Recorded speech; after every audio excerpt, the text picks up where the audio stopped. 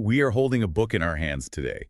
It is titled The Vocation of Man by Johann Gottlieb Fichte. Right, and even though it was written back in 1800, the questions it asks really aren't bound by time at all. No, they're the kind of questions that wake you up at 3 in the morning and just completely refuse to let you go back to sleep. Yeah, they really are. And before we even turn the first page, we need to understand what this object actually is, because this isn't a textbook. Right, it's definitely not a history of what other people have thought. No, it is designed almost as a script for a mental performance. Fichte is very clear in his preface about his intentions here. He draws a really sharp line in the sand. He really does. He says this book is not for well, he calls them school philosophers. The academics. Exactly. It's not for the academics who just want to dissect sentences or, memorize phrases to repeat later at a dinner party. In fact, he warns that those people will likely find this book completely unintelligible. Because they'll just read the words but miss the actual experience. Right. They are looking for data, but he is asking for an active experience. He writes that he doesn't want to just transfer information from his mind to yours. He wants to ignite a process entirely within your mind. And he has a very specific mechanism for doing that, which is the I in the text. Yes, the narrator who speaks in the first person, he clarifies that this I is not Fichte himself. It's a representation. It's an empty vessel, really. And he invites you, the reader, the listener, to step right into that vessel. He says you must assume this character for yourself. You have to actually think the thoughts, not just read them off the page. You have to argue with yourself, doubt with yourself, and ultimately suffer with yourself. So as we walk through this discussion, I am not just hearing about a character. Yeah. I am the character. You are the character. We are adopting this persona together. We are. And the goal of this exercise, according to that preface, is definitely not modest. He says the objective is to elevate the mind above the world of sense into a transcendental region. Which, that sounds like we are preparing for a really difficult, steep climb. It is a steep climb. But like any major climb, it has to start on the solid ground. The first section of the book, which we are focusing on here, is titled Doubt. But curiously, it doesn't actually start with doubt. No, it starts with confidence. A very specific kind of confidence. Exactly. If we inhabit this character, we have to ask, where are we standing? Well, we are standing in the modern world. We are rational, logical people. The narrator begins by just looking out at his surroundings and feeling this overwhelming sense of mastery over it all. He describes it as being acquainted with his world. He says, I have employed labor and care to understand it. He knows the objects around him. He knows that the ground under his feet is solid. He knows that if he drops a stone from his hand, it falls to the dirt. Right. He knows that if the sun rises, the air will get warm. He has analyzed, he has calculated, and he has observed. He says, I walk with a firm step in these understood spheres. There is a real comfort in that, isn't there? It is the comfort of the scientific method, essentially. It is. We observe phenomena, we find the logical connections between them, and then we can predict the results. The narrator feels safe because he feels he completely understands the rules of the game he's playing. He trusts his senses implicitly. Totally. What he sees is real to him. What he touches is real. This is the absolute bedrock of his daily life. But then, and this is where the tone shifts so dramatically, the camera turns. He stops looking outward at the trees and the stars, and he essentially looks in the mirror. And that tone shifts instantly from supreme confidence to just raw anxiety. He asks a question that completely shatters that feeling of safety. He says, but what am I myself and what is my vocation? And the quiet horror of that moment is that he realizes he doesn't have an answer. Or actually, it's worse than that. He has too many answers, but absolutely none of them are his own. That is the crisis. He looks at his beliefs, his moral compass, his sense of duty, his entire idea of what a human being is actually supposed to do with their life, and he realizes they are all imported goods. He says he has accepted answers to these massive existential questions blindly.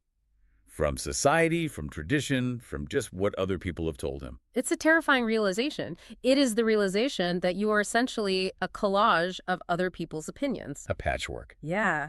He says these ideas were disposed in his memory by chance, just pure luck of the draw.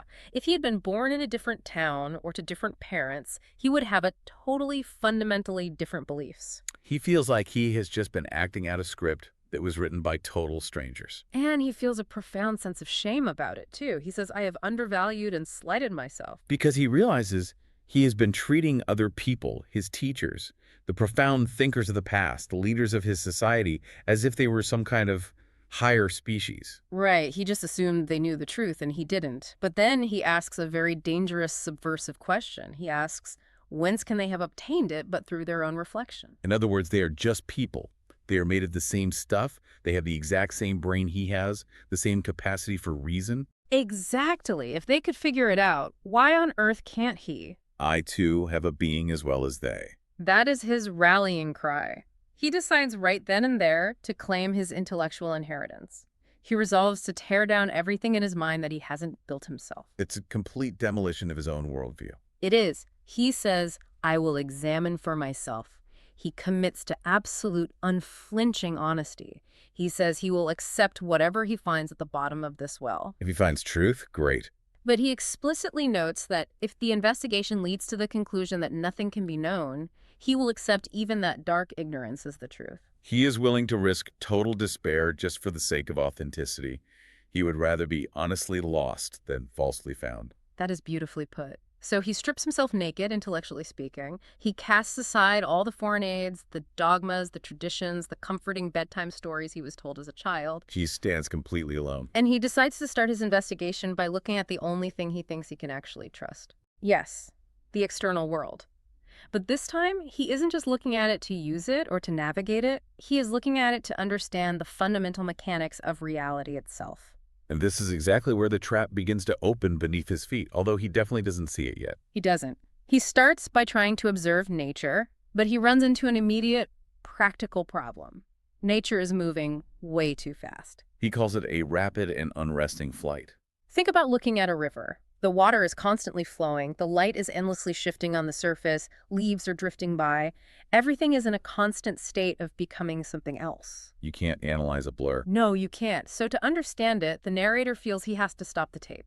He says, I detain her for an instant. He mentally freezes the frame of the entire universe. He presses pause on reality.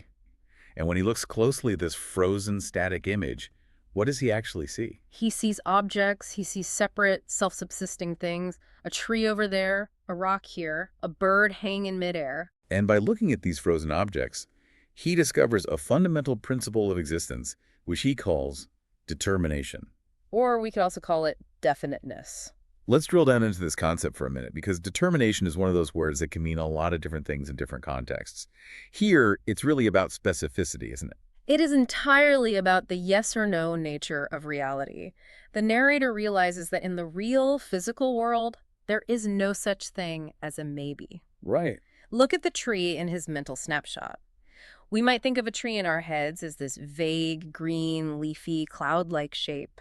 But the actual tree standing in the dirt is not vague at all. It is absolutely specific. It has a specific number of leaves. Exactly. Let's say it has 45,203 leaves. It does not have 45,204. It does not have 45,202. It has exactly that single number. It has a specific height, down to the millimeter, down to the atomic level.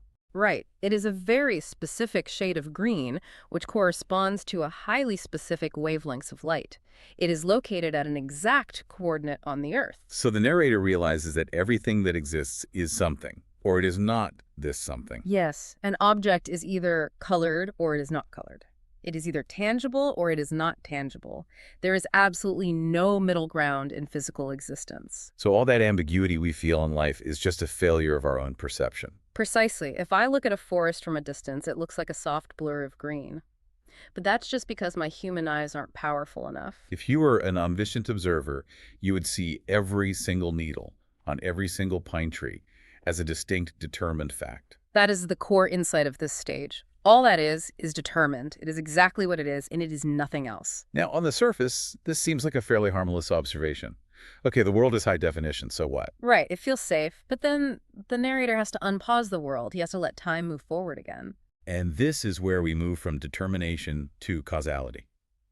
The frozen image comes back to life. The wind blows. The branch moves. The leaf falls to the ground. The universe changes. And the narrator asks the critical question. He asks, why?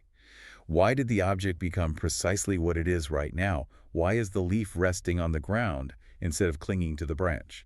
And the answer can't just be that it happened randomly, because we just established that everything is incredibly mathematically specific. Right, randomness has no place here. So the answer is that it is this way because of what it was in the preceding moment. The state of the universe at 12 o'clock and 1 second is the strictly necessary result of the state of the universe at exactly 12 o'clock. And the state at 12 o'clock was the strictly necessary result of 11:59 and 59 seconds. And you can follow that chain backward forever. You have to. The present moment arose from the previous moment. That previous moment arose from the one right before that. He discovers this infinite chain of causality. It stretches backward into the past, deeper and deeper, all the way to the beginning of time, assuming there even was a beginning. It's like a row of dominoes that wraps around the entire cosmos. But, and this is the terrifying part, if the chain goes backward strictly by these rules, It absolutely must also go forward by those same rules. That is the terrifying implication. if the present is strictly determined by the past, then the future is strictly determined by the present. The narrator realizes that the future is not some open, grassy field of endless possibilities. It is a narrow, endless chain of necessary consequences. This sounds a lot like the butterfly effect. But Fichte takes it so seriously and pushes it to such an extreme. He talks about how delicate but unbreakable this chain is. He really does. He argues that the entire universe is this tightly woven, incredibly sensitive mesh. He says, imagine if a single grain of sand on a beach had been in a slightly different position 1,000 years ago. Just a few inches to the left. Exactly. We would normally think, who cares? It's one microscopic grain of sand. But Fichte says no, you have to follow the math. Right. He says if that one grain of sand were in a different place, the wind that blew over the beach that day would have been deflected slightly differently by it. And that tiny deflection would have changed the shape of the dust cloud swirling behind it. And that uniquely shaped dust cloud would have absorbed the sunlight slightly differently, which changes the temperature of the air around it. That slightly warmer or cooler pocket of air would have moved up into the atmosphere, which changes the global weather patterns. And the weather might have caused a massive storm to happen a day later or a day earlier. Which might have sunk a merchant ship, or it might have watered a dying harvest. Which ultimately determines whether a specific child is born or whether an empire starves and a war is started. It's staggering. He says, if a single thing in the previous moment had been even slightly different, the present moment would be completely different. And if the present were different, the future would be different forever. So absolutely nothing is trivial. Nothing in nature is arbitrary. That is the exact phrase he uses. Everything happens according to strict and unalterable laws. Every tiny detail. The dust mote floating in the sunbeam in your living room, the sudden twitch of a cat's ear, it is all locked in by the entire history of the universe. It had to happen exactly that way. It could not have happened any other way. This paints a picture of the world as a gigantic, cold machine. A clockwork mechanism where every single gear just turns the next gear. But the narrator is still trying to find himself in this picture. He hasn't given up yet. He is investigating the how of change. He digs deeper into the inner mechanism of this clockwork. He introduces this important philosophical distinction between passive and active existence. Yes. He looks at an object and sees that qualities, things like the color green or the shape round, they don't just float freely in the void. They need a substratum. They need a physical substance to hold them. And he observes that change, at its core, is a state of passivity. To be changed is to be acted upon by something else. If a ball is rolling across the floor, something else must have pushed it. Passivity cannot explain itself. A heavy rock doesn't just suddenly decide to fly through the air on its own. Right. So to explain change, you must assume an active agent somewhere in the mix. He calls this active agent power, or force. He postulates that inside objects there is an inherent power that produces these changes. Now, initially, this sounds like a glimmer of hope. The word power sounds like freedom. It sounds like vital energy. It definitely sounds like it, but we have to look very closely at his definition here. He says this power is something that, under definite conditions, produces a definite effect and no other. So it's not a wild, unpredictable power. It's a heavily scripted power. Think of a seed. An acorn has the internal power to become a massive oak tree. That is its specific internal force. It sets itself in motion. You don't have to go out and manually build the bark and the leaves for it. But does the acorn have the power to become a rose? No, it doesn't. Does it have the power to become a fish? Obviously not. So the power itself is entirely determined. It is a specific biological engine designed to do one specific nothing. And even more importantly, does the acorn have the power to grow into an oak tree while sitting on a dry glass shelf indoors? No, it just sits there forever. It stays dormant. And this leads us to what is perhaps the most crucial concept in this whole section, the union of the internal and the external. Right. For any event to happen at all, for any change to manifest in reality, two things must perfectly combine. First, the inward determination. Which is the nature or power of the object itself, the acorn. Second, the outward determination. Which is the circumstances or the environment surrounding it, the wet soil, the sunlight. You absolutely need the seed and the soil. You need the match and the friction. And he emphasizes over and over that both are necessary. Circumstances alone are inert. They are dead, passive things. Rich soil by itself doesn't spontaneously grow a tree. But power alone is just unfulfilled potential. Exactly. It needs a highly specific environment to manifest a highly specific effect. The active power acts, but how it acts is shaped entirely by the resistance or the conditions of the environment around it. So the seed doesn't choose to grow. It encounters the moisture, it encounters the nutrients in the dirt, and the biological reaction is just automatically triggered. It is strictly mechanical. The power pushes out, the environment pushes back, and the resulting synthesis is the tree. It's basically just an equation. Internal force plus external conditions equals result. There's no variable in that equation for choice. None. And this grim realization leads the narrator to widen his view even further. He stops looking at the single object in isolation and starts looking at how all these endless objects fit together. He uses the analogy of a flower here, which I honestly found to be one of the most beautiful and at the same time devastating parts of this entire text. It really is striking. He looks at a simple flower springing from the earth. He acknowledges that there is a formative power in nature, a principle that creates flowers. But then he asks a much deeper question. Why is this specific flower, in this specific spot, blooming in this specific way right at this exact moment? And based on his previous ironclad logic, it has to be because of the precise surroundings. He says this flower exists only because all other circumstances in the universe united to make it possible. Think about the staggering chain of causes required for just this one flower. The wind had to blow the seed to this exact square inch of dirt. The rain had to fall at exactly the right time and in the right amount. The soil had to have the exact right chemical composition, which means the rocks nearby had to erode over millions of years in a very specific way. If a dinosaur had stepped on this spot 60 million years ago and packed the earth just a little too hard, the soil might not drain well today, and this specific flower wouldn't be here. It's an incredible web to think about. The narrator realizes that the existence of this single, fragile little flower is not explained by the flower alone.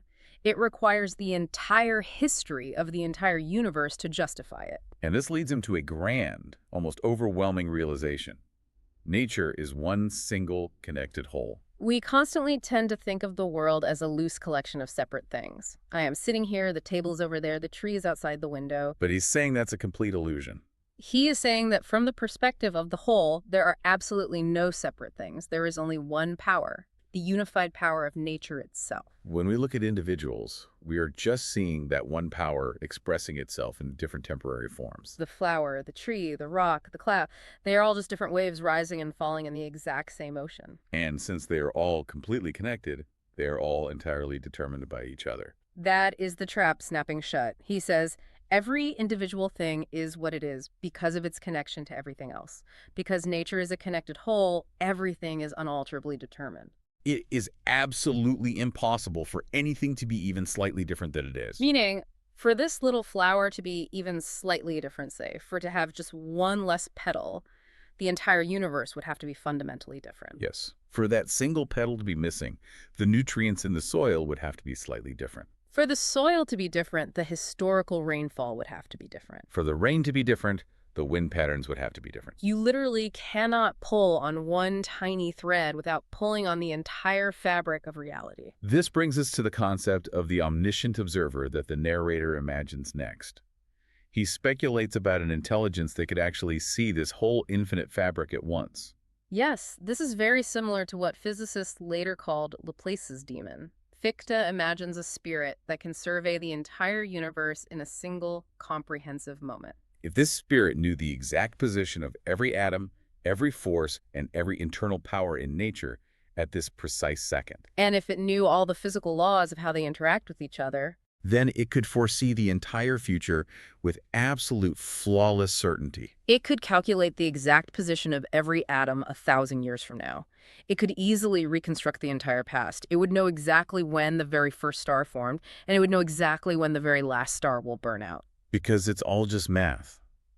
It's just the gears of the machine turning inevitably. Every part contains the whole. That is the ultimate rule he uncovers. To truly, completely understand one single grain of sand, you must understand the entire universe that pushed it there. The tiny grain of sand literally contains the data of the entire cosmos. So we have to ask, where does this leave our narrator? He started this whole journey wanting to find himself. He wanted to find his independence. He wanted to strip away the suffocating influence of society and stand firmly on his own 2 feet. And what he has found is that standing on his own 2 feet as an independent agent is physically impossible. He has found that he is helplessly woven into this giant web of necessity. If the flower is determined by the universe, and the narrator is a physical being in that same universe, then the narrator is entirely determined by the universe. think about it from his perspective now. His body is made of atoms. Those atoms obey the strict laws of physics. His brain is made of biological material. That material obeys the strict laws of chemistry and electricity.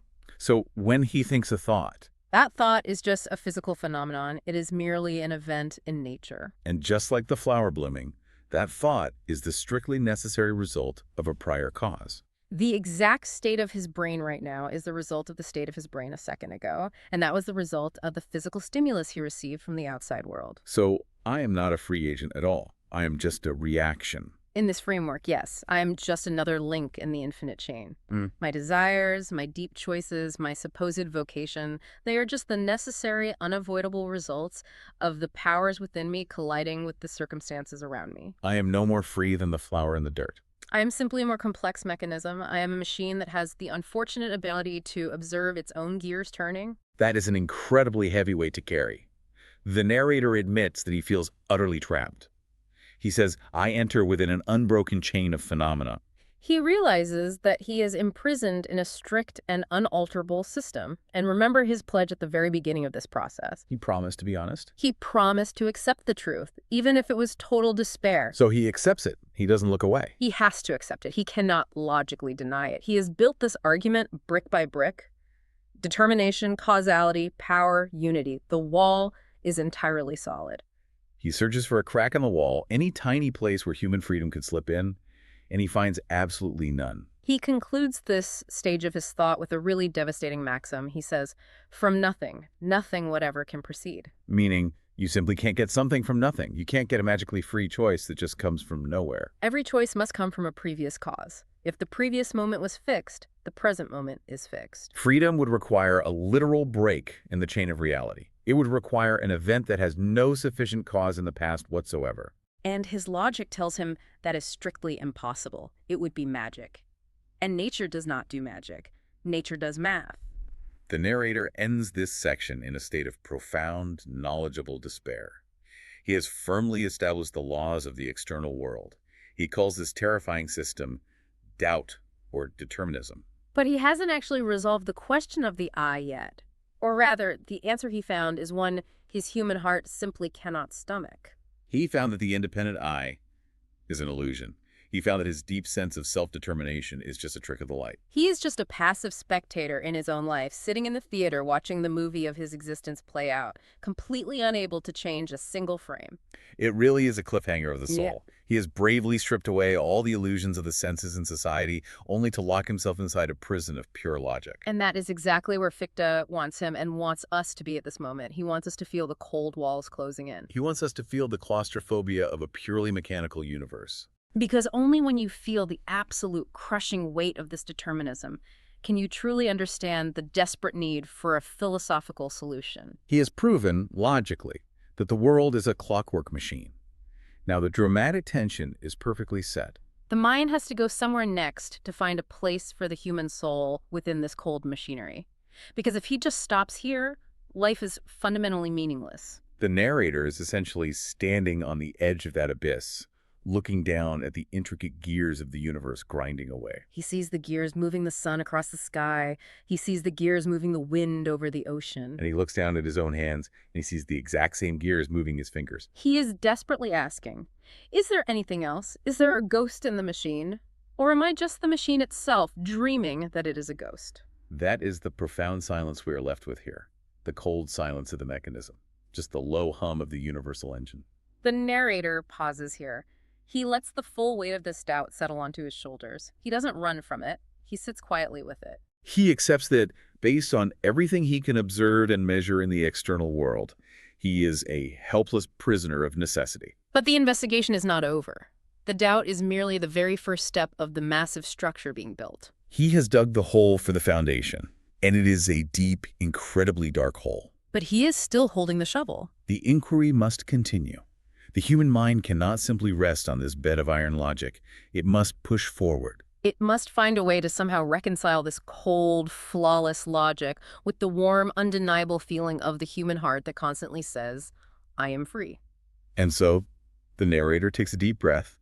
He stares into the clockwork, and he prepares to turn his gaze once more. Not outward at the determined world of physical things, but somewhere else. Somewhere he hasn't even looked yet. And we, assuming his character, stand there right beside him, waiting for the next movement of thought to begin. It creates this profound sense of vertigo, I think. That feeling when you look up at the night sky and realize how incredibly small you are. But here, in this specific text, the vertigo doesn't come from looking up. No, it really doesn't. It comes from looking down. It comes from looking at the ground beneath your feet and realizing that the ground isn't just dirt, it's a completely locked grid of inevitability. We are picking up the thread exactly where we left it, diving straight back into the mind of Johann Gottlieb Fichte and his book, The Vocation of Man. And we are entering a section that is famously claustrophobic. We're moving from the sort of general idea of philosophy into the specific crushing weight of doubt.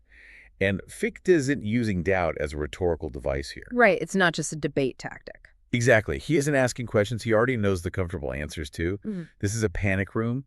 We are witnessing a mind that has followed logic to its absolute limit and essentially found itself trapped. Trapped in what he calls the rigid necessity of nature. I want to stay on that phrase for a moment because it sounds abstract at first, but Fichte makes it incredibly concrete. He doesn't start with the cosmos or the human soul. He starts with something so mundane you'd walk past it without blinking. He takes us to a beach.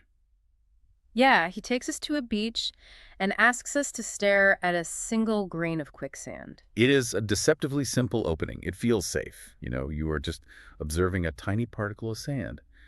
But then he asks you to perform a mental experiment. He asks, imagine that this specific grain of sand lies just a few paces further inland than it actually does. Just a tiny shift, say 3 feet to the left. Which seems like the easiest thing in the world to imagine. I mean, in my mind, I can just pick it up and move it. I can kick it. It feels like a completely trivial variable. And that is the trap. The text stops you right there. Fichte argues that you cannot simply move the sand in your imagination without breaking the entire history of the universe. He forces us to look at the backward chain. We're usually taught to think about the forward chain, right? The butterfly effect.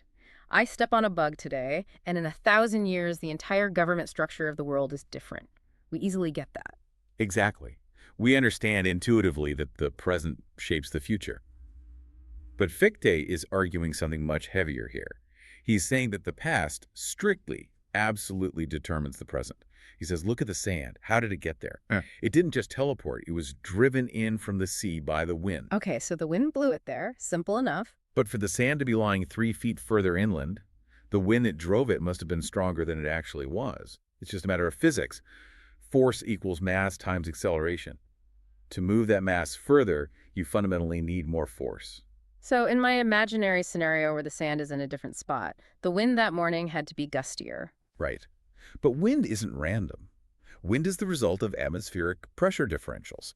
It's fluid dynamics. For the wind to be stronger at that specific moment, the preceding state of the weather must have been different. The high-pressure system needed to be higher, or the low-pressure system lower. So now I'm not just moving a piece of sand, I'm completely rewriting the weather report for a specific day in the past. And it keeps going backward. For the weather to be different on that day, the state of the atmosphere the day before must have been different, and the day before that. You are unraveling the constitution of bodies that influence temperature, moisture, air density. You are pulling a thread that runs all the way back to the formation of the Earth itself. It's like a sweater. You pull one loose thread, the tiny grain of sand, and the whole sweater of human history falls apart. Precisely. And Fichte emphasizes that this isn't just about clouds and rain. This altered weather pattern, stretching back into the indefinite past, changes everything else. It influences the fruitfulness or unfruitfulness of the soil. It changes harvest cycles. It changes the migration patterns of animals. And this is where he lands the punch that really knocks the wind out of you. He brings it right to the narrator's own body, to you, the listener. He does. He asks, how can you know that in such a specific state of weather, which would have been physically necessary to carry that grain of sand a few paces inward, one of your forefathers might not have perished? Because weather determines survival, especially if we're talking a few hundred or 1,000 years ago. Exactly. A particularly harsh winter, a failed harvest due to a localized drought, a random storm at sea. These things are dictated by the exact same atmospheric chain that moved the sand. If you change the weather to move the sand, you might inadvertently freeze your great-great-grandfather to death. Or starve him. Or heat him. Fichte specifically lists hunger, cold, or heat. If that ancestor dies before begetting the son from whom you were descended, the entire bloodline snaps. And I simply disappear. I was never born. Yeah, you never exist at all. The narrator has this sudden, chilling realization. He says, I myself, with all that I call mine, am a link in this chain of the rigid necessity of nature. So logically, for me to be sitting here right now, having this conversation, breathing this air, that grain of sand must be exactly where it is. It literally cannot be anywhere else, because if it were, the conditions required for my existence wouldn't have happened. I wouldn't be here to see the sand. That is the inescapable conclusion. The universe is a solid block. Fichte writes, all that you have ever done and all that you ever hope to do in this world must have been obstructed in order that a grain of sand might be in a different place. Must have been obstructed. That is such a heavy phrase. It means my life is inherently less important than the placement of a mineral fragment. Or rather, that my life and the mineral fragment are equally locked into the same mathematical equation. They are parts of the exact same equation. You cannot solve for x, which is you, without the constant of y, which is the sand. If you change y, x changes. Period. This realization triggers a profound identity crisis in the text. You can feel the narrator spiraling. He starts looking at himself not as a person anymore, but as a result, a mere product. He begins to define the concept of I, or the self, strictly as a link in this massive chain. He looks at his own timeline objectively. He acknowledges there was a time when he was not, and a specific moment when he began to be. And he certainly didn't choose that moment. No, he says, I did not call myself into being. That would be a logical absurdity. You can't exist before you exist in order to create yourself. He was called into being by a power entirely outside of himself, the universal power of nature. But it goes so much deeper than just the date of his birth, doesn't it? He starts analyzing his own personality, his inner attributes. This is where it gets incredibly personal for the reader. We like to think that our talents are little quirks. Our specific desires are what make us uniquely us. They are our core. But Fichte argues that the specific time of your birth and the specific genetic and environmental nature of your ancestors determine those attributes entirely. So if I'm good at math, or if I have a short temper, or if I really love jazz music, that's not me developing a personality. In this framework, no. That is a universe loading a specific software package into a specific biological unit. The text argues that it is flatly impossible for this specific individual to be anything other than what they are. Impossible to be other than what they are. So if we could somehow rewind the tape of the universe and play it again from the Big Bang, I would be exactly the same person. I would make the exact same mistake. Absolutely. There is zero variance. Fichte writes, it is impossible that this being, once here, should at any moment of its existence be other than what it is and will be. You are a track laying itself down in front of a train that has already left the station. But wait, I have to push back here, and I think the narrator does too in the book. This sounds fine for a rock or maybe even a dog, but I have thoughts. I have an inner private life. I'm sitting here actively thinking about this argument. That active thinking feels fundamentally different from a grain of sand being blown passively by the wind. Doesn't the text account for human consciousness? It does, but probably not in the comforting way you want it to. The narrator tries to use consciousness or thought as a shield against this determinism. He essentially says, I think, therefore I am independent. Right. The mind is a sanctuary. It's separate from the physics of the beach. But Fichte ruthlessly deconstructs that sanctuary. He argues that thinking, resolving, and consciousness are not exemptions from nature at all. They are simply modes of nature. Modes of nature, that sounds very technical. What exactly does he mean by a mode? Think of it as a frequency or a state of matter. Ice, liquid water, and steam are all modes of H2O. They look vastly different, they act different, they feel different, but they are exactly the same underlying substance. Fichte argues that matter, physical motion, and conscious thought are just different modes of the one singular universal power. He breaks this down into a biological hierarchy, doesn't he? The plant, the animal, the human. Yes, and this breakdown is critical to understanding his point about consciousness. Let's look at the plant level first. Nature acts through what he calls the formative power. Formative meaning it physically creates form. Yes, the plant grows, it develops leaves, it blooms a flower, it has a strict biological code it must follow. It assimilates nutrients from the soil and sunlight to build its physical structure. It is active, it is definitely doing something, but it is strictly bound by the rigid laws of its own specific form. A tulip cannot suddenly decide to become a rose. Okay, that makes total sense. The plant is essentially a biological machine operating on a fixed script. Now step up to the animal. Nature adds a completely new power here. Proper motion. How is proper motion different from, say, a rock rolling down a hill? A rock moves exclusively because of an external force, gravity pulling it, or a person kicking it. That's external motion. Proper motion is internal. The animal moves itself. It actively seeks out food. It runs to escape predators. So it has agency. It has freedom. It has mobility. But Fichte argues it doesn't have true agency. The wolf chases the rabbit not because it rationally decides to, but because the physical scent of the rabbit triggers a biological drive hunger, which mechanically triggers the muscles to run. The input, the scent, leads to the output, running, through a rigid causal link within the animal's nervous system. The wolf is a much more complex machine than the plant, but it is still fundamentally a machine. It's a machine that can steer itself, but it can't actually choose the destination. Exactly.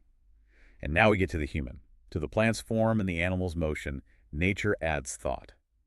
The text calls it the thinking power. And this is where we usually draw the hard line, right? We say, but I think, I reason, I am special. And Fichte says you are flattering yourself.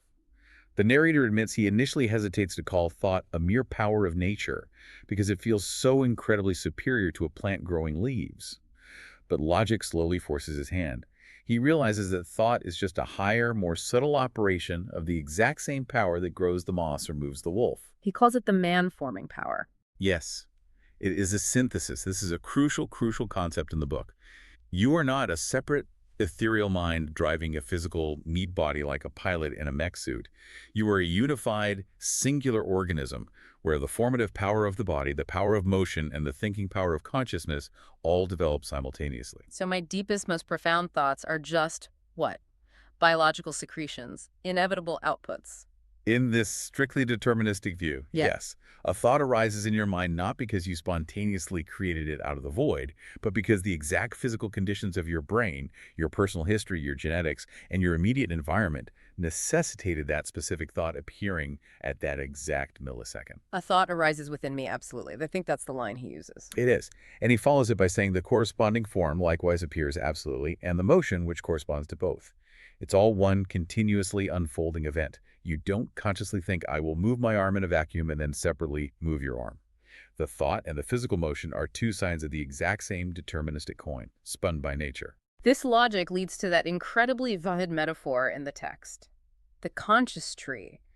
I think this is genuinely one of the best images ever written to explain why we feel free, even if we actually aren't. It is the absolute centerpiece of the argument for the illusion of free will.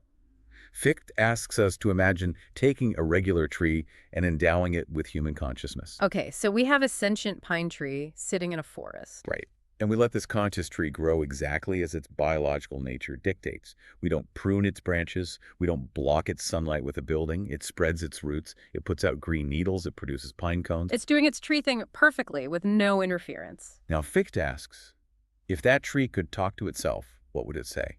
He argues he would say, I am free. I am spreading this specific branch to the left because I want to. I am growing this pine cone right now because I chose to. But why would it think that? Why wouldn't it realize it's just following a biological script? Because it perceives no limitation. It desires to grow, and it successfully grows. Its will, the internal urge to grow, aligns perfectly with its action, which is growing, it feels absolutely zero resistance from the outside world. So freedom, in this subjective sense, is literally just the lack of obstruction. Exactly. The tree feels free because it is doing exactly what its nature compels it to do, and nothing is stopping it. It desires nothing else because it fundamentally can desire nothing else. A pine tree cannot subtly desire to grow apples, so it never feels the painful frustration of not being an apple tree. But then Fichte changes the scenario to make his point. He says, imagine that same conscious tree is bound tightly to a brick wall, or it's grafted forcefully with foreign branches from a different species, or planted in toxic soil. Now, the tree intensely feels the obstruction. It naturally wants to grow straight up, but the wall forces it to curve and contort. Now it says, I am not free. I am being controlled. I am suffering. And the application to human beings it's direct. It is brutally direct. Fichte argues that human freedom is merely the psychological state of not being obstructed in doing what nature already demands of us. So when I say I freely chose to eat pizza tonight, what actually happened according to this book? Nature working through your biological need for calories, your specific hunger hormones, your cultural history with Italian food, the physical availability of the restaurant down the street produced the desire for pizza. And because no one physically stopped you from buying it, you ate it and proudly declared, I am a free agent. But I didn't choose the hunger. I didn't design the taste buds that release dopamine when I eat cheese. I didn't choose the fact that the pizza shop happened to be open. Correct. You simply experienced the unobstructed satisfaction of a predetermined natural impulse. You are the conscious tree. You are spreading your branches toward the pizza box, genuinely thinking it was your original idea. That is incredibly humbling. It really redefines the entire vocabulary of our inner life. Words like will, desire, determination. The text gives these highly revered words very cold, mechanical definitions. It strips them of all their romantic magic. Will, according to Fichte in this specific section, is simply the immediate consciousness of the activity of nature's powers within us. It's just the sensor on your dashboard lighting up to say, engine running. And what about inclination or desire, that feeling of wanting something really badly? That is the consciousness of an internal effort that is not yet reality because of opposing powers. It's the engine revving hard while the parking brake is on. You want to do something that's nature pushing you forward, but something in the environment or another conflicting desire is stopping you. That's nature pushing back. That internal tension, that friction, is what we experience as desire. And irresolution, that agonizing feeling of being torn, like, should I quit my job? Should I stay? That is simply the struggle of contending natural powers. Nature is literally fighting itself inside your nervous system. Power A may be a desire for security versus power B, a desire for novelty. And what we call determination, the final choice, is just the mathematical moment. One power finally overpowers the other. It's physics playing out the brain. Vector A is stronger than vector B, so the object naturally moves toward A. We call it deciding. Nature just calls it math. Precisely. And this leads to arguably the most disturbing implication of the entire text. If my deepest choices are just the math of opposing forces, what happens to human morality? What happens to the concepts of good and evil? This is the part that I think acts as the absolute biggest stumbling block for anyone reading this today. We are culturally obsessed with personal accountability. We build our entire society on it. But Fichte seems to just dismantle it completely. He performs a radical redefinition of ethics. Under strict determinism, traditional morality, the idea of you freely chose to be good, here is a reward, you freely chose to be bad, go to a cage, it evaporates. You can't praise a grandfather clock for keeping accurate time, and you can't morally blame it for running 5 minutes slow. It's just Metal Gears. But he doesn't throw out the concepts of virtue and vice entirely, does he? He recategorizes them based on those internal powers we talked about earlier. Yes, he distinguishes between low desires and high desires within the human machine. Low desires being the plant and animal stuff we mentioned. Right. Biological self-preservation, physical comfort, reproduction, avoiding pain. These are the baseline impulses we share with the wolf and the tulips. High desires, on the other hand, represent the undivided force of humanity. This is the moral law, the aesthetic aspiration for the ideal, the intellectual concept of duty. So under this system, what actually makes a man virtuous? Virtue is simply the natural triumph of the higher force over the lower force. When the desire for truth, which is high, mathematically beats the desire for safety, which is low, within a specific person's brain, we look at that outcome and call it virtue. And vice? Vice is the triumph of the lower force. When the desire for physical comfort easily beats the desire for ethical duty. And crime is the aggressive triumph of the lower force acting violently against the higher force. And I feel like here is the real kicker, since I am just the passive battleground where these natural forces are fighting. Exactly. You don't choose the combatants. And you certainly don't referee the fight. The text is brutally explicit. The triumph of one power over another is determined by the entire connection of the universe, stretching back to that grain of sand. So a virtuous man is only virtuous because nature happened to load his high desire cannon with more gunpowder than his low desire cannon. He got a lucky biological and environmental draw. Yes, the text actually calls the virtuous man a noble product of nature. He is a masterpiece, like a perfectly crafted Stradivarius violin. It plays beautiful music, but the violin didn't build itself. And the vicious man, the criminal who does horrible things. He is an ignoble product, a contemptible product, a poorly made instrument that screeches terribly when the bow of life is dragged across it. But he isn't blamed in a cosmic sense. No, that is the final verdict of this logic. Neither person is ultimately responsible. The virtuous man cannot take arrogant credit. He's just a well-made machine enjoying his own smooth operation. The vicious man cannot be fundamentally blamed. He is a poorly calibrated machine suffering his own friction. Both are the strictly inevitable results of the cosmic system. This is terrifying for how we run a society, though. If we truly accept this, how do we justify punishing crime? If the thief literally had to steal because of a chain of events starting with the wind in 1600 AD, how can a judge lock him in a cell? Fichte anticipates this and addresses it. He admits that society uses artificial external force to physically restrain the ignoble man. But pay close attention to the phrasing. We don't punish him because he morally deserves it in the transcendent sense. We punish him to mechanically create a new opposing power in his environment. Oh, I see. The threat of prison becomes a new mathematical variable introduced into his personal equation. Exactly. Before, the criminal's equation was desire for money is greater than fear of getting caught. The inevitable result was theft. Society steps in as a force of nature and says, we will mathematically add 10 years of guaranteed misery to the fear side of the equation. Now, hopefully the math changes. Desire for money is now less than fear of prison. The new inevitable result is no theft.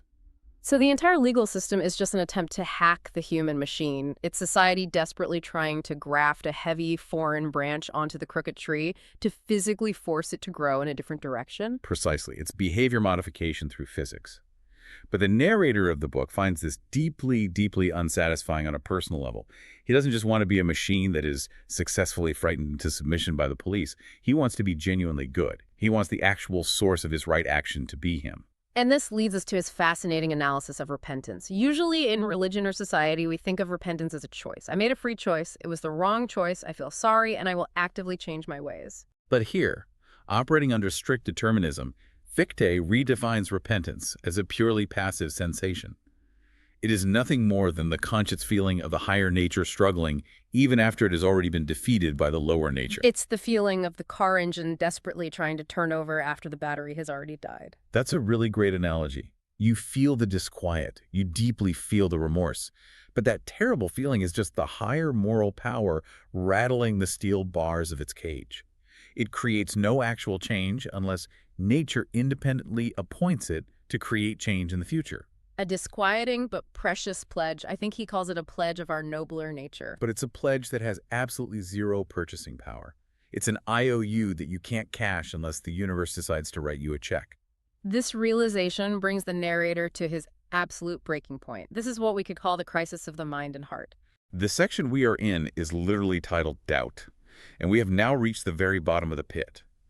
The narrator has achieved a state of what he calls satisfied knowledge, but it is accompanied by total existential horror. He looks in the mirror and says, I know what I am. I am a manifestation of the universe, nothing more. He realizes he possesses no true agency. He writes, I cannot truly act. Nature acts in me. He is a vessel, a passive conduit for cosmic forces. And the utter futility of it is crushing. Even if he resolves in his mind, I will be a better person tomorrow, that very resolution is something that simply comes to him. He didn't forge it. He writes this incredibly bleak line. Should she, meaning nature, have destined me to become a fool and a profligate I shall become. And the flip side. Should she have destined me to be wise and good I shall be. There's a terrifying calmness in that admission. She stands under her own laws, I under hers. It's a declaration of unconditional surrender to fate. But then, the tone of the book dramatically shifts. He doesn't just sit there in the dark and take it. There is a massive emotional revolt. The text stops reading like a dry physics lecture and suddenly becomes a desperate cry for help. Yes. This is the messy human element violently breaking through the pristine logic. He vividly describes his sadness, his horror, his amazement. He feels internally lacerated by his own deductions. He asks a really poignant question, which is the crux of his suffering. Why must my heart mourn at that which so perfectly satisfies my understanding? That is the central, agonizing contradiction of the human condition for Fichte. If we are truly just pieces of nature, exactly like the plant or the animal, why on earth do we suffer from knowing it? A plant doesn't have an existential crisis about being determined by the sun. A wolf doesn't weep at the moon over its lack of free will. Why does man alone feel this tearing contradiction? He calls it the lost innocence of soul. He feels like he has been violently cast out of a very pleasant, warm delusion. And he identifies a specific, burning desire for independence within himself. He realizes that he possesses a deep, unshakable wish to be what he calls a twofold being. Well, let's unpack that term. Twofold being. What exactly is he asking for? He is asking for a metaphysical split. He completely acknowledges that his physical body belongs to nature. He accepts that his hunger, his biology, his base instincts belong to the determined chain. But he desperately wants his will, the ultimate root of his choices and actions, to be entirely his own, uncaused. He basically wants to be a hybrid, part determined machine, part uncaused God. He wants to be the lord of nature rather than her helpless servant. He writes this defiant line, "I will influence her, but she shall have no influence on me." That is so bold. She shall have no influence on me. It's a literal declaration of independence from the physical universe. It is the system of freedom standing up and screaming at the system of nature. And this brings us to the grand theoretical standoff that dominates the latter part of this section. The narrator is now staring down two completely opposing worldviews. Let's clearly map them out for everyone listening. Right. On the left side, we have the system of nature, strict determinism. The I is just a link in an infinite chain. Thoughts are just conscious observations of foreign forces moving through us. Activity is an illusion. Correct. And on the right side, the system of freedom. This view holds that the I is a sovereign, independent entity, that conscious thought is the actual uncaused source of physical action, not just a biological byproduct, that the human will genuinely invades the external world and reshapes it, rather than just mechanically reacting to it. And the narrator desperately, desperately wants the system of freedom to be the true one, but and here is the massive philosophical problem, he honestly admits that neither system can be strictly empirically proven. This is the intellectual honesty of Fichte that makes the book so compelling. He admits that determinism has conceivableness on its side. It follows the fundamental logic of cause and effect that we observe everywhere in the universe. If you drop a heavy stone, it falls. If you violently push a domino, it tips over. It makes total logical sense that the electrical impulses in the human mind work the exact same way. But the system of freedom? Freedom requires extending the concept of intelligence completely beyond natural observation. It implies a literal break in the unbreakable chain of causality. It implies, for lack of a better term, magic, an observable physical effect that has absolutely no prior physical cause. And he realizes that looking inward, his immediate consciousness doesn't actually help solve the puzzle. I can't look inside my own head and literally see the uncaused origin of my action. I just experience the action happening. Exactly. He notes that we cannot feel the external causes of determinism. We don't physically feel the wind of the past pushing our decisions. But we also cannot feel the magical root of our own self-determination. We just suddenly find ourselves acting. So human consciousness is essentially a witness that refuses to testify for either side. It's a total stalemate. So if pure logic is a draw, or maybe even leans slightly toward the grim reality of determinism, what is the deciding factor for the narrator? The text turns to the concepts of love and interest. It turns to the heart. The narrator passionately argues that the system of freedom is the absolute only framework that allows for love, sympathy, and joy to be real, meaningful things. He paints a horribly bleak picture of the deterministic alternative. He says the system of nature is utterly barren and heartless, because it turns love into a biological mockery. Think about it seriously. If I feel intense love for my child, but I know that love is just a predetermined chemical reaction mandated by the weather in 1600 AD, then the object of my affection is just a phantom of the brain. I am essentially hugging a ghost. I am reduced to a cold and unmoved passive mirror of cosmic events. And he completely refuses to live like that. Hmm. He violently recoils from the mirror. He shouts, I will love, I will lose myself in sympathy, I will rejoice when I have done right, and I will deeply grieve when I have done wrong. He stubbornly insists that this sorrow over wrongdoing must be real. That must be his personal sorrow, not just a localized natural phenomenon like a rainstorm. Mm. He declares that in love only is life, and without it is death and total annihilation. It's an incredibly passionate defense. It feels like he's standing on the edge of a cliff, shouting at the void. I care, therefore I am free. But then, and this is the part of the book that chills me to the bone every single time I read it, the void answers back. The voice of the skeptic, the voice of pure determinism, coldly replies to this beautiful emotional plea. The skeptic basically looks at all that passion and says, so what? It's even more insidious than that. The skeptic uses the narrator's own beautiful logic like a weapon against him. The deterministic voice calmly says, you say you have an interest in freedom? You say you love this grand idea of independence. Well, I tell you that your so-called interest is just another natural impulse. Oh, that is absolutely devastating. So even the burning desire to be free is just nature secretly pulling another string. Exactly. The crushing, inescapable logic is that even the human revolt against nature is explicitly caused by nature. You are biologically programmed to want to be free, just as the pine tree is programmed to want to grow its branches. The tree pushes blindly against the brick wall because its nature compels it to. You push blindly against the idea of determinism because your nature perfectly compels you to. So the very fact that I hate feeling like a machine is mathematically just part of my programming as a machine. That is the skeptic's argument, and it flawlessly cuts the legs out from under the system of freedom. If your emotional interest is already predetermined, then your feeling of freedom is just a necessary, functional delusion designed by the universe to make your specific biological unit operate efficiently. And that profound, dizzying paradox leaves the narrator and leaves us reading it in a state of total suspension. That is exactly where we are left in this section of the text. The narrator stands abashed. He is standing there holding his warm affections, his deep desire for love and goodness, feeling like he's being openly ridiculed by the cold, flawless logic of the universe. It creates a sense of total, agonizing isolation. The head clearly sees a machine, but the heart violently demands a soul. And Fichte intentionally doesn't resolve it here. He walks us right up to the edge of the precipice and leaves us looking down. It's such an uncomfortable, raw place to be. We are left painfully wondering, is this intense interest in freedom just a cruel delusion of nature, a cosmic joke? Or is this unexplained, stubborn interest the actual proof of something higher that pure logic simply can't detect yet? That is the ultimate question. Logic currently holds the fort, but there is a spy hiding inside the castle, and that spy is the human heart. But for now, the iron gates remain closed. The text explicitly mentions that our immediate consciousness cannot settle the debate. We can't see the literal strings moving us. We are puppets who physically cannot see the puppeteer, endlessly debating whether the puppeteer even exists. The determinist looks and says, you move, therefore there must be strings.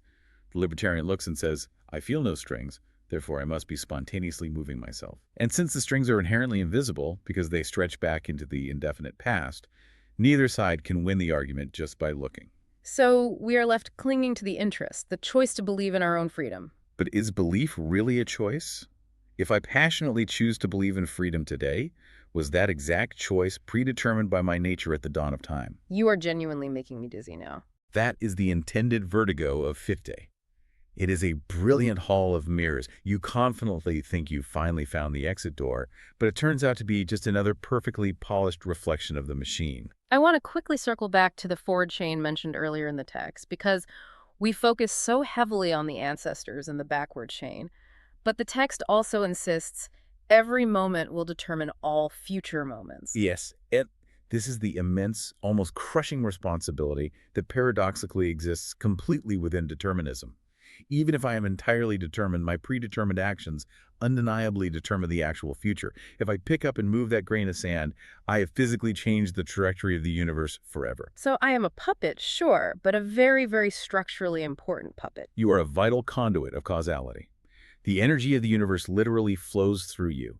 You shape the future, even if you are entirely shaped by the past. He calls it the whole, immeasurable whole. You are an inextricable part of it. You cannot be cleanly removed without instantly collapsing the whole structure. It implies a supreme, almost overwhelming connectedness. We are not actually isolated individuals fighting against a hostile world. We literally are the world, actively unfolding in real time. That sounds almost spiritual. Very Spinozistic, finding peace in the grand design. It is about finding peace in being a cresting wave in the ocean, rather than exhausting yourself trying to be a separate, independent puddle. But crucially, the narrator isn't there yet. He isn't at peace. He is currently at horror. Because he hasn't surrendered his human ego yet? He still desperately wants to be the separate puddle. He wants to be the lord of nature. He is actively mourning the death of his own individuality. He openly weeps for his lost innocence. Innocence in this context is simply a lack of mechanical knowledge. He knows too much now. He has seen the gears and pulleys behind the stage. He can't just sit back and blindly enjoy the play anymore. Unless There's a third act we haven't seen yet. which we can't see from where we are currently standing in the text. We are entirely stuck in the doubt. But the doubt is the necessary crucible. It painfully burns away the pleasant delusions. What remains, if anything at all remains, is what we must eventually find out. It is incredibly fascinating how the text deals with the concept of foreign forces.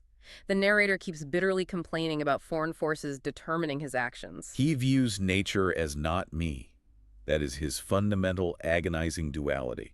There is me, the conscious thinker, and there is nature, the invading force. He feels constantly violated by it. But the deterministic text argues that the me actually is nature. Exactly. The system of nature says there is no invasion because there is no actual border. You are the foreign force. The I is simply a localized, temporary concentration of the universal power. So the entire internal conflict is just an illusion of perspective. The conflict arises entirely because consciousness creates a false subject-object split. I see the wooden table. I know I am not the wooden table. Therefore, I assume I am fundamentally separate from the physical world.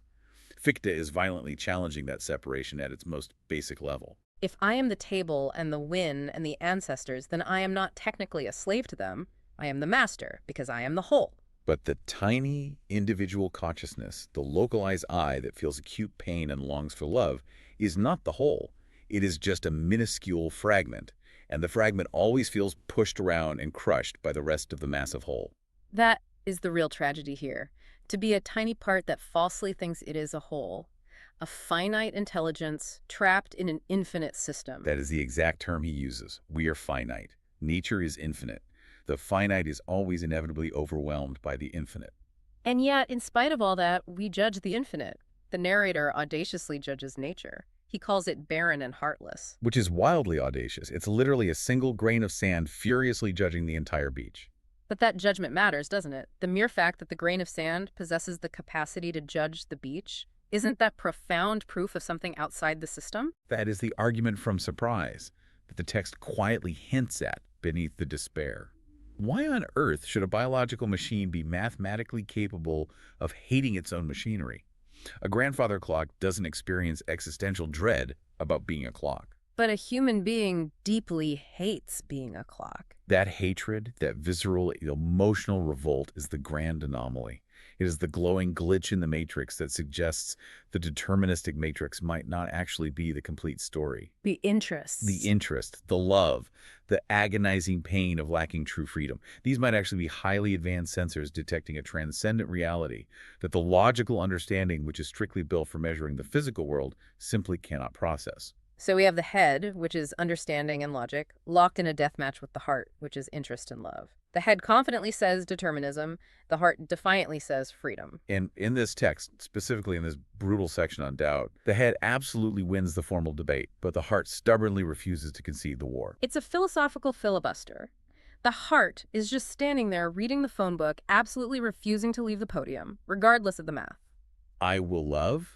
I will act. I will not be a mirror. It is a pure act of irrational defiance. Even if the skeptic says that defiance is also determined. Even then, the defiance itself has immense intrinsic value to the narrator. Right now, it is literally the only thing he feels he has left. It really forces you to step back and deeply consider the fundamental nature of value itself. If value exists at all, does actual freedom legally have to exist to support it? That is a staggeringly deep question.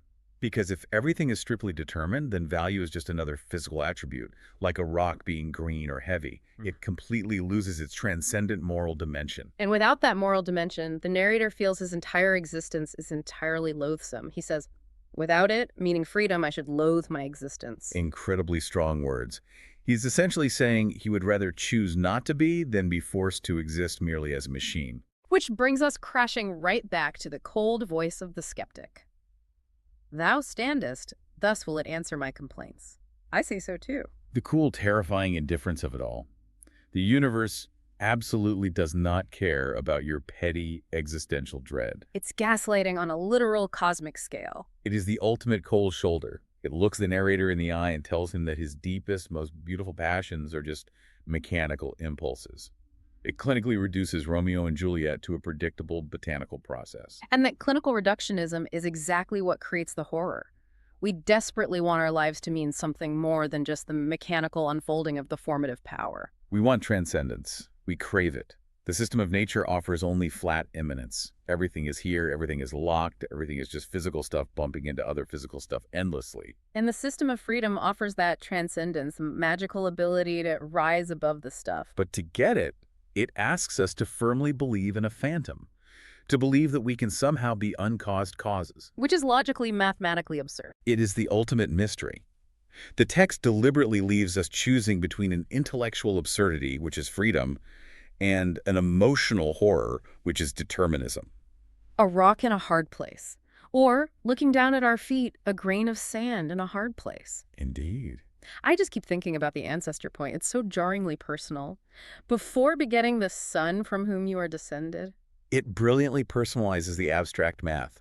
It's not just variables on a chalkboard anymore, it's grandpa.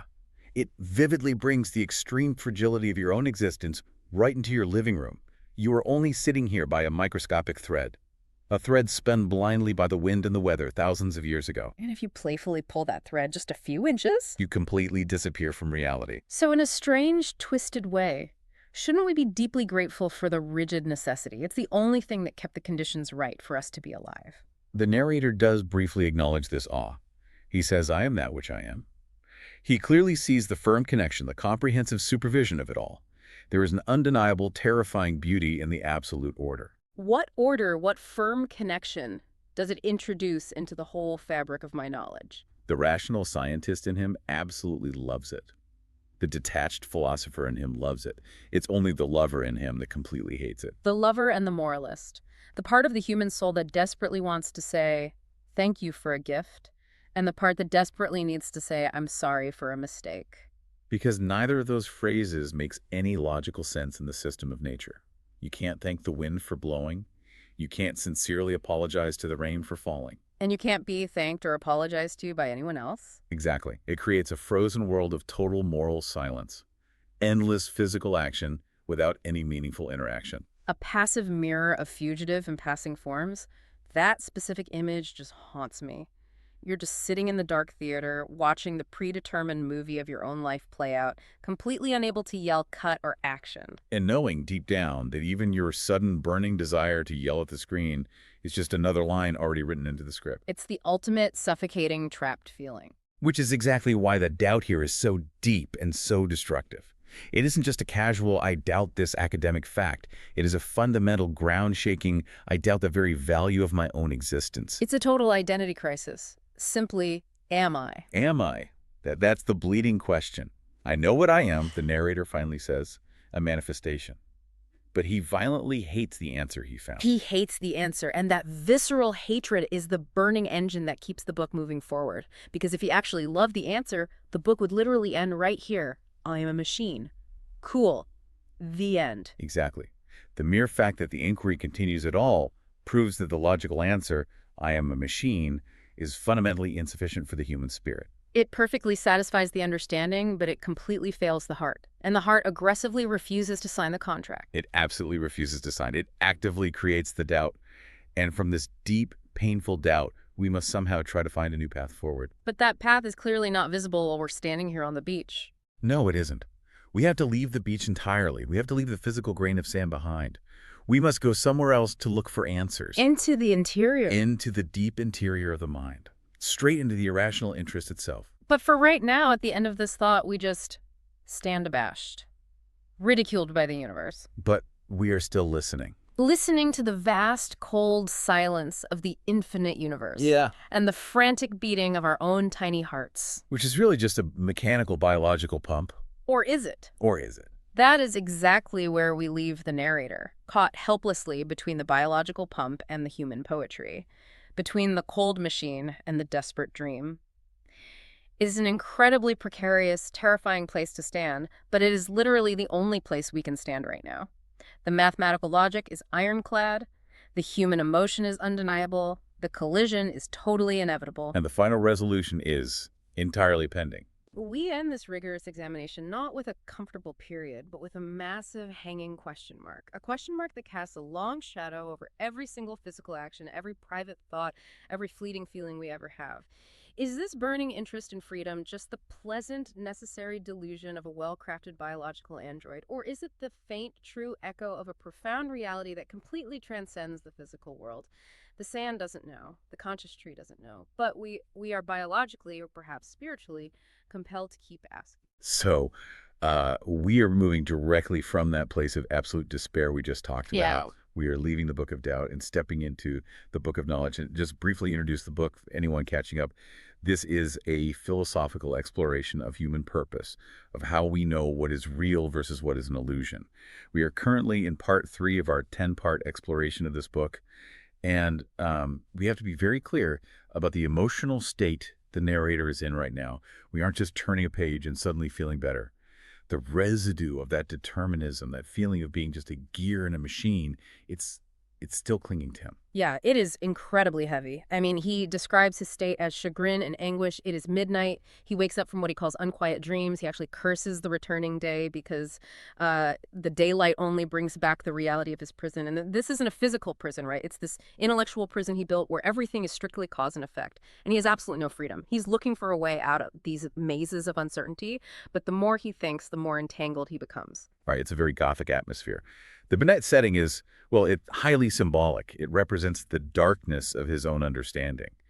And then, in this moment of just total isolation, something shifts. A wondrous shape appears to him. The spirit. And this is it's a critical pivot point in the text. Because up until this moment, the narrator has been trapped in a complete monologue. He has been debating himself and losing. But now, he externalizes his intellect. He creates or maybe summons an interlocutor. But notice the very first thing the spirit says, it is not at all what you would expect from some divine messenger. Yeah, if an angel shows up in your room at midnight, you kind of expect a revelation. You expect them to hand you a scroll with all the answers to the universe. But the spirit just says, I bring thee no new revelation. What I can teach thee, thou already knowest. That is the exact line. And it sets the ground rules for literally everything that follows in this section. This is not about acquiring new data from the outside world. This is about unpacking what is already inside the structure of his own mind. The spirit essentially looks at him and says, you are terrified of phantoms that you created yourself. Thou tremblest before the phantoms which thou hast thyself toiled to create. That is a stinging rebuke, isn't it? Yeah. It just puts all the responsibility squarely back on the narrator. The spirit is basically saying, you built this nightmare of determinism. You built the cage. So naturally, you are the only one who can dismantle it. Exactly. And the method of dismantling it is purely Socratic. The spirit says, answer my questions. It is going to be a dialogue. The narrator has to do all the heavy lifting here. The spirit explicitly states, I cannot deceive thee, thou wilt be deceived by thyself. And surprisingly, this gives the narrator the courage to proceed. He realizes this isn't some alien force trying to trick him or manipulate him. It is an appeal to his own absolute honesty. So the narrator agrees. He resolves to answer the questions. He says the conclusion to which I shall come must be thought out by myself. He is ready. And so the spirit begins. But he doesn't start with the big, heavy philosophical concepts like God or freedom or destiny. He starts with the absolute basics. I mean, the most mundane things imaginable. Right. He starts with the nature of immediate consciousness. He asks about external objects. The spirit effectively just points to the world around them and asks, do you believe these objects, the ones right here and over there, are actually present outside of yourself? And the narrator, who is basically speaking for all of us in our everyday common sense, says, certainly. He says, I see them. If I stretch out my hand, I feel them. He is relying entirely on his senses to prove that reality exists. Which is the classic position of naive realism. I see it, therefore it is undeniably there. But the spirit is about to perform some pretty radical surgery on this idea. He asks a follow-up question that seems simple, but it is actually a massive trap. He asks, how do you know they are there? And the narrator replies, because I perceive them through my senses. And right there, the trap closes. The spirit forces him to admit that perception happens only through the senses. You do not know the object directly. You only know the state of your own senses. Let's slow down and really pick this apart, because this is the foundation of the entire philosophical argument of this section. The spirit is making a very strict distinction between the thing, the object itself, and the seeing of the thing. It's like, let's look at the biology of it. Even though the author isn't using modern biology here, the logical structure holds it perfectly. Light hits an object, it bounces off, enters your eye, hits the retina, and travels up the optic nerve. You, the conscious subject, are sitting at the very end of that telephone line. You are receiving a signal. So the declaration, there is a tree outside of me, is a conclusion you jump to. But the premise, the only piece of evidence you actually hold in your hand, so to speak, is simply, I am seeing. That is a brilliant way to put it.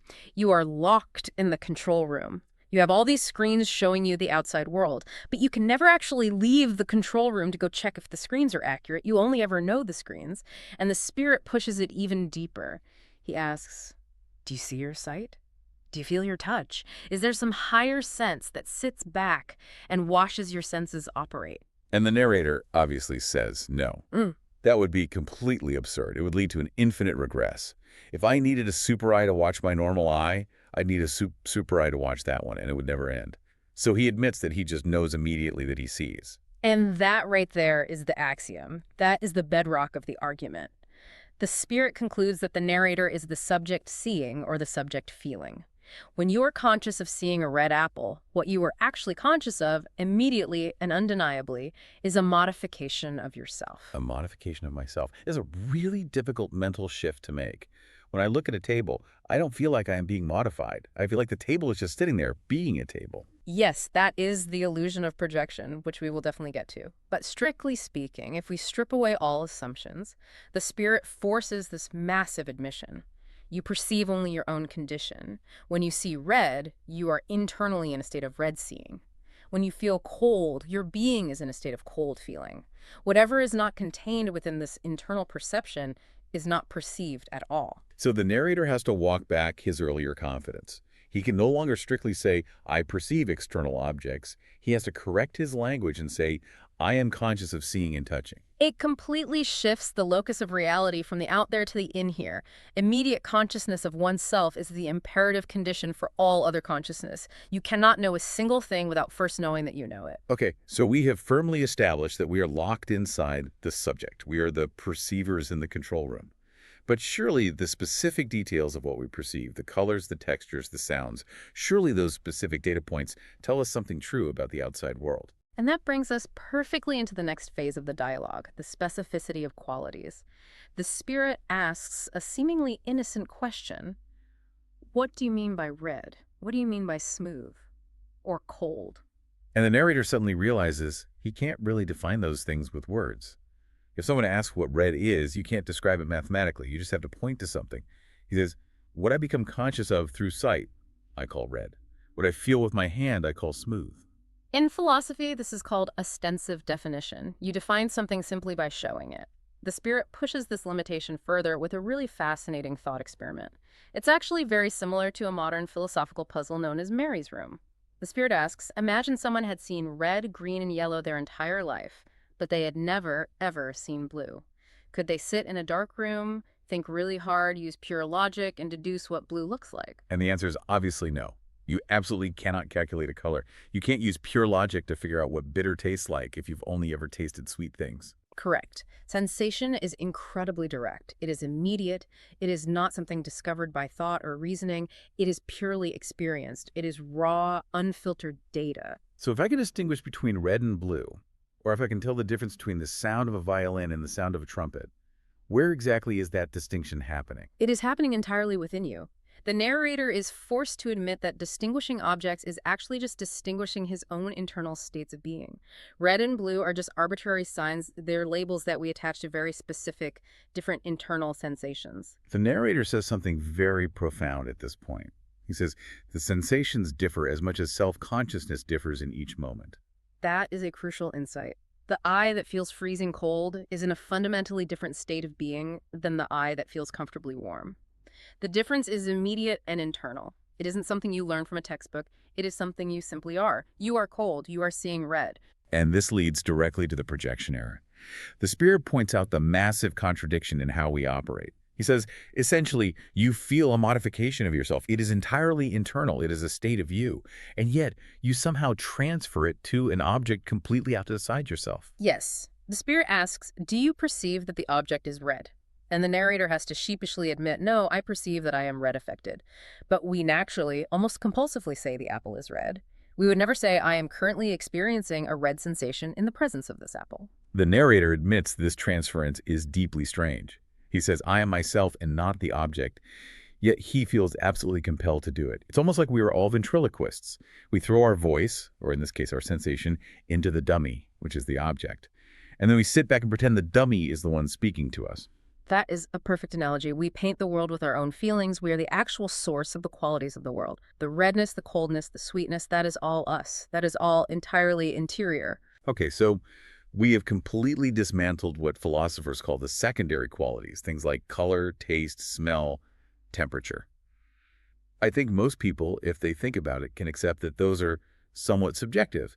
But now the Spirit goes for the jugular. He goes for the primary qualities, things like space, extension, shape, size. Yes, and this is where the deconstruction gets incredibly rigorous. Because, as you say, we feel very, very certain about space. If I see a table that is 4 feet long, that feels like geometry. That doesn't feel like a mood or a flavor. That feels like a hard, objective fact about the universe. The narrator tries to argue exactly this point. The Spirit asks if there is anything to the object besides these sensory attributes, like red and smooth. And the narrator says, yes, of course, there is the substratum, the thing that actually supports the attributes, the surface, the size itself. And the Spirit challenges him immediately on that. Do you see the substratum? Do you actually see the surfaceness? Or do you just see the color spread out over an area? The Spirit asks a very specific, almost mathematical question here. He asks, is the sensation of red simple, or is it extended? We need to clearly define simple here in the philosophical sense. He means, does a single raw unit of sensation have a physical size? Think about a point in geometry. Does a mathematical point have width or height? No. The narrator admits that, in the self, an affection is a simple determinate state. It is a single dimensionless point of consciousness. Okay, so if my sensation of red is just a single dimensionless point of feeling inside my mind, how on earth does it cover a massive barn door? How does a single point suddenly become a massive surface? That is the core paradox. How does a point-like sensation cover a broad surface? The narrator thinks he has the answer. He appeals to his sense of touch, which feels more grounded. He says, I feel the surface by physically passing my hand over it. The hand argument. This feels very intuitive to me. If I run my hand along the edge of my desk, I feel the distance. I feel the physical extension in space. But the Spirit completely tears this argument apart, and he does it by introducing the concept of time. He says, pay attention to the process. You don't feel the surface all at once. You feel a specific sensation of smooth, then another sensation of smooth, then another. Ah, I see where this is going. Because the hand is physically moving. Exactly. Because the hand moves, you have successive sensations. Smooth, then smooth, then smooth. These happen one after another. They are points in a timeline. They are not actually points in space. So, strictly speaking, my direct experience is just a sequence, a timeline of sequential feelings. But I perceive a table that exists all at once. I perceive a static shape. This is where the brilliance of the argument really shines. The author calls the mind the geometer. The mind takes these pure sensations that are strictly successive in time, and it forcefully represents them as adjacent in space. Wait, let's stop and really look at that concept. The mind literally turns time into space. Yes, exactly that. Think about drawing a line on a blank piece of paper. You put the pencil down, that is a single point. You move it across the page. You are moving in time. You are creating a chronological series of points. But when you look down at the paper afterward, you see a line. You see a spatial object. The mind does this exact same thing with sensation. We remember the sensation we just had a millisecond ago, point A, and we dynamically stitch it to the sensation we are having right now, point B, and we place them side by side in our imagination. So space itself is actually just a memory trick. It's a synthesis of past and present feelings projected outward. It is a total synthesis. It is a mental construction. The narrator realizes he extends the point to a line and the line to a surface, exactly like a geometer does on a chalkboard. But he does it entirely unconsciously and instantaneously. But the narrator fights back again here. And I think this objection he raises is really important for us to cover. He says, but my hand itself is a surface. I know my hand is broad. I have 5 fingers spread out.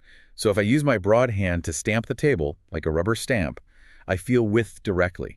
I don't need to move it in time. It seems like a very solid objection. My hand isn't a tiny point, it is a broad hand.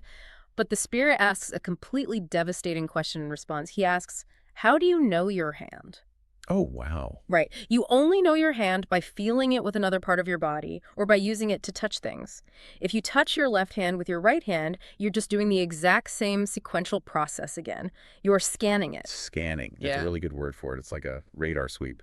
Even if you just rest your hand flat on the table without moving, the spirit argues that your attention, your immediate consciousness, cannot actually be focused on every single atom of your hand simultaneously with equal weight. Yeah. You focus on the thumb feeling the wood, then the pinky feeling the wood, then the palm.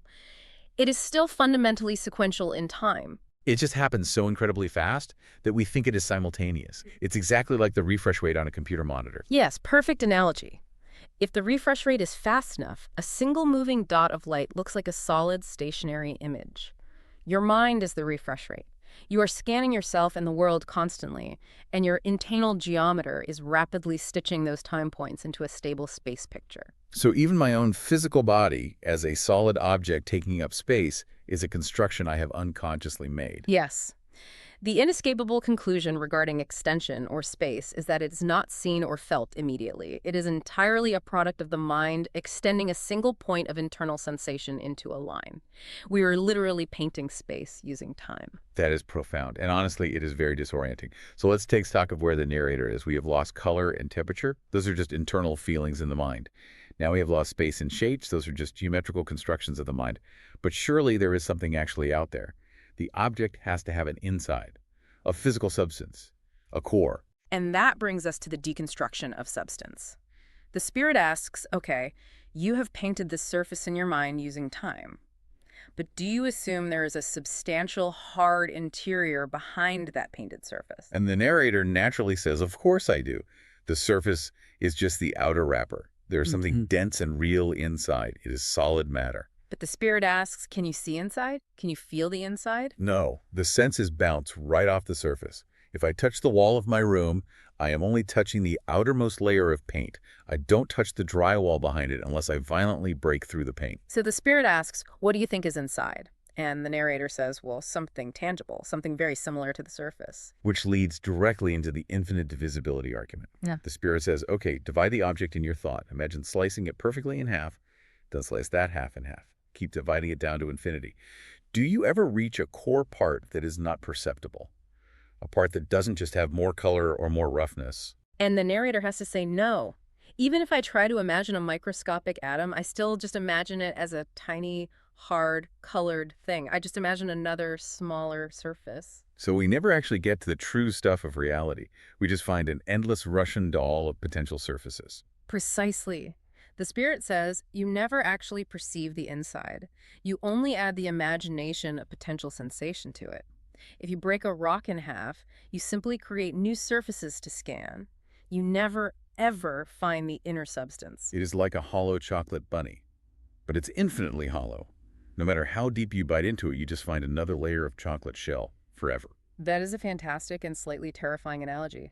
And because of this infinite hollowness, the spirit gives a definition of matter that is quite striking. He says the true substratum is just space itself, filled with the capability of being perceived. Space filled with the capability of being perceived. That heavily implies that matter isn't actually a thing at all, it's just a rule. Correct. Matter is perceptibility extended through continuous space. It is not a physical object, it is a potentiality. It is a rule that simply dictates if you move your hand to these coordinates, you will feel resistance. If you point your eyes to these coordinates, you will experience red. That sounds almost exactly like a video game simulation. The object only renders when my character interacts with it. It is remarkably close to simulation theory. And the narrator finally realizes the sheer gravity of this logic. He says, I really perceive only my own state, precisely there where the object should be. All seeing and feeling comes to an end. That is a chilling line. Where the object should be, all seeing and feeling comes to an end. We are essentially touching a void and desperately projecting a solid object over it. Because sensations are just simple, non-contiguous states locked inside the self. The object is merely a mental construction of these states projected outward into this constructed space.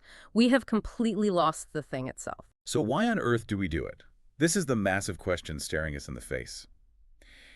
If I am just floating in a dark sea of my own isolated sensations, red, cold, smooth, bitter, why does my mind go through all this exhausting computational trouble to build a fake solid world of tables and chairs and stars? Why don't I just experience a chaotic hallucination of colors and feelings? This is the principle of causality. The spirit asks exactly that question. How do you go from a sensation which is entirely internal to an object which is supposedly external? The narrator tries to defend his sanity with a hypothesis. He uses a very logical syllogism. He says, Premise 1, I am affected. For example, I feel a sweet taste. Premise 2, I didn't decide to feel sweet. I didn't consciously create this feeling. I am completely passive in this experience. Premise 3, therefore, the cause of this feeling must be outside of me. There must be a sweet thing acting upon me. This is the standard, everyday, common sense argument we all use to survive. Effect strictly implies cause. I feel a sudden pain, therefore a bee must have stung me. It seems completely airtight. You can't argue with that. The logic is mathematically valid, but the spirit sets a very subtle trap here. He says, even if this reasoning is flawless, look at the actual process taking place. When you reason backward from the effect, the feeling, to the cause, the object, do you actually perceive the cause? No. I perceive the feeling of pain. I think of the cause, I deduce it. Exactly. You add the cause in pure thought. The spirit highlights that the narrator is adding something he absolutely does not have, the external object, to try and explain something he does have, the internal sensation. The narrator is forced to admit, I possess consciousness of the affection, but I have no organ for the object itself. And this leads directly to the concept of the new knowledge. The knowledge of the external object is a new knowledge that we spontaneously generate to make sense of our feeling of passivity. We feel passive, we feel acted upon by something unknown, so we actively invent an actor to blame it on. We invent the external bee to explain the internal sting. But we never actually see the bee in itself. We only see a sequence of yellow stripes, which is a visual sensation. We hear a buzz, an auditory sensation, and we feel a sharp pain, a tactile sensation. The bee is just the convenient story we tell ourselves to bundle all those disparate internal sensations together into one coherent entity. This brings us to a really fascinating part of the dialogue, the organ of the mind. The spirit completely challenges the very idea of an external sense. Right. We constantly talk about our external senses like sight and touch and hearing. We think of them as these literal windows opening outward onto the physical world. But if they don't actually ever reach the external object, if they only ever report on the internal state of the retina or the skin, why call them external at all? The narrator tries to explain his filing system. He says he classifies his sensations to make sense of them. He notices that experiencing green and experiencing red feel somewhat similar. They are both sight things.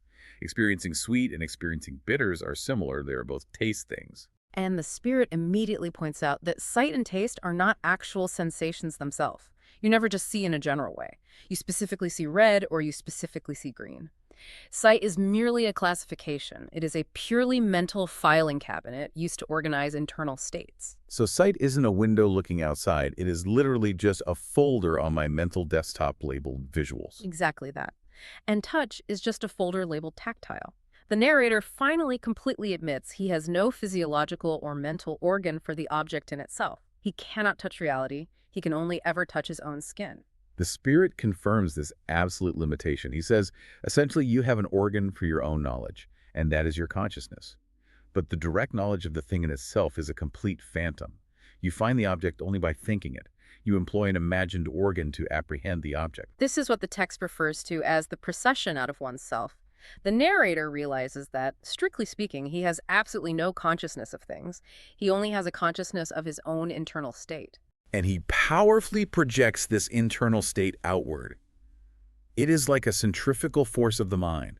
We violently spin our internal formless feelings out into a stable three-dimensional world. It is utterly devastating to his previous worldview. I mean, he started the night feeling completely oppressed, thinking, I am a tiny, meaningless thing trapped in a massive, deterministic world of hard objects.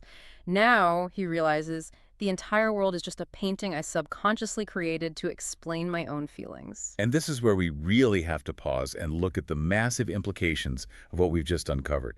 We have moved from the crushing doubt of the first part, where the machine is everything and I am nothing, to this radical new form of knowledge, where the machine is an illusion and I am the sole creator of the perception. But we have to remember, it is not a concreting knowledge. Not yet. Because if the entire universe is just my personal projection, is it real? Does anything actually matter? That is exactly the agonizing tension we are left with. We have thoroughly deconstructed the thing.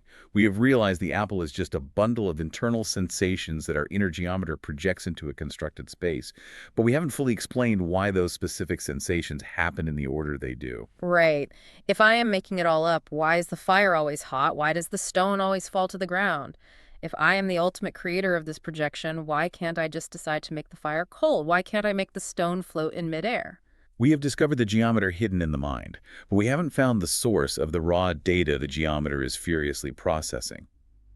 Why do I feel red right now and not blue? Something is feeding me the data. We have successfully dismantled the external physical world as a solid substance, but the process behind it all remains a total mystery. The narrator is now standing completely alone in a void of his own making. He is no longer a slave to physical matter, but he might just be a lonely prisoner of his own infinite mind. Trapped in our own consciousness, painting the universe with the brush of our own sensations. That is a really heavy, isolating realization to sit with. It borders dangerously on solipsism. The philosophical idea that only I exist and everything else is a dream, the argument walks right up to the absolute edge of solipsism here. The text explicitly says he found the object only by thinking it. The philosophical weight of that specific phrasing is immense. It suggests that the act of thinking and the act of world creation are the exact same mechanism. So we leave the narrator suspended there. Midnight is slowly passing. The wondrous shape of the spirit is still standing with him in the dark. He has fully admitted that he perceives absolutely nothing but himself. The hard, external world has completely dissolved into a mere procession out of himself. And the really terrifying question that just hangs in the air is this. If I completely create the world, why is it so incredibly painful? Why was I in such deep anguish at the start of the night? Why did I dream unquiet dreams? If I am the supreme author of this reality, why on earth did I write a tragedy? That is the perfect, haunting question to carry us forward. We have completely taken apart the what. We know what the world is, an illusion. Next, we have to desperately look for the why. The solid thing is gone. Only the I remains. But right now, the I is a total mystery to itself. We will continue this exploration, picking up exactly from this void in the next segment of our series. We have broken the entire world into pieces. Now we have to see if there's any possible way we can rebuild it into something meaningful, something that isn't just a lonely hallucination. And just remember, you are the architect of your own reality, whether you are fully conscious of it or not. So before we transition to the next part, I want to leave you, the listener, with a little philosophical challenge to mull over. Sometime today, just try to look at a simple object, like a table or a cup. Really look at it, and try to catch your own mind in the act. Try to deeply realize you aren't actually seeing a solid surfing out there. You are continuously painting with time. You are rapidly stitching tiny moments of sensation together to build a convincing solid world. It is practically impossible to stop your brain from doing it. But it is profoundly revolutionary to simply realize that you are doing it.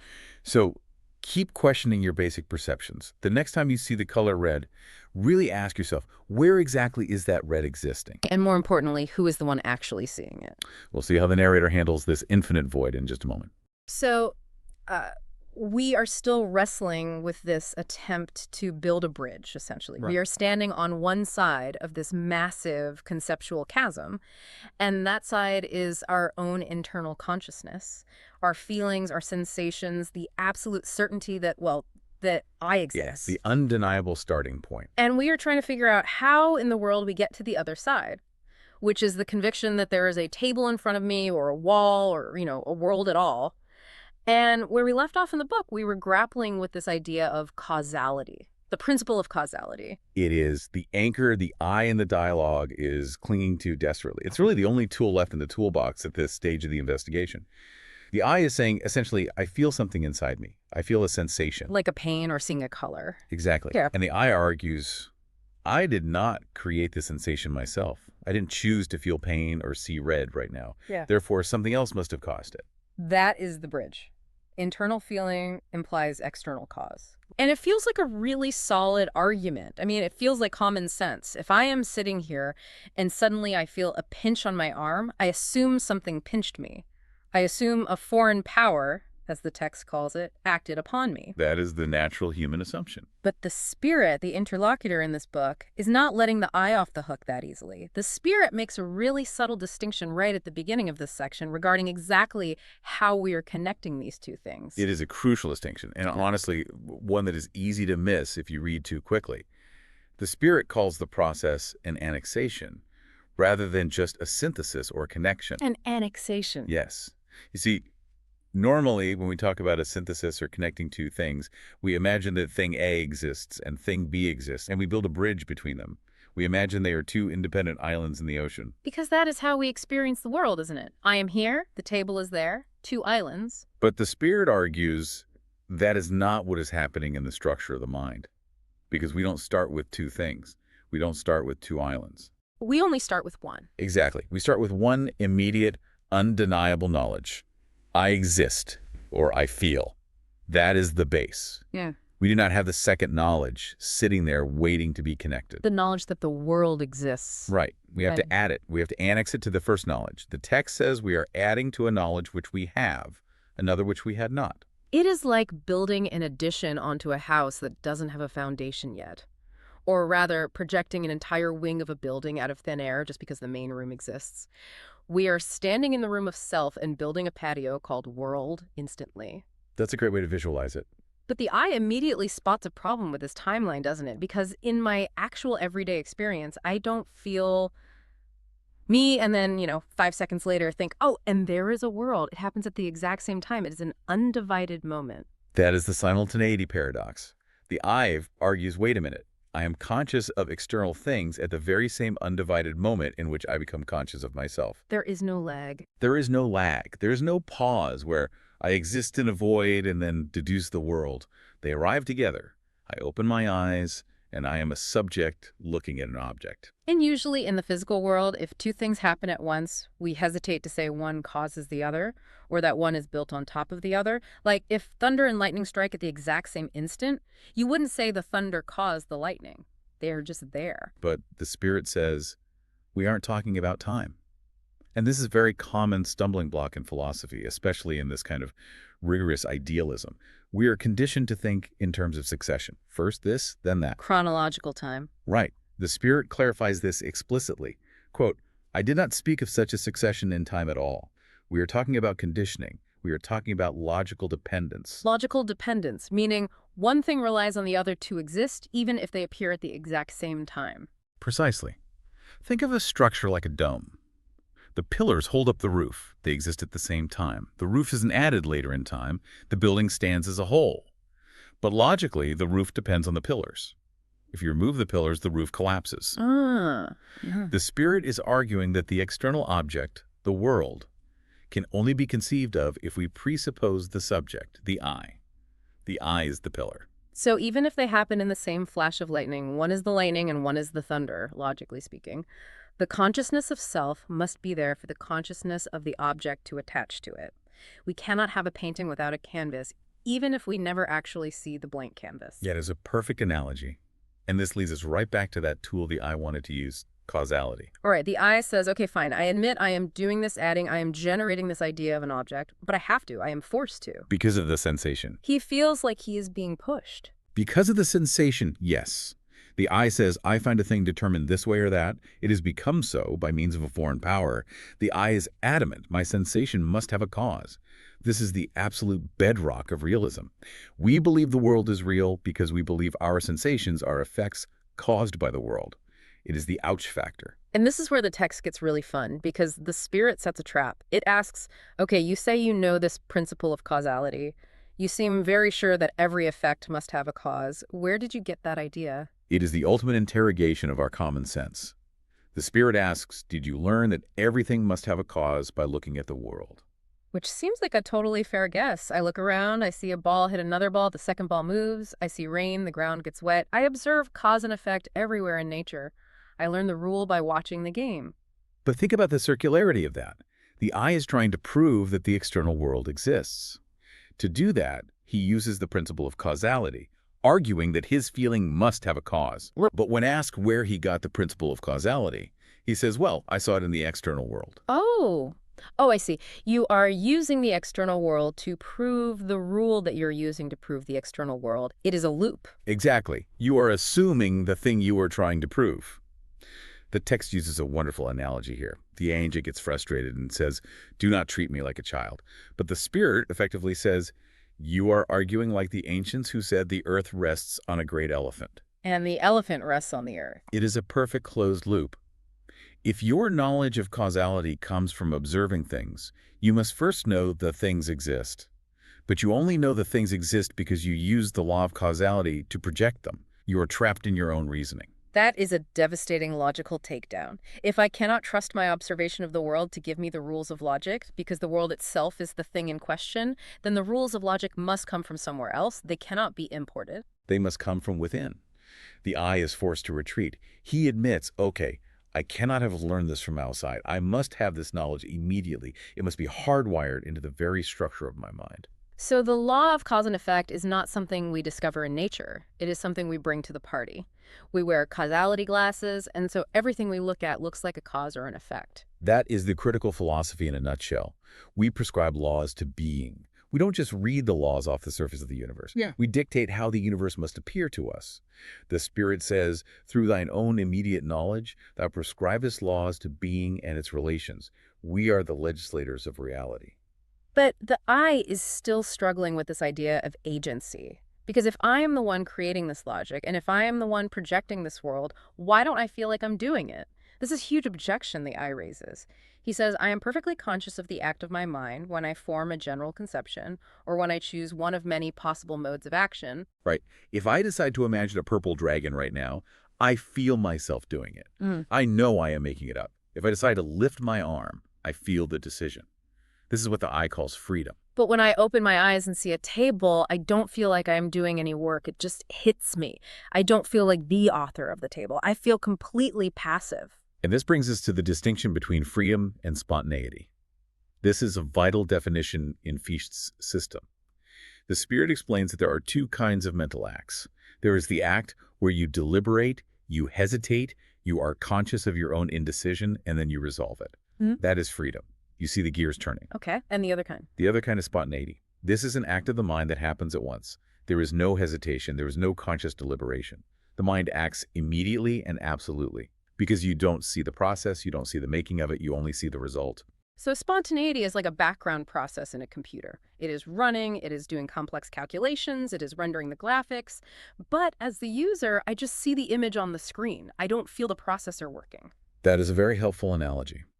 The text says, thou actest upon this law, therefore, without being conscious of it. Thou actest upon it immediately and absolutely.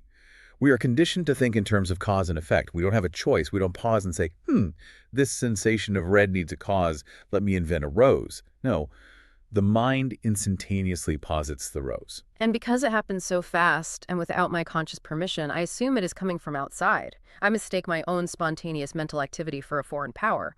I confuse the speed of my mind with an external force. Precisely. The I even says, my immediate consciousness is composed of two elements. The consciousness of my passivity, which is the sensation, and of my activity, connecting itself immediately with the former. But because the activity is so immediate, we lose sight of it. We only see the object moving before us. We are the magicians fooling ourselves with our own trick. The Spirit then pushes this even deeper. If we are the ones doing this, if we are this active intelligence, we need to define what we are. What is this I that is doing all this heavy lifting? This leads to one of the most profound sections of the text. The Spirit asks the I to define itself. And the answer is deceptively simple. I am I. Which sounds like a tautology. I am I. Great. Thanks for the insight. But unpack it. The Spirit points out a massive difference between a thing and an intelligence. A thing, like a rock or a table, is what it is, but it doesn't know it is. The being of the rock and the knowledge of the rock are separate. The rock is the being. I am the knower. Right, the rock doesn't have an internal monologue saying, I am a rock. It just sits there. Exactly. But for the I, for the intelligence, the being and the knower are identical. I am the thing that knows, and I am the thing that is known. I am subject and object. I am the circle that closes on itself. Subject objectivity, the text uses that hyphenated term. It is a complete fusion. Yes, it is a self-reverting activity. Knowledge returning upon itself. That is what it means to be conscious. To say, I have to look at myself. But here's the problem, and the text brings this up explicitly. If I am this perfect unity, this I am I, why is my experience so split? I don't feel like a unity. I feel like me here and the world out there. I feel a subject and an object, distinct and totally separate. The Spirit argues that this separation is the absolute condition of consciousness. You cannot be conscious without it. Think about it. To know yourself, you have to make yourself an object. You have to step back metaphorically and look at yourself. Like looking in a mirror, you have to distance yourself from the glass to see your face. The mirror analogy is central here. The I says, the subjective appears to me as a still and passive mirror. The objective floats before it. But here's the twist. The image in the mirror is the mirror itself. Whoa, let's slow down on that. The image in the mirror is the mirror. In consciousness, yes. If I am projecting the world, then the world I see is just a reflection of my own internal laws.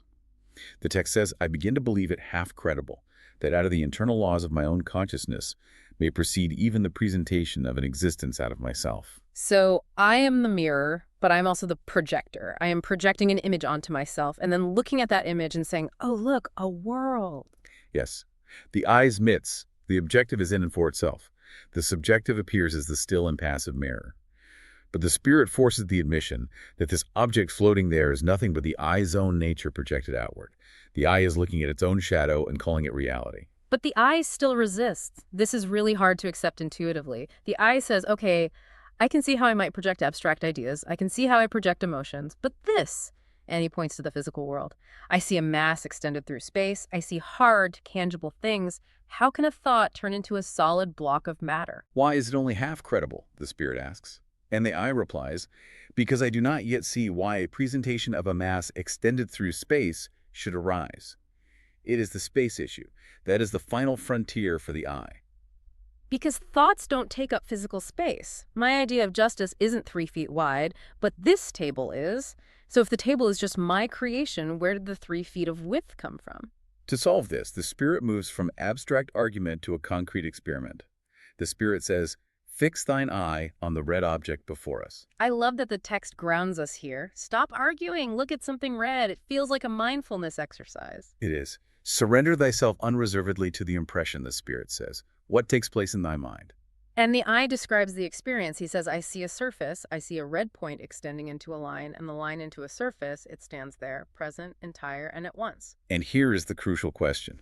The Spirit asks, is that extension, that size, that shape, is that part of the redness itself? Well, no, red is a feeling. It is a sensation. It is a state of the optic nerve or the soul. But the spread outness of it, that seems completely different. The Spirit is guiding the eye to realize that red, the sensation, is internal.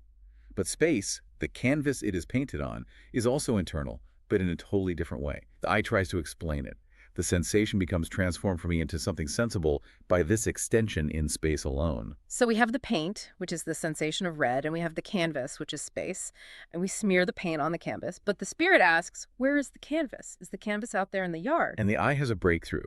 He realizes space is not seen, but is an intuitive possession of my own mind. An intuitive possession, that is such a striking phrase. Listen to this description from the text. It is beautiful.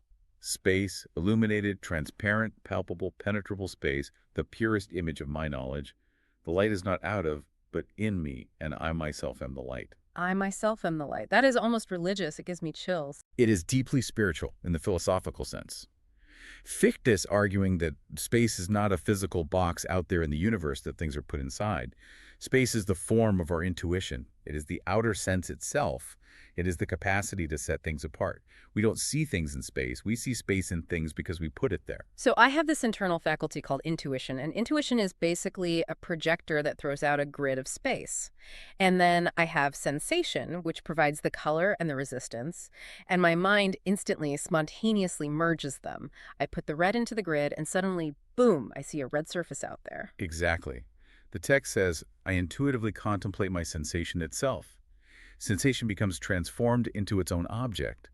We project the internal feeling into the internal space, and because we are looking at our own intuition, it looks like it is outside of us. It remains eternally true that I see or feel a surface, but my sight or feeling is intuitive and takes the shape of the sight or feeling of a surface. So we aren't denying the experience. The red thing really looks like it is there. We are just explaining the machinery that makes it look that way. Yes.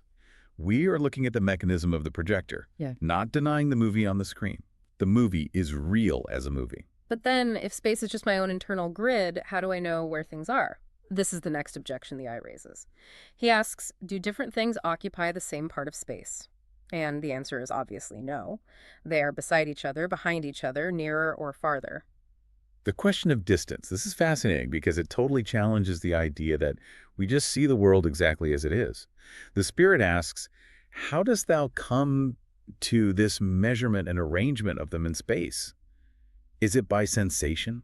And the eye says no, because space itself isn't a sensation. You don't feel distance like you feel hot or cold. Is it by intuition? And the eye says no to that too, which was surprising to me. He says intuition is immediate and infallible. It just gives the blank grid. It doesn't tell you where things are placed on the grid depth-wise. So if it's not sensation, the feeling, and it's not intuition, the canvas, what is left? Judgment, thinking, the understanding. The eye realizes this conception of distances is therefore a judgment, an arrangement of my different intuitions by means of the understanding. And he uses the example of the blind man. This is a classic philosophical trope, isn't it? It is. It's Molyneux's problem. The text mentions one born blind who should suddenly receive sight. The eye argues that such a person would initially try to grasp distant objects as if they were right in front of their eyes. Because they haven't learned the code yet. They have the sensation, the color, and the intuition, the space, but they haven't built up the library of judgments to know that faint color means far away and bright color means close. Exactly. The eye explains, I estimate the distance according to the degree of strength or weakness in the sensation. Vividness equals proximity. Faintness equals distance. It is a learned calculation. It happens so fast we don't even notice it, but it is a calculation. I have learned by a lifelong experience, the text says, connecting the feeling of touching something with the muscular effort of walking to it and the visual intensity of seeing it. And this perfectly explains optical illusions. The Spirit points this out. If our eyes were just cameras recording objective reality, illusions shouldn't happen. But if seeing is a judgment, a calculation based on data, then the calculation can be wrong. Right. If I see a fog and a mountain looks faint, I might think it is 10 miles away. But if it is actually just a really foggy day and the mountain is small and close, I am tricked. Not because my eyes failed, the eyes saw the faintness correctly, but the understanding made a wrong calculation about size and distance based on the data. The so-called optical deceptions are not deceptions of sight, but erroneous judgments, the text affirms.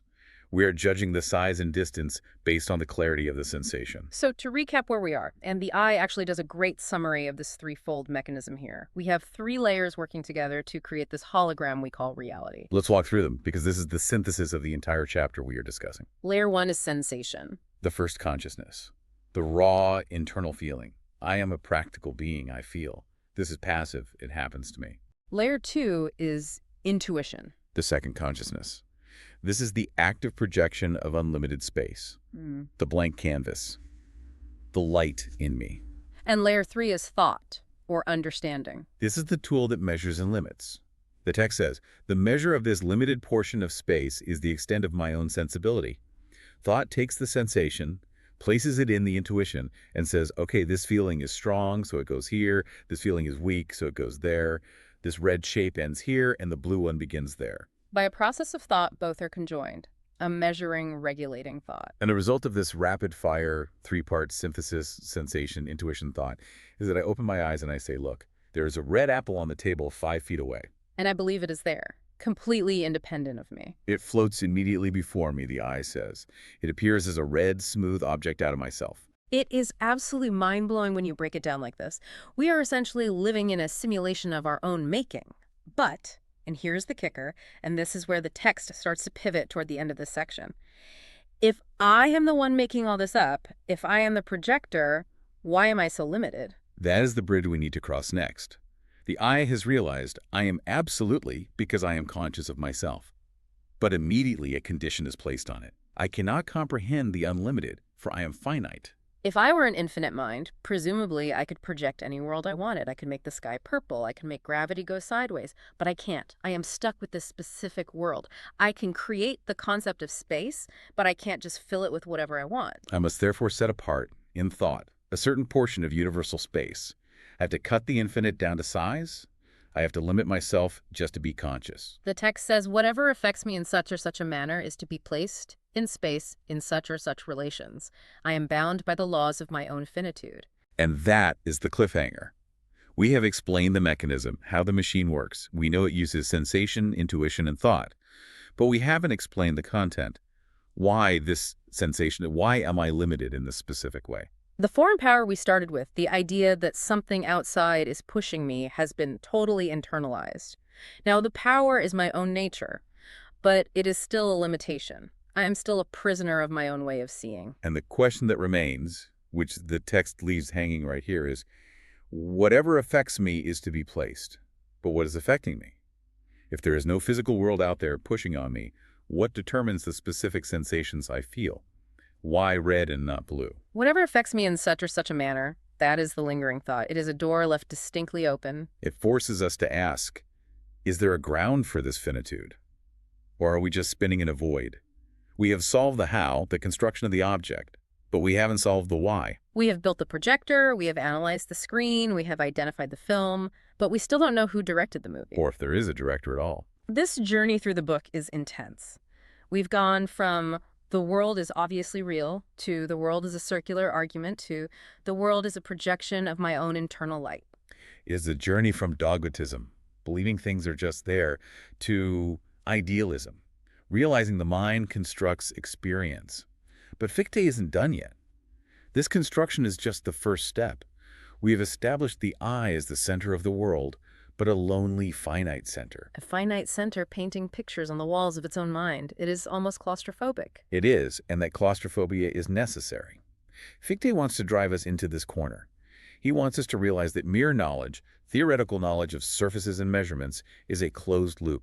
It's a hall of mirrors. So long as we stay in the realm of knowledge, we are just watching our own reflection. Exactly. And that suggests that the ultimate answer, the true vocation of man, cannot be found in knowledge alone. If knowledge is just a mirror, we need to find something that breaks the mirror. But for now, we have to sit with the realization of our own power and our own limitation. We are the creators of space, the judges of distance, the annexers of the world. I am subject and object. That is the mantra of this section. It changes the way you look at a simple red object, doesn't it? You look at a coffee mug and think, I'm doing that. That redness is me. That shape is my intuition. That distance is my judgment. It makes the world feel more intimate. It is not a cold, alien place. It is flesh of my flesh, bone of my bone, metaphorically speaking. It is mind of my mind. The light is in me. The light is not out of, but in me, and I myself am the light.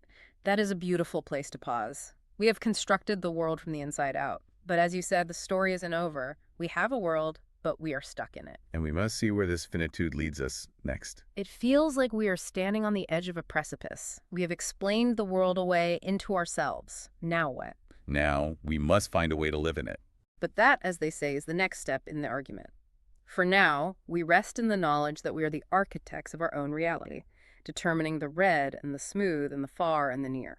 Spontaneously and immediately. Spontaneously and immediately. It is a dizzying height to stand on. It is. And on that note of dizzying height, staring into the illuminated, palpable emptiness of our own intuition, we look toward the limits of our finite minds. Preparing to cross into whatever grounds those limits. Exactly, which sets us up perfectly for the next phase of the investigation.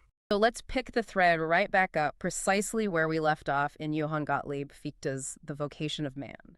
Yes, we are standing on the edge of a very difficult realization with the narrator. Exactly. And just to briefly orient you as we continue through this book, Fichte is really dragging us down to the absolute bedrock of human perception. We are right in the middle of this relentless dialogue between the narrator, the eye of the text, and this mysterious spirit who has been questioning him. And the spirit is not letting him get away with any vague assumptions. We established previously that the narrator feels this deep compulsion to believe in an external world. But now the spirit is really dissecting that compulsion piece by piece. He's pressing on a very specific point regarding the nature of external objects in space. Right. The spirit asks what seems like a technical question, but it's fundamental. He says, when you perceive an object, does it exist in space generally, or does it occupy a specific determinate portion of space? I remember reading that and thinking it feels like a trap, because space generally sounds like, what does that even mean? Like infinite emptiness. It is absolutely a trap. He means abstract space. So if you think of a coffee mug sitting on your desk, the spirit is essentially asking, is the mug everywhere at once? Is it a general mug smeared across the entire universe? Or is it right there at specific coordinates? Well, obviously it's right there. I mean, if I reach out for my coffee and it's just existing generally, I'm going to end up with a wet desk and no caffeine. It has to be in a spot. It has boundaries. It seems so obvious to us, and it seems obvious to the narrator too. He says no object exists in space generally, but each one in a determinate portion of space. You cannot have a here without a specific boundary. Right. But that is exactly when the spirit tightens the screws. He follows up by asking, does the object affect you generally, or does it affect you in a way that implies it is completely filling that specific space? And I feel like I'm being led down a garden path here. What is the actual difference he's getting at? Think about touching a wall. Do you feel wallness in the abstract? Do you feel the general concept of a barrier? No, I feel resistance right against my hand. Exactly. You feel resistance right there against your fingertips at a very specific distance from your body. The sensation has a geography. It is located. Okay, so the sensation is tied to the space. Yes, and here's the deduction the spirit forces the narrator to make. He points out that this presentation of an object affecting you is actually a complex compound. It's not a single simple event. It is a mix of intuition, which is the immediate seeing or feeling and thought. Let's slow that down because that's crucial. Intuition and thought. Normally, we think of those as two totally separate things. I see the cup, that's intuition. I think about the cup later, that's thought. That's how we normally operate, yes. But Fichte is saying the perception itself, the very act of seeing the cup, is already a mix of both. He is. And this gets difficult because we are so deeply conditioned to trust our eyes as passive receivers. The spirit argues that the consciousness of the object is essentially engrafted onto self-consciousness. It's a projection. Engrafted. That's a really interesting word choice in the text, like a gardener taking a branch from one tree and splicing it onto another so they grow as one. It's a perfect metaphor for what Fichte is describing. He's saying we have two totally different mental processes happening so incredibly fast that they look like a single event. Process A is intuition. Which is just the raw feed, right? The raw feed, just noise, pressure on the skin, photons hitting the retina. It is completely passive. You don't do anything to make it happen. It just hits you. But then comes process B, which is thought. And thought is active. Thought is the architect. Thought looks at that raw sensory noise and says, wait, that isn't just noise. That's a pattern. And patterns don't just happen on their own. Something must have caused this. Ah, so the mind immediately jumps to the principle of causality. Instantaneously. The mind invents a why.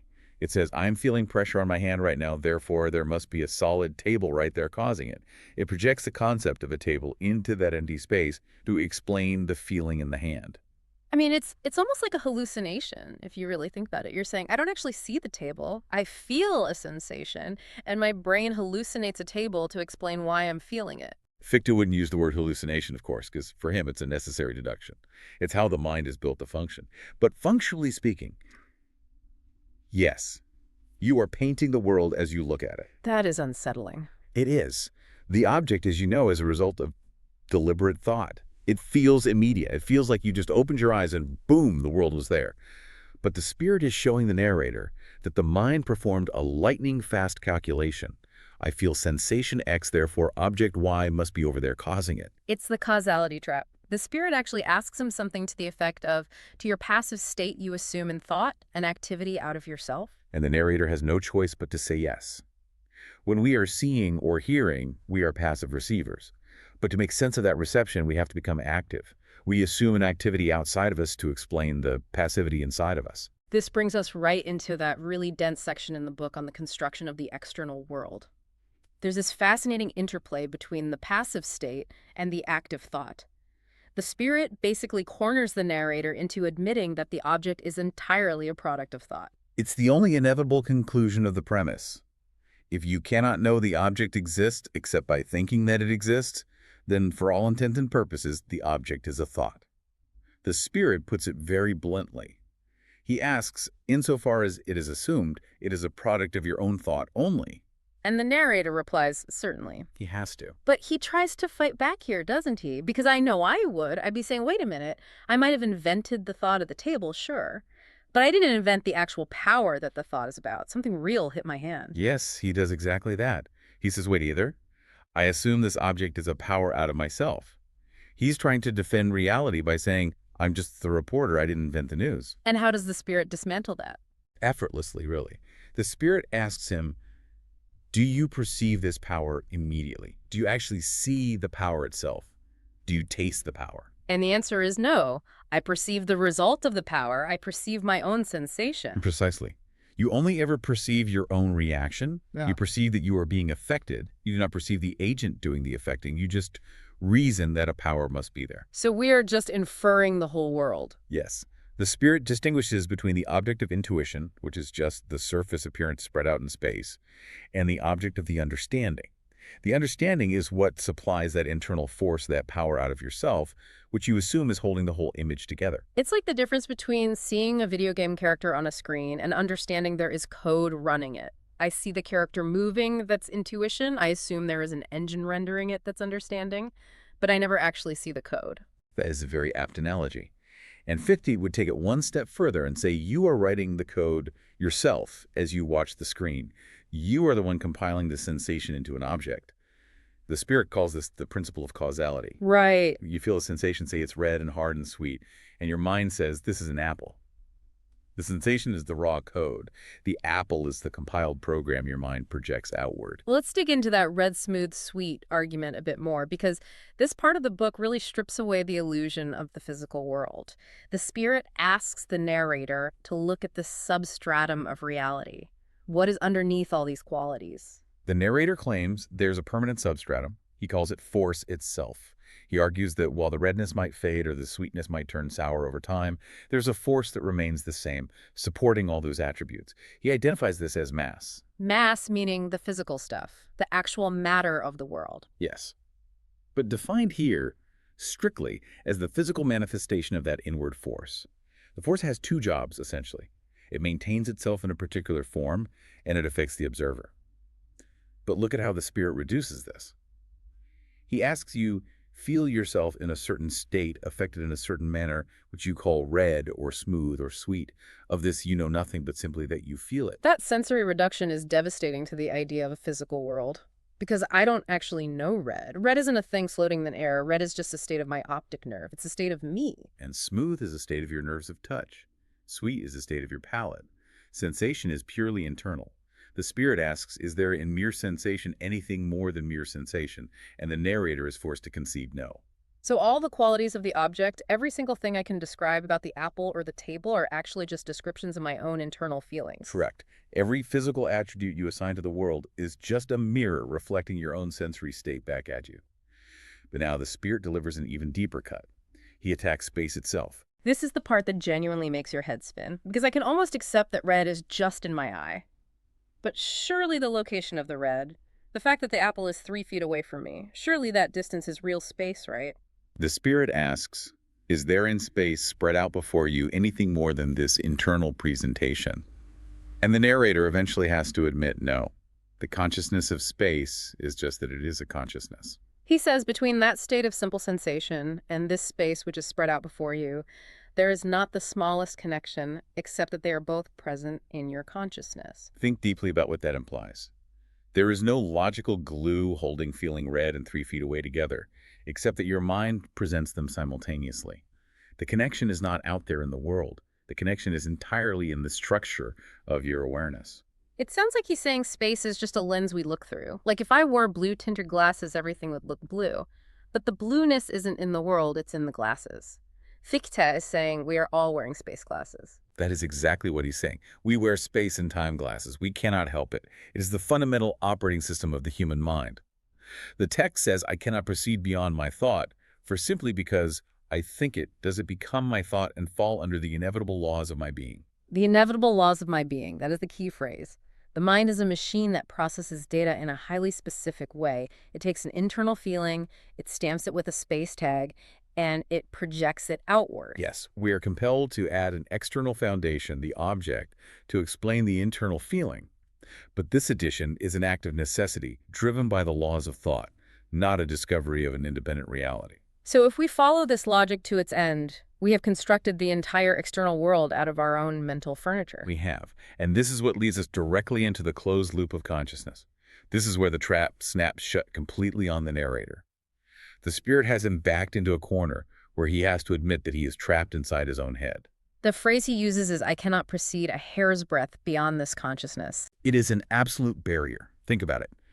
Try right now to imagine a thing in itself, a real object that exists completely independent of anyone perceiving it. Okay, I'm trying. I'm imagining a rock on the dark side of the moon. Nobody is there looking at it, just the rock sitting in the dirt. But you are imagining it. You are thinking about it right now. You are visualizing the darkness and the rock. You are actively applying your mental concepts of rock and moon and darkness to it. You haven't escaped your mind at all. You've just projected your mind's imagery to the moon. Oh, I see what you mean. I can't think of something without thinking of it. The act of trying to imagine a world without a mind requires a mind to imagine it. It is the tautology of knowledge. We can never know anything but our own knowledge. We can never observe anything but our own observations. The Spirit says all attempts to conceive of an absolute connection between things in themselves and the self are but attempts to ignore our own thought. It's a strange forgetfulness of the undeniable fact that we can have no thought without having thought it. We forget that we are the ones doing the thinking. We get so completely lost in the movie that we forget we are the projector. Beautifully put. And this solipsism doesn't just stop at one object. It extends to the entire universe. The Spirit pushes this to what he calls the world system. If one object is just a mental creation, then the relationships between objects like gravity or collision or cause and effect, what are they? Well, they must just be relationships between thoughts. If the balls on a pool table are thoughts, then the physics of how they bounce off each other is just the logic of how our thoughts connect. Exactly. The rigid necessity of the laws of nature, the fact that a ball absolutely must fall if I drop it, is actually just the rigid necessity of the laws of thinking. My mind is programmed to logically connect the thought of dropping with the thought of falling. The universe isn't a giant machine made of dead matter. It's a massive logic puzzle made entirely of mind. The Spirit actually claims this. He says, as clearly as I have now pointed out to you the origin of this system of objects, could I also show you the law, according to which there arises an infinite multiplicity of such objects, reciprocally determining each other with rigid necessity? He is claiming that he could theoretically deduce the entire laws of physics from the laws of psychology. The complete physical world system is just the complete mind system externalized. And at this point, you would think the narrator might be impressed by this profound philosophical realization, or at least intellectually intrigued. But the reaction is, well, it's pure horror. It really is. This is the existential crisis of the book. I want to spend some time here because the mood of the text shifts so violently. For the last 20 pages or so, the Spirit has been this cool, logical, Socratic guide, but suddenly the narrator absolutely freaks out. It is a full-blown ontological panic attack. To understand why, you have to remember the Spirit's stated intention at the very beginning. Why did he start this rigorous conversation in the first place? He says, it was from this fear only that I wished to set you free, the fear of being crushed by the external world. Because earlier the narrator was terrified of nature, he was afraid of rigid necessity, he felt like he was just a meaningless cog in a giant deterministic machine. Right. The logic the Spirit was operating on was this. If the world is a giant, unfeeling machine, and you are just a physical part of it, you have no freedom. You are crushed by fate. So the Spirit's solution is to say, don't worry, the world isn't a giant machine. It has no independent power over you because it's just your own thought. You shouldn't fear necessity if you are the author of that necessity. It sounds like a gift on paper. You are the creator of your own reality. It's a very empowering, almost modern-sounding slogan. But look at how the narrator actually reacts to receiving this supposed gift. He doesn't feel empowered at all. He cries out, "Stay deceitful spirit. Is this all the wisdom you have? You have abolished necessity by annihilating all existence." He feels utterly annihilated. He says, instead of making me free, you have made me nothing. Because if the world is just a hollow shell, if everything is mere presentations, then what is he? That is the terrifying next step in the logic. The body vanishes. The spirit forces him to confront this. He says, "I appear to myself as a body existing in space. Of all this, you will say that it is a product of sensation, intuition, and thought combined." My own hands typing on a keyboard, my own heart beating in my chest, these are just sensations I have projected into a mental construct of space. And if the physical body is a projection, what happens to the self? What is the I that is doing the projecting? This brings us to the dream of a dream section. And the language Fichte uses here is genuinely haunting. The narrator realizes, I myself absolutely know not and am not. Pictures are. They are the only things which exist. Pictures which float past without there being anything past which they float. That is one of the most chilling images in philosophy. Usually you look at a picture, there's a wall behind it holding it up, and there's a physical person standing there looking at it. Here, there is no wall. There is no person. There's only the floating picture. It's cosmic horror. He hasn't found profound enlightenment. He's just found the void. He says, I myself am one of these pictures. Nay, I am not even this, but merely a confused picture of the pictures. This is what philosophers call scattered self-consciousness. The spirit walks him through the devastating idea that the I is just a momentary returning of consciousness into itself. Every single time you think, I am thinking, that is just a brand new separate thought. There is no permanent soul underneath it. There is no sturdy ego sitting in the captain's chair of your brain. There is just a series of flashes. Flash, I see a tree. Flash, I think about the tree. Flash, I think about me thinking about the tree. All reality is transformed into a strange dream without a life which is dreamed of and without a mind which dreams it. A dream without a dreamer. That is the absolute abyss of radical idealism.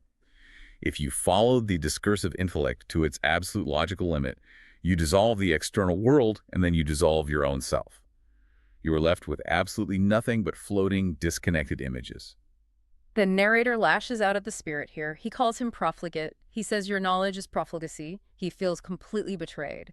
He wanted solid answers about his place in the universe, and he got pure nihilism. And this brings us to the spirit's confession, which is a crucial turning point in the text. The spirit remains perfectly calm despite the narrator's panic. He says, short-sighted mortal, did you then take me for a blind admirer and advocate of this system? That is such a twist. The spirit basically admits he doesn't believe it either. He says, I didn't create this nightmare system. I just showed you the inevitable conclusion of your own desire for knowledge. This is the core lesson the spirit was trying to teach. He says you did desire to know of your knowledge. You wanted to use your intellect to find the absolute solid foundation of reality. But the intellect is, by its very definition, a picture-making faculty. It only creates representations. Knowledge is but pictures representations, and there is always something wanting in it, that which corresponds to the representation. Exactly. A map can never be the territory. If you ask a map to give you real dirt and real rushing water, you are going to be severely disappointed. You will only ever get paper and ink. The spirit is saying you tried to find absolute reality through the map-making tool, your mind, and you found only empty images. That isn't the fault of reality. It's simply the limitation of the tool you chose to use. Knowledge cannot give reality. That is a massive takeaway from this section. If you try to think your way down to the bedrock of existence, you will always end up with just another thought about existence. The spirit admits the intellect destroys and annihilates error. It cannot give us truth, for it is in itself absolutely empty. Radical skepticism cleans the slate. It destroys the false belief in a dogmatic, solid, material world. But it leaves a total void in its wake. And just as the narrator is drowning in this void, the spirit hints at the exit door. He says, but you have such an organ, arouse and animate it, and you will attain to perfect tranquility. A different organ, something entirely other than the discursive intellect, something that can actually grasp reality directly. And having dropped that massive hint, the spirit leaves. He says, I leave you alone with yourself. This marks the major transition in the book into Book 3, and the title of Book 3 is simply the word faith. But before we get to the resolution of faith, we have to deal with the immediate aftermath of the spirit vanishing. The narrator is described as being smitten to the ground. He is completely crushed by the realization that his entire intellectual world is essentially hologram. He says, I demand something beyond a mere presentation, something that has been and will be. His heart is screaming for reality. He cannot live in the dream without a dreamer, and that intense demand, that deep existential longing, is what triggers the internal shift. Yes. He says, this voice leads me from presentation to something which lies beyond it. And what does this internal voice say? Because it doesn't say think harder about the problem. It doesn't say look closer at the pictures. Not at all. It says, not for idle contemplation of yourself, not for brooding over devout sensation. No, for action are you here. Your action and your action alone determines your worth. Action, that's the anchor he finds in the void. This is Fichte's grand pivot to ethics. Yeah. He is arguing that the fundamental purpose of human existence is not to know the world, because we've just spent 50 pages proving that knowing only leads to a hall of mirrors, but to do something in it. How exactly does action solve the philosophical problem of reality, though? I'm still a bit lost on the logical connection between doing something and proving you exist. It solves it because action inherently implies an independent self. Think about the fundamental difference between observing and doing. When I observe the world, I am passive. I am just receiving images, as we discussed earlier. But when I act, I am originating. I am starting a brand new causal chain in the universe. The impulse to act implies an independent self. If I feel the urge to change something in my environment, to pick up this coffee cup, to help a friend out of trouble, to build a house, I am fundamentally assuming that I am a real power. Yes. The narrator says there is within me an impulse to absolute independent self-activity. This impulse is not a thought. It is not a picture. It is a feeling, a deep drive. It says I am. It says I am a cause. He declares I must be something for myself and by myself alone. And here's the underlying logic of why action works as an anchor. To act, I must first conceive of a purpose. I must imagine a future state of affairs that does not exist yet. And I must deeply believe that I have the power to bring that future state into existence out of nothing. Producing something out of nothing, that is basically the definition of creation. And that is the definition of true free will. The intellect looks at the world and says, everything is strictly determined by the past. It's all rigid necessity. The will looks at the world and says, I can start something entirely new right now. So the narrator clings to this realization like a life raft. He says, here is the point to which the consciousness of all reality unites itself. I am real because I can act. And this is why Fichte is such a rigorous and sometimes frustrating philosopher, we are not out of the words just yet. We immediately enter the section on the final doubt. The tribunal of speculation is not silenced so easily. Right, the narrator feels this impulse to act. He feels free. But then his brain kicks in again. He calls it the strict tribunal of speculation, which is such a great name for that nagging, skeptical voice we all have in our heads. It attacks this new hope immediately. The tribunal asks a truly devastating question. It says you feel an impulse to act. Fine. But how do you actually know that feeling is real? You only think you feel an impulse. Exactly. Speculation argues, look, you just spent all this time admitting that your vision of a tree is just a mental image. You admitted your physical body is just a mental image. Why on earth is this inward impulse to act any different? Isn't it just another picture passing through your mind? That is maddening. The skeptic says maybe you just think you have free will because you can't see the cosmic strings pulling you. That is the determinable element argument in the text. The narrator says, I ascribe power to myself. The intellect replies, is this power real, or is it just a delusion caused by your extremely limited perspective? Maybe you are perfectly programmed to feel free while being completely determined. It leads straight into an infinite regress. The text asks, do I really think, or do I merely think that I think? And do I think that I really think that I think? It is the absolute paralysis of the intellect. It can question the reality of the question itself endlessly. There is no logical mechanism to stop the doubt. You can always take one step back and ask, but am I sure of that? What can hinder speculation from raising such questions without end? Nothing. Logic cannot stop logic. The narrator realizes that if he stays purely in the realm of theoretical reasoning, he will never find solid ground. He will spin in this intellectual void forever. So we have arrived at this massive philosophical standoff. On one side, the I has found a potential anchor in the moral, will the desperate need to act and shape the world? On the other side, the intellect is actively trying to dissolve that anchor right back into a dream. And we really have to leave the narrator suspended right there in that tension for now. He knows he must act. His conscience absolutely demands it. but his brain tells him it is theoretically impossible to prove he even exists to do the acting. The text mentions the genetic deduction of the purpose. The narrator tries one last logical defense, arguing that a purpose is special because it points to something not yet there. It implies a power to bring something out of nothing. Yes, the concept of a design or a purpose is unique among thoughts. It's not a copy of an existing reality. It's a blueprint for a future reality. The narrator argues this proves his true independence. But even then, the intellect whispers, is the blueprint real, or is it just another image? He admits, I know and must admit that each definite act of consciousness may be made the subject of further doubt. The doubt simply persists. It persists because we haven't actually applied the final ingredient yet. We haven't fully activated the new organ the Spirit mentioned. We have found the proper object of that new organ, which is action and will, but we haven't utilized the organ itself. And that organ is faith. Precisely. And faith in Fichte's specific philosophical sense isn't just passively believing in a religious dogma. It is a highly active, voluntary act of the will to stop the infinite regress. It is looking directly at the endless loop of intellectual doubt and deciding, I choose to step out of this. We are going to see exactly how that profound choice is made in the next part of our analysis, but for now we leave you with this thought to mull over. You cannot think your way into reality. You have to live your way into it. The absolute necessity of action, clashing with the absolute skepticism of thought, it's the ultimate battlefield of the mind. And on that battlefield, we will pause, we'll pick this right back up, and watch the narrator finally attempt to break the chain. We are picking up the thread exactly where we left it, standing on what feels like a philosophical precipice. Yes, a very quiet, very stark precipice. Right. And if you recall the sheer weight of the previous section of Johann Gottlieb Fichte's book, The Vocation of Man, we left the narrator in a state of absolute devastation. He had completely dismantled his own reality. He really did.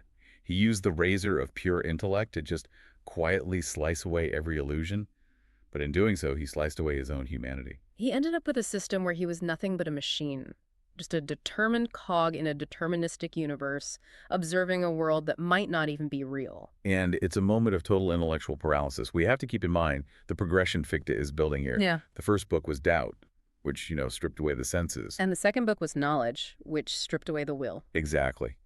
And now, as we gently turn the page to book 3, which is titled Faith or Glaube in the original German, we are looking for the reconstruction. The narrator is essentially sitting in the dark saying, I cannot live in this void. My head tells me I am a machine, but my heart screams that I am free. That conflict is incredibly visceral. It isn't just an academic problem for him, it's an existential crisis. He says, I cannot remain in this state. No one could. It's a suffocating place to be. And this is where the shift happens. He realizes that if pure calculation leads to a dead end, the way out must be, it must be something else entirely. It leads him to this concept of faith. But we need to be very, very precise here for you listening. We aren't talking about religious dogma, are we? Not in the slightest, no. And that is a crucial distinction to make early on. Fichte isn't telling us to go to a church or recite a creed. He is defining faith as a specific function of the mind, or rather a function of the will. Right. He defines faith as a resolution of the will to admit the validity of knowledge. It's a voluntary choice. Yeah. A choice to stop questioning the ground beneath your feet so that you can actually walk. Let's unpack that transition, because the internal monologue the narrator goes through is fascinating. He talks about this voice within that he just can't silence. It's a very quiet but persistent voice. But before he embraces it, he confronts the danger of what he calls the ladder of reflection. And I found this metaphor of the ladder to be incredibly relatable to anyone who has ever overthought something to the point of anxiety. It is the ultimate trap of infinite regress. Think about how consciousness works. I am aware of this table in front of me. That is step 1. Okay. But then I can step back and be aware that I am aware of the table. That is step 2. I can step back again and quietly observe myself observing myself. It's like standing between two mirrors. The reflection just goes on forever. Exactly. It's an endless cold corridor. Fichte warns that if you stay on that ladder seeking the highest consciousness, you will never find it. You just keep climbing. You keep climbing into thinner and thinner air until reality completely dissolves. The narrator realizes that the system, that deterministic nightmare he built in the second section, was created because he was stuck on that ladder. He was trying to look at his own life from the outside, like a spectator watching a play. And you can't live a play from the audience. You really can't. And the only way to stop the play and start living is to jump off the ladder entirely. He says he refuses to play a perplexing game anymore. He makes a choice. He does. He decides to restrict himself to the position of natural thought. That phrasing really struck me, to restrict himself. It goes against our usual assumptions. It does, because usually we think of philosophy as expanding our minds, stretching our boundaries. But he is saying we need to deliberately limit our speculation to preserve our sanity. It is a voluntary limitation. He's quietly saying to himself, I could keep asking if this is real for eternity, but I'm choosing to stop. This is the pivot from intellect to will. Yes. He realizes that reality isn't something you find by thinking harder. It is something you create by deciding to act. This brings us back to that definition of faith. It is the bridge between the map and the territory. I really like that analogy. Let's sit with that for a second. The intellect gives us the map, right? Correct.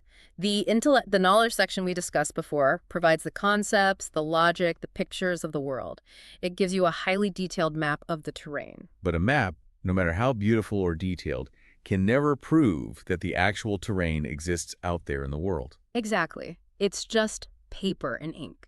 You can have a perfect, mathematically flawless map of a completely fictional city. So faith is the decision to trust the map. Faith is a decision to pack your bag, open your front door, and step out onto the road, trusting that the ground will hold your weight. It's the resolution to treat the map as valid. Without that act of will, the map remains a curiosity, something you just stare at in your study. With the act of will, it becomes a guide for a real life. And he ties this act of will directly to the idea of conviction.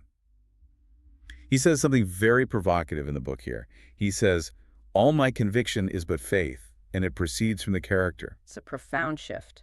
He seems to be saying that believing in truth is a moral issue, not just an IQ issue or a matter of logic. That is one of Fichte's most piercing insights. He argues that skepticism, the refusal to believe in reality or take responsibility, is often a character flaw. A character flaw, that's heavy. It is. It can be a form of cowardice or laziness. Think about it. If I convince myself that I have no free will, that I'm just a passive product of my environment, then I don't have to take responsibility for my actions. I can just float through life. If I hurt someone, well, it was predetermined. Exactly. Skepticism becomes a very comfortable hiding place. It's a bunker for the weak will. To accept freedom, to accept that you are an active agent in a real world requires courage. It requires what he calls a good will. Fichte says that a person with a corrupt character will always struggle to find truth because they don't actually want to find it. They prefer the fog. They prefer the fog because the clear light of day demands action. But for the person who does want the truth, the person who wants to step out of the fog, where do they look? The narrator finds what he calls a touchstone of truth. He finds an anchor. And that anchor is conscience. Conscience is the absolute bottom line for Fichte. In the previous section of the book, logic was the bottom line, but logic led to a dead end.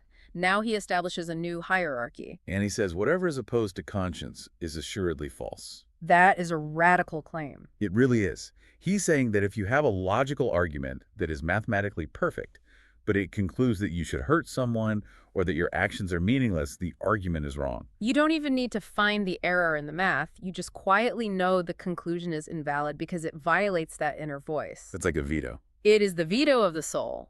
Logic is a tool, but conscience is the master. If the tool produces a result that insults the master, you know the tool is broken. He uses the example of his previous determinism to illustrate this. The system said, you are a machine. His conscience says, I am responsible. I possess merit and guilt. Therefore, the system is false. He doesn't need to disprove it logically. He disproves it morally. He goes on to say that we are born in faith. He uses a beautiful, quiet example of a blind man versus a seeing man. Both of them follow their guidance systems, whether that's instinct or sight, without waiting for some philosophical proof that the world is there. Right. We don't wait to prove the floor exists before we get out of bed in the morning. We are called upon to act. This brings us to his concept of the unity of man. We aren't a brain in a jar that just happens to be attached to a body. No, we are a single, completely unified being. And Fichte argues that thought is founded on impulse. Thought is founded on impulse. That completely reverses the standard Enlightenment view, doesn't it? Yeah. Usually we're taught that reason should control impulse. Fichte argues that practical reason, the drive to be, to do, to accomplish, is the actual root of all reason. We developed eyes because we needed to see in order to survive and act. We develop logic to help us navigate our duties. Exactly. We do not act because we know. We know because we are meant to act. The vocation comes first. The purpose precedes the intellect. And this realization utterly transforms the narrator. Yeah. He realizes he is an active thinker. He isn't just a passive mirror reflecting the world. He is a force that shapes it. He says, I produce my own system of thought. He takes ownership of his reality. He realizes that nature isn't this alien, hostile thing imposing itself on him. By understanding nature, by categorizing it, he is molding it with his mind. He realizes he is wholly his own creation. But this does lead to a very practical and honestly a very lonely problem. The problem of solipsism. Yes.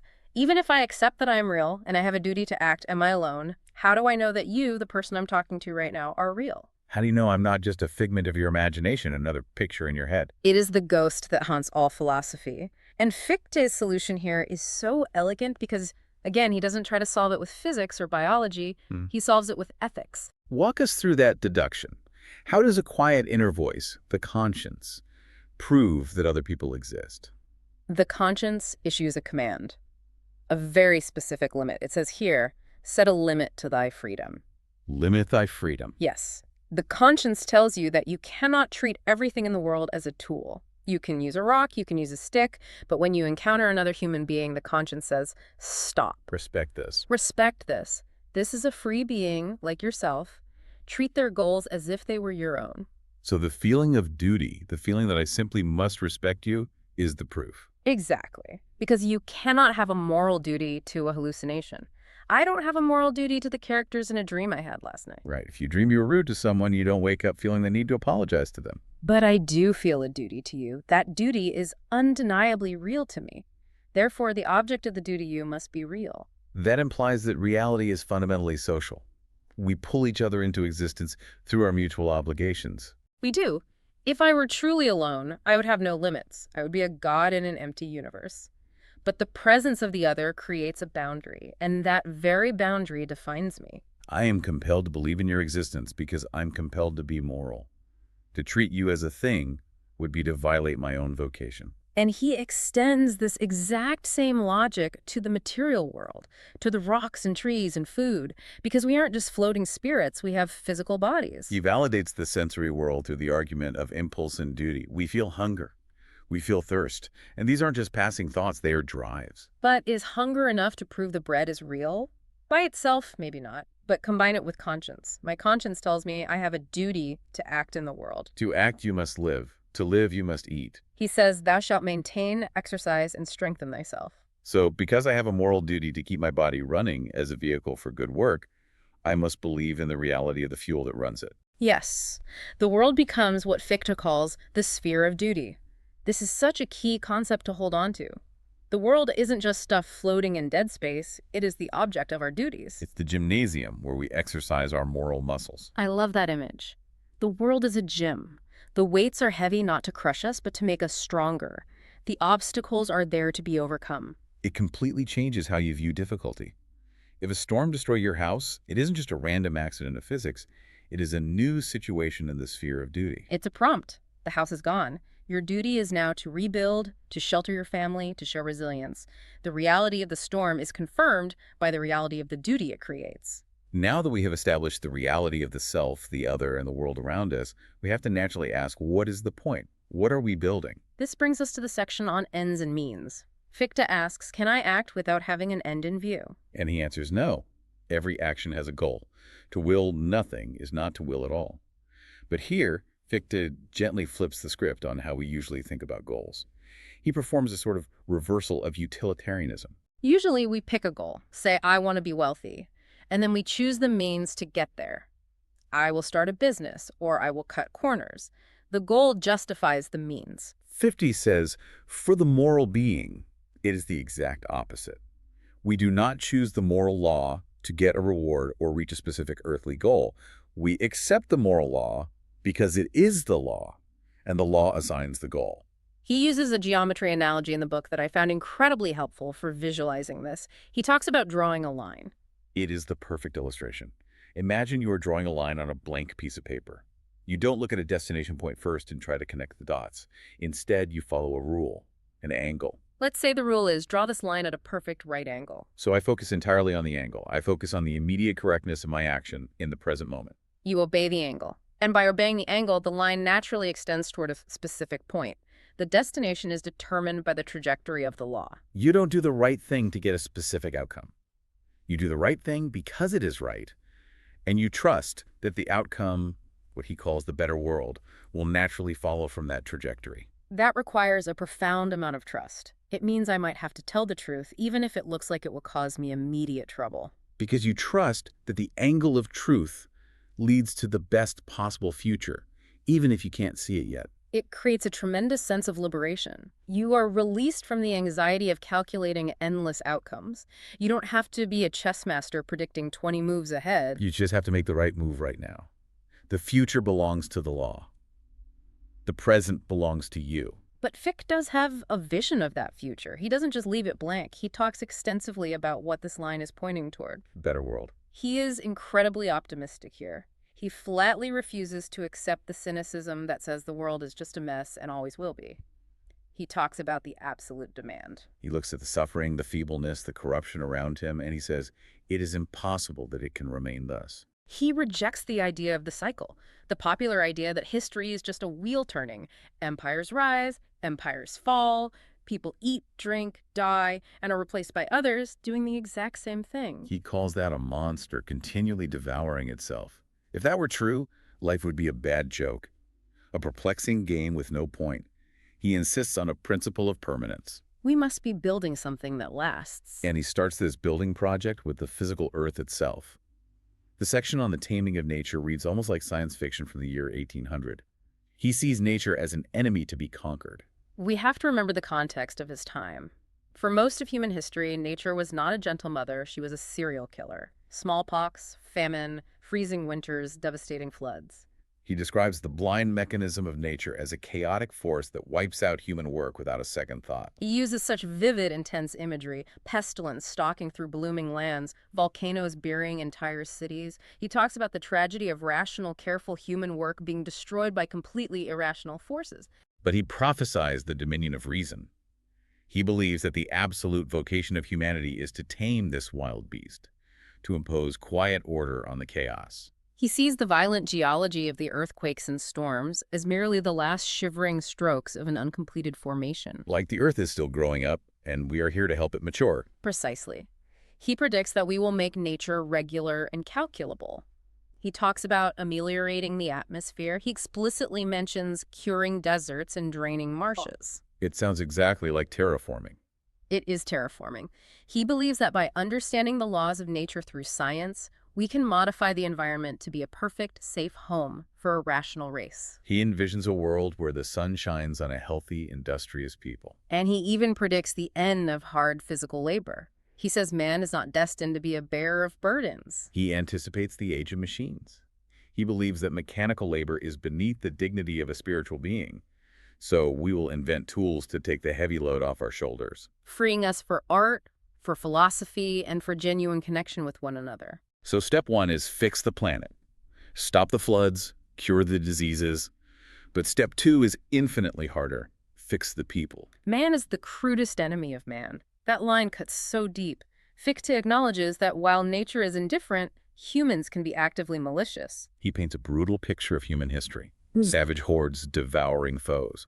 But then he looks at the civilized nations of his day and says it's just as bad, only more organized. Hostile fleets plowing the ocean. He points out the sheer absurdity of war.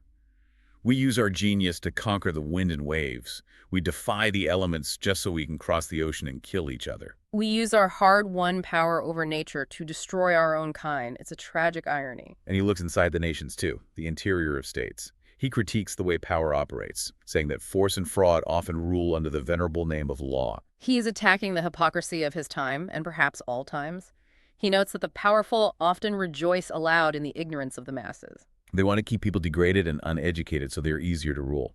Because if you keep people busy struggling for mere survival, they don't have the time or energy to demand their rights. They perpetuate their slavery to themselves. But Fichte believes this is ultimately a losing strategy. You cannot keep a rational being in the state of an animal forever. The spark will eventually catch fire. He talks about the difficulty of doing good, though, and this part really resonated with me regarding how we organize society. He analyzes why the good side always seems to be losing to the bad side. It's a brilliant psychological insight. He says the good cause is one. We all generally want a better, fairer world. But because it's a complex ideal, we fight over the method. Rashness versus cowardice. Right. One person wants to burn the corrupt system down immediately to fix it. The other wants to change it slowly and carefully. They have the exact same goal, but they destroy each other over the tactics. Meanwhile, the bad cause. The bad cause is simple. Self-interest.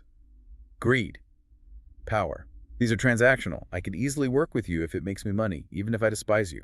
The wicked can unite in a common hostility against improvement. They have a tactical advantage because they aren't burdened by the nuance or complexity of moral ideals. That is a depressing thought to sit with. But Fichte doesn't let us stay depressed for long. He insists on the inevitability of social evolution. He argues strongly against eternal savagery. He says no race is born to remain in the dark. Civilization is a mechanism that naturally spreads.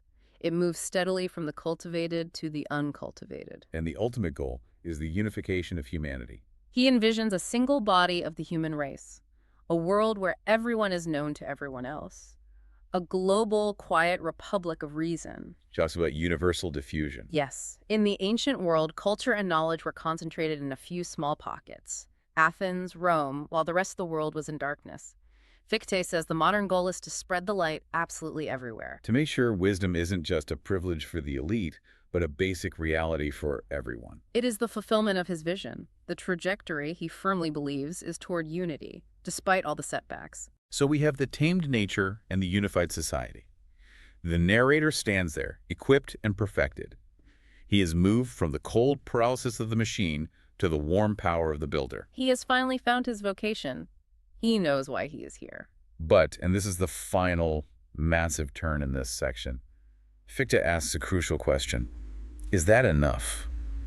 If we create heaven on earth, if we cure every disease and end every single war, we still die. And if death is the absolute end, then even the perfect society is ultimately meaningless. It will eventually be swallowed by the sun or just by deep time. Shall I eat and drink and then be swallowed by the grave? If the line we are drawing just abruptly stops at the gravestone, the geometry is broken. So the narrator concludes that the better world he is building cannot be limited to the physical earth. The physical earth is just the nursery. It is merely the training ground. The soul flows onward, heedless of barriers. This implies a profound continuity of consciousness.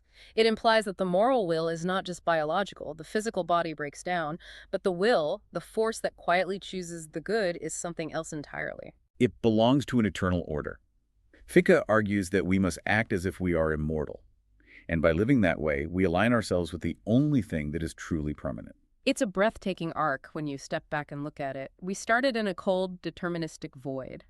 We found the warmth of the will. We used that will to prove the reality of our neighbors and our world. We accepted the heavy duty to garden the planet and civilize our societies. And finally, we realized that this quiet, daily work echoes into eternity. It is the ultimate affirmation of human dignity. Fichte is telling you, you are not a spectator. You're not a ghost. You are not a machine. You are a creator. And the key to unlocking all of this isn't found in a textbook or a lecture. It's in the voice within. The conscience, that is your compass. Fichte says, I understand thee now, sublime spirit. He recognizes that this voice isn't just his own ego talking to himself. It's a connection to something much higher. It is the order of the universe speaking directly through the individual. When you listen to your conscience, you aren't just being nice. You are aligning yourself with the fundamental structure of reality. You are actively participating in the creation of the better world. So for you listening who might be struggling with that feeling of paralysis, who feels overwhelmed by the sheer complexity of the world, or the feeling of being just a number in a massive system, what is the Fichtean prescription? The prescription is quite simple. Act. Stop analyzing the ladder. Step off. Find the nearest duty, the most immediate, quiet responsibility to yourself or to another person, and fulfill it. Action cures solipsism. Action establishes reality. If you doubt the world, engage with it. If you doubt your worth, create value for someone else. In the steady movement of the will, the shadows of doubt simply evaporate. True insight is merit. And action is truth. We have covered an immense amount of ground as we've walked through this book. We have moved from the depths of existential despair to the heights of visionary, almost cosmic hope. But the journey of the narrator doesn't stop here. We have established the reality of the moral will, but we still need to explore the nature of that infinite will that guides us all. The narrator has found his footing on solid ground, but he has not yet seen the full face of the divine. If this earthly goal is to be achieved, if nature is tamed and war ends, is that the end? Or is there something beyond even the perfected earthly society? The sublime spirit has spoken, but we need to understand the profound relationship between the individual will and the universal will. That is where Fichte will take us next. It is the natural, logical next step. If we're all truly connected, what is the ultimate medium of that connection? The soul flows onward, heedless of barriers, implying that the better world must eventually transcend even the perfected physical earth. The exploration continues. We will be right here turning the page. And that brings us exactly to the precipice we were just standing on. Right at the edge. We established quite painfully that mere knowledge, just knowing what exists in the physical world around us, is not enough. It leaves us cold. It really does. It leaves us without a driver for our actions. And we ended the last part of our discussion on that realization, the realization that action, actually doing something, is the true root of existence. Precisely. And that is exactly where the transition occurs.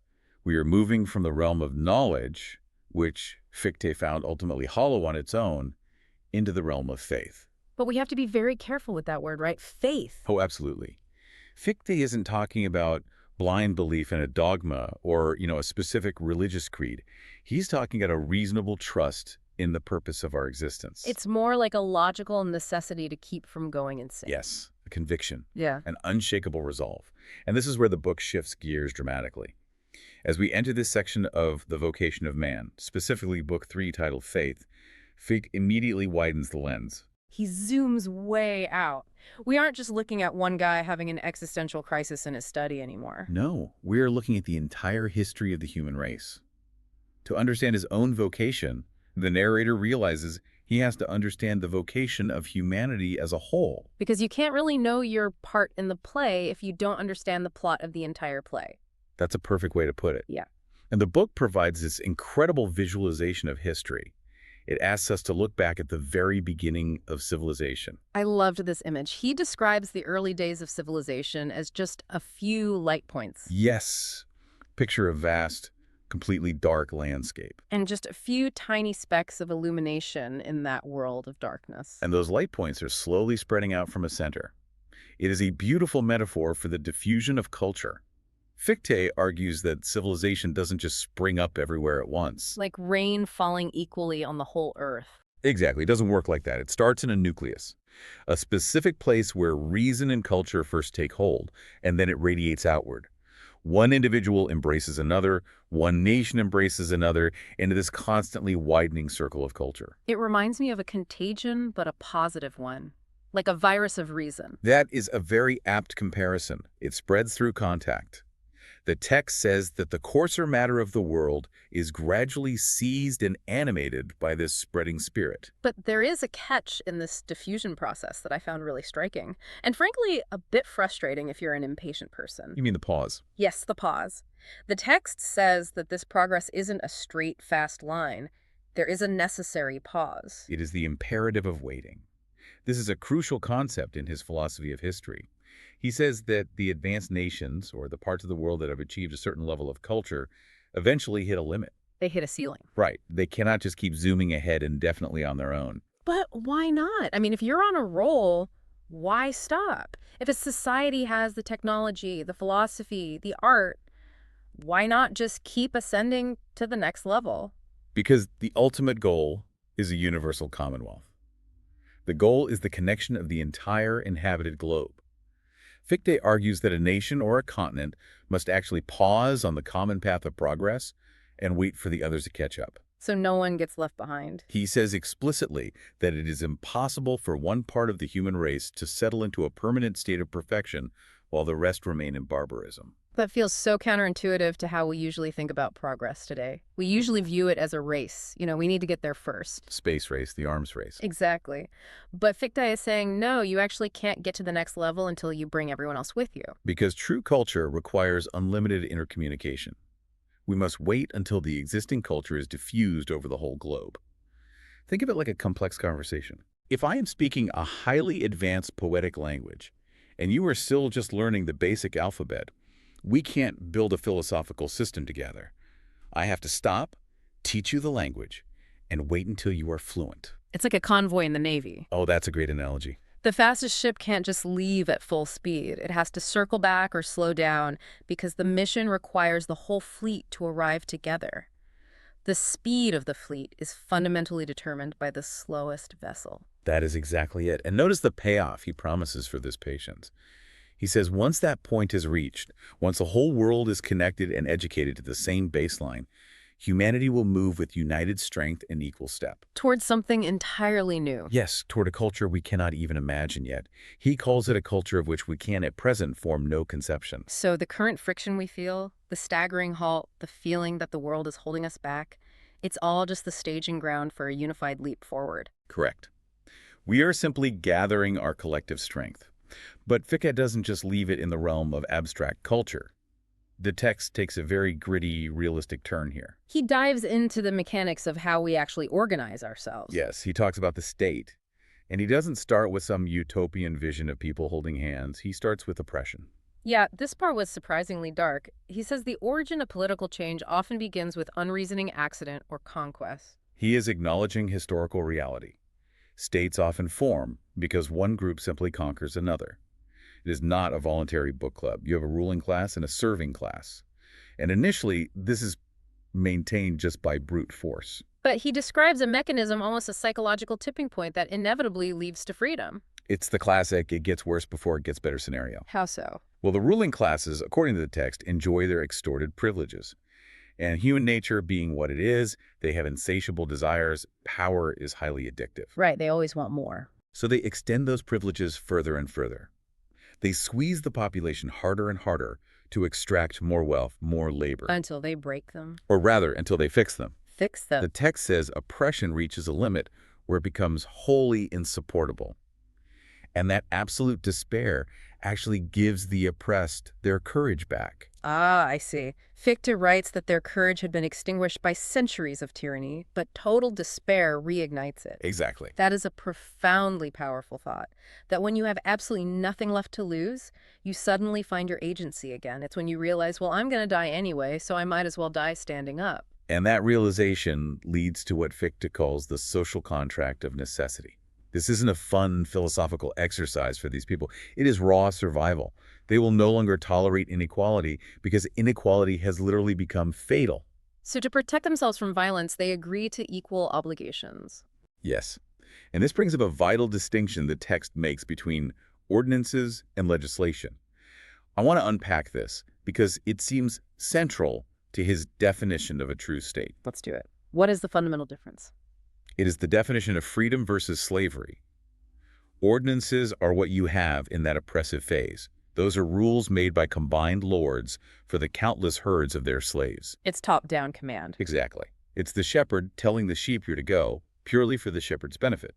The sheep have no say. And legislation? Legislation is deliberation, where every man decides for himself. But here is the key mechanism he decides for himself, knowing that any law he agrees to will apply to him too. He knows that if he permits an injustice, he might be the victim of it tomorrow. Right. It's like, I can't make a law saying it's legal to steal your neighbor's crops because then someone will just steal my crops. It's the veil of ignorance, in a way. Precisely. The motivating force isn't necessarily high-minded altruism initially. It is a regard for his own security. Fichte is very pragmatic here. He says, by protecting myself, I am irresistibly compelled to respect the security of everyone else. So justice is founded on self-preservation. In the true state, yes. It starts with selfishness. I want to be safe, and logically evolves into justice to be safe. I must ensure you are safe. And this internal logic of the true state, where everyone is equal under the law, naturally extends outward. It dictates how that state interacts with its neighbors, which leads us to his theory of international relations. This was the part that felt incredibly relevant, even looking at the world today. He argues that a true state, one built on this mutual equality, literally cannot be aggressive. It has no incentive to go to war. It's a fascinating economic and psychological argument. Break it down for me. How does he explain it?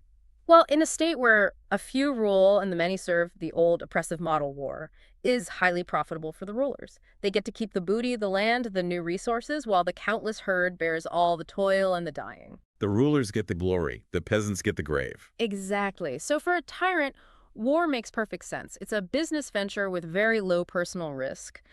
But in a true state, where all are equal if you go to war, the plunder, if there is any, must be divided equally among everyone. And when you do the math on The that, share is just too small.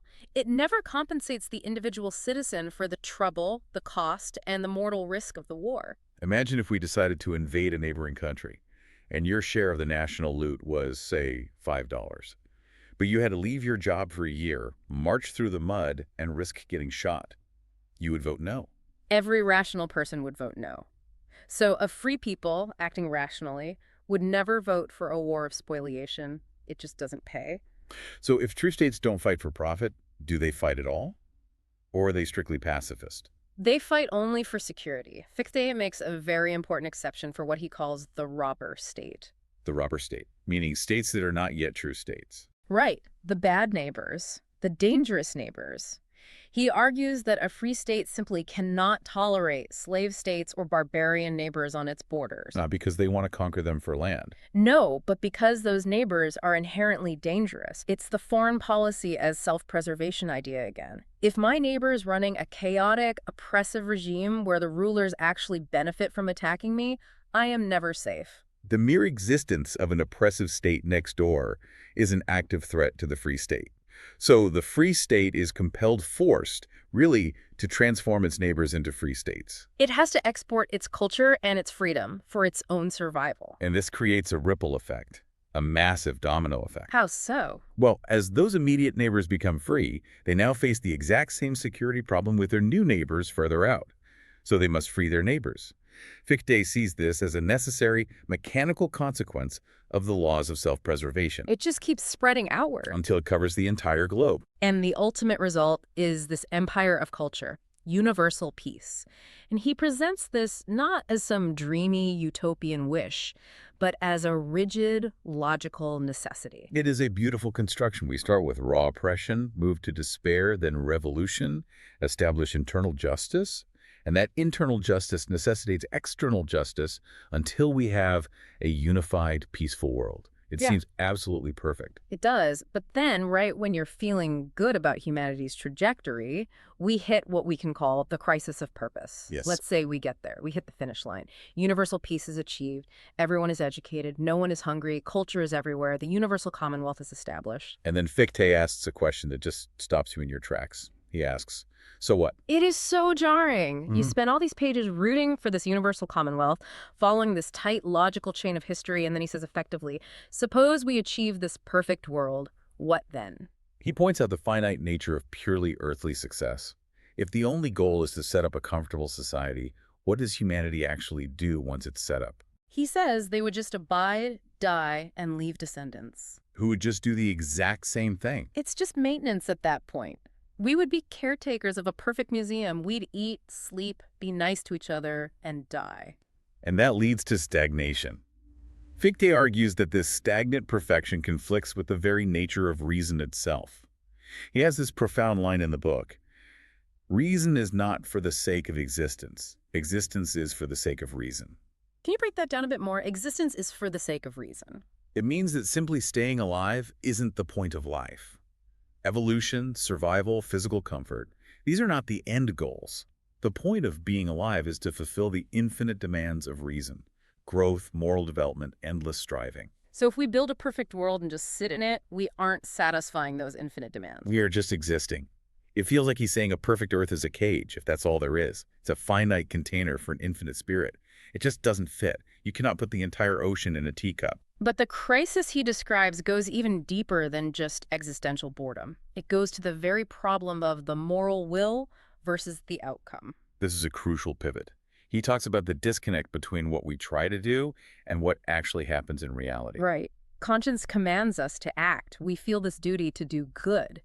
But Fichte observes that in the physical world, what he calls the sensual world, good intentions often fail miserably. You try to help someone and it completely backfires.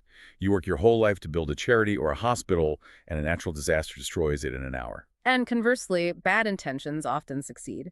He talks about the despicable passions of men sometimes moving history forward more effectively than the virtuous do. Which is a terrifying thought if you dwell on it. If you look at human history, it often looks like the highest good is being achieved by a world spirit or some unknown mechanism that just uses human beings as fuel. Think of Alexander the Great or Caesar or Napoleon. They might have been driven by pure ego and a desire for conquest, but their actions inadvertently spread culture and connected the world. The world spirit uses our crimes and our virtues indifferently. Exactly. And if that is true, if the result is the only thing that matters and the result is controlled by this unknown mechanical power, then what are we? We're just gears. A passive wheel in the great machine. If the outcome is all that counts and we clearly don't control the outcome, we have no real freedom. We are just tools being used by history. And the narrator, the voice guiding us through the book, absolutely refuses to accept this. He essentially screams, "I must be free." It's an assertion of pure human dignity. He says the bond of duty is for living spirits, not dead mechanisms. If I am just a cog, then morality is a joke, it's a biological delusion. Why should I feel guilty if I am just a gear turning exactly the way I was manufactured to turn? But he feels the demand of conscience as something undeniable, something real. So we have a massive contradiction here. The physical world says you are a cog. The conscience says you are free. How does he resolve it? He resolves it by realizing that the earthly goal, that universal commonwealth we just talked about, cannot be the final goal. It's a logical deduction. Like a Sherlock Holmes moment, when you have eliminated the impossible. Exactly. Let's look at the premises. 1, conscience commands obedience regardless of the earthly results. 2, reason implies that nothing is commanded in vain. 3, in the physical world, obedience often has absolutely no result or even a bad result. So there must be another place where this obedience actually counts. Yes, a supersensual world, a spiritual order. He realizes we are citizens of two worlds simultaneously. Let's define these two worlds clearly, because this is the absolute core of his worldview from here on out. We have the world of sense and the supersensual world. The world of sense is the physical reality we see around us. It is governed entirely by the chain of material causes and effects. One billiard ball hits another. Action or motion is the only reality there. It's the world of the machine. And the supersensual world. That is the world governed by the will. The will is the efficient living principle in that realm. And here is the crucial shift in his philosophy. The narrator realizes that man stands directly in the center of both worlds. We are the bridge between them. As an earthly being, you act physically. You move your hands, you walk, you speak. But as a spiritual being, your will is the primary force. But Fichte says something about the will here that really stuck with me. He says, the will is a fact. It's not just a wish or a passing thought. This is vital. We often think of willing as just hoping or intending, like, I will myself be a better person. Fichte says the will is an actual constituent element of the spiritual world. It has substance. Yes. When you form a pure will, a true resolution to obey your conscience, you are actually doing something real in that spiritual realm immediately. Even if nothing happens physically. Even if your hands are literally tied. Even if you try to do a good deed and the building collapses on you before you can finish it. The physical result might be a total disaster, but the spiritual act, the forming of the pure will, was a complete and total success. He uses the metaphor of Ixion here, which I found really illuminating. Remind me, the mythological figure. Right. Ixion is punished by the gods by being bound to a fiery wheel that just spins for eternity. Right. Fichte says, without this spiritual view, human effort is exactly like Ixion on that wheel. We are spinning endlessly, sweating and striving and building, but getting nowhere because everything physical eventually turns to dust anyway. Empires fall, the sun eventually burns out. The physical wheel just spins. But with this view, the view that the will is a fact and the spiritual world is real, every effort of the will is a permanent step in the spiritual realm. In the spiritual world, no step is ever lost. That is his promise. You are building something eternal with every pure resolution.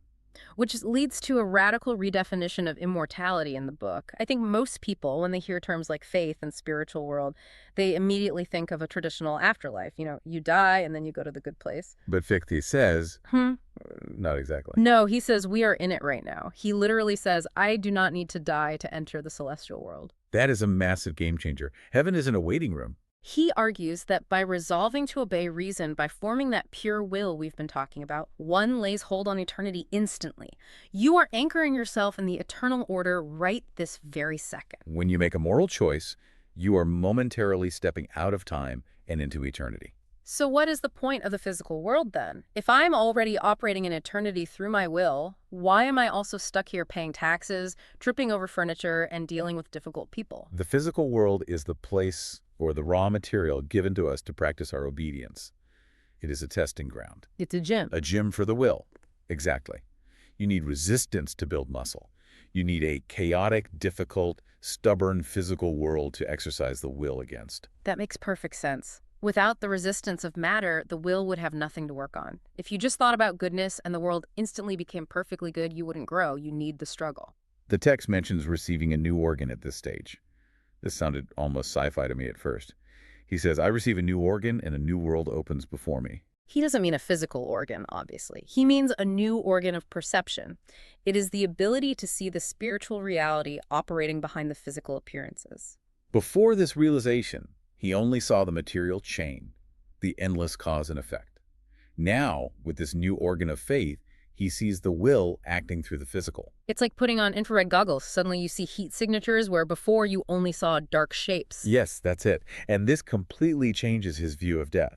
If you already possess eternity through the daily exercise of your will, death is just a change in the environment. It's not an end, and it's not even really a beginning. He says the future life will be a life in sight. Right. He argues that our present earthly life is a life in faith because we cannot actually see the spiritual consequences of our actions. We just have to trust that our goodwill matters in the unseen order. But the future existence will be a life in sight where we build upon the spiritual foundation we are laying right now. So we are essentially building our future house, brick by brick, with our moral choices today. The cycle of progress continues seamlessly. Just as we build on earthly culture generation after generation, we build on our own spiritual momentum. We don't start from scratch in the next life. We start exactly from where our will left off. I want to get to the mechanics of volition section, because this is where Fichte gets really philosophical, but it solves a problem I have always wondered about, the mind-body problem. Ah, the classic philosophical puzzle. How does an immaterial thought move a heavy slab of meat? I can sit here and think, move arm all day, but how does that immaterial thought actually grab the physical muscles and pull them? Fichte addresses this head-on. He says that to the mere understanding, meaning the purely logical, physical-focused mind-moving matter, is a palpable absurdity. It makes absolutely no sense. There is no physical connection between a thought and a bone. So how does he solve it? He completely flips the script. He says it only makes sense if we accept that the will acts primarily in the spiritual realm. Okay. And the physical movement, the arm actually raising in space, is just the shadow or the sensuous view of that spiritual act. Whoa. So the real action is the will itself. The body moving is just the echo. The appearance. We see the body move with our physical eyes and we think, aha, cause and effect. But the true cause is the will operating in the spiritual order. The moving body is just how that spiritual event looks to our physical eyes. That makes the will the only true reality. He says the will is the only thing that is wholly ours. Everything else, our bodies, our physical circumstances, our worldly success, is subject to external forces. But the will, that is the primary and original power. It is the source of true life. This brings a strange, profound kind of calm to the narrator as we reach the outro of this section. It is the calm of absolute independence. Let's look at how he synthesizes this new view. He says he is now a member of two orders. He rules in the spiritual order by will, and he operates in the sensuous order by action. He has finally found his place. He isn't just a victim of the world spirit anymore. He is a co-creator in the spiritual realm. And this changes the entire definition of success, doesn't it? Completely. We spent the first half of this discussion talking about the universal commonwealth, which is a very external, physical vision of success. Peace, laws, safety. But now, success is defined internally. It's no longer about what you achieve outwardly, but how purely you will inwardly. Because the outward achievement might fail. You might try your hardest to build the true state, and you might get thrown in prison for it. Exactly. If your self-worth is tied entirely to the physical result, then prison destroys you. But if your worth is tied to the will, to the fact that you tried purely, then prison cannot touch you. You succeeded the exact moment you resolved to act. It is incredibly empowering. It makes you bulletproof to worldly failure. It creates a fortress of the self. He says, my will is mine, and it is the only thing that is wholly mine. But Fichte doesn't let us just float away into a passive cloud of good intentions. He insists this will must manifest in action. We are still in the physical world, after all. We are. We can't ignore the gym just because we know it's a gym. We still have to lift the weights. So, just to recap where we are in this journey, we started with the sheer despair of feeling like we had no agency. Then we looked at the history of the world and saw a mechanical plan for a universal commonwealth. But we realized even that perfect earthly society wasn't enough to satisfy the infinite demands of reason. So we break through the ceiling of the physical world into the supersensual world. And found that our will is the anchor in that eternal reality. It leaves a narrator and us in a very singular position. You are standing alone. It is just you and your will. That is the solitary power of it. You don't need the applause of the crowd anymore. You don't need the validation of history. You just need the alignment of your will with your conscience. And that new organ of sight is now open. We are looking at the world, but we aren't seeing just trees and cities and politics anymore. We are seeing a spiritual training ground. And the lingering question is, now that we see the world this way, how do we actually live in it? How do we walk down the street, talk to our neighbors, and do our daily jobs with this double vision? The philosophy is set. The engine is fully built. Now we have to see if it actually drives the car. The practical application of the will is the next frontier. It is a lot to hold in your head at once. That you are here, but also there. Always there. Which means every single moment is the moment of truth. Every decision is an eternal one. Let's hold that thought. The weight of the solitary will. And when you reach that exact point where the intellect just hits a brick wall, you really have nowhere else to go. Right. It is a complete dead end. Yeah, that was the crisis we left off with. The protagonist, this seeker we've been following through Johann Gottlieb Fichte's book, The Vocation of Man. He had essentially argued himself into a corner. He felt like a machine, just a cog in a perfectly determined universe. It was a state of total paralysis. Because if you rely solely on pure reason, on just the logical inputs and outputs of the material world, you inevitably end up with determinism. You end up believing that your thoughts, your choices, your entire life really are just chemical reactions. And that is a terrifying place to be. It's suffocating. Exactly. But he doesn't stay there. And this is the pivot point we're looking at today in this section of the book. We're moving from that cold, hard concept of knowledge into this totally new territory that Fichte calls faith. But I want to scrub that word clean for a second, because for you listening today, the word faith usually implies something very different. It implies blind allegiance or organized religion or just believing in something against all the evidence. Yeah, we need to forget the stained glass windows for a moment. No. Fichte isn't talking about theology here, at least not in the traditional sense. He's talking about agency. Agency. Yes. In this specific section of the book, faith isn't believing a story you were told. It's a strategic, profound decision to trust your own internal compass over the chaos of the outside world. It is a philosophical necessity. Fichte describes it as the unhesitating and immovable assent. Unhesitating, immovable assent. So it's less like a religious conversion and more like a cognitive framing. It's deeper than framing. It's a veto. A veto. A veto of the material world's absolute authority. It's the very moment you stop waiting for the universe to give you permission to matter, and you decide that you matter regardless of what the physical universe says. He realizes that the source and standard of all reality isn't outside of him. It's an inward experience. That sounds incredibly empowering, but also a little, I don't know, dangerous. If I just decide reality is whatever I feel it is, isn't that just delusion? That's the exact risk, isn't it? But Fichte is very careful here. He's not saying you can decide gravity doesn't exist. He's saying that the true meaning of reality must be modeled on your internal conviction. Right. He says in the book, I cannot arrive at this from without. If you wait for the physical world, atoms, rocks, weather to give you permission to believe in freedom or morality, you will wait forever because the physical world simply doesn't care. So he's flipping the polarity. He's saying, I am not defined by the world is defined by this conviction I hold. But why is this necessary? Why can't we just be happy with the material world? Why do we need this extra spiritual layer at all? Because of the dilemma of pure reason we touched on earlier, the book lays out a stark, almost brutal choice here. The thinker essentially stands between two worlds. Okay. On one side, you have the sensual world. That is everything you can see, touch, measure, weigh. And on the other side, you have the eternal world, which is the world of spirit, of freedom, and of moral purpose. And if we choose to only stick to the sensual world, if I just look at myself and say, look, I'm a biological organism, I live, I eat, I sleep, and eventually I die. Then human virtue is pointless. Wow. The text is surprisingly cynical about this possibility. It argues that if the material world is the absolutely only reality, then our earthly vocation simply exhausts us. We live, we work, we pass away, and the universe entirely forgets us. Fichte writes that there would be no rational ground for raising our thoughts above the present life. That really hits hard. Because if that's true, then things like self-sacrifice, honor, doing your duty, they're essentially just biological errors. They're a waste of energy in a purely material system. Exactly. Why on earth should you die for a cause? Why should you be honest when lying is more profitable? If you are just a highly sophisticated animal, those moral choices are incredibly inefficient. Right, they don't help you survive. They don't.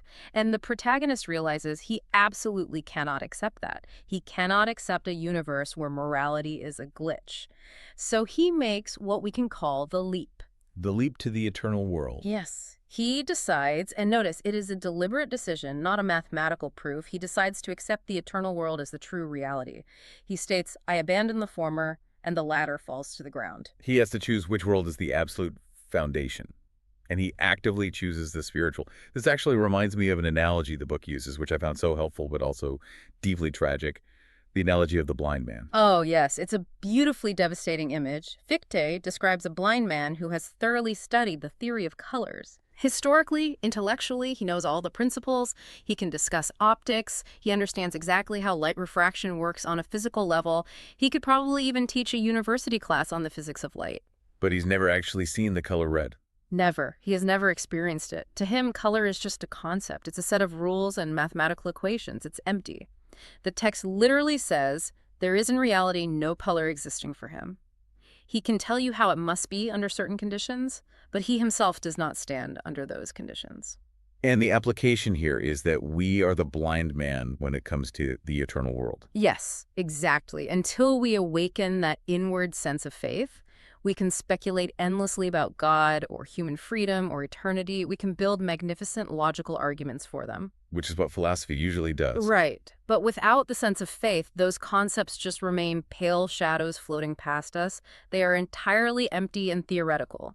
You can logically know the strict definition of justice, but feeling the profound weight of justice is a different sense entirely. So how do we open our eyes? How does the blind man suddenly see the colors? The book is very rigorous here. It demands renunciation. Renunciation. Oh. That sounds incredibly heavy. Like we have to become monks or hermits or stop enjoying our lives entirely. I know, the word carries a lot of baggage.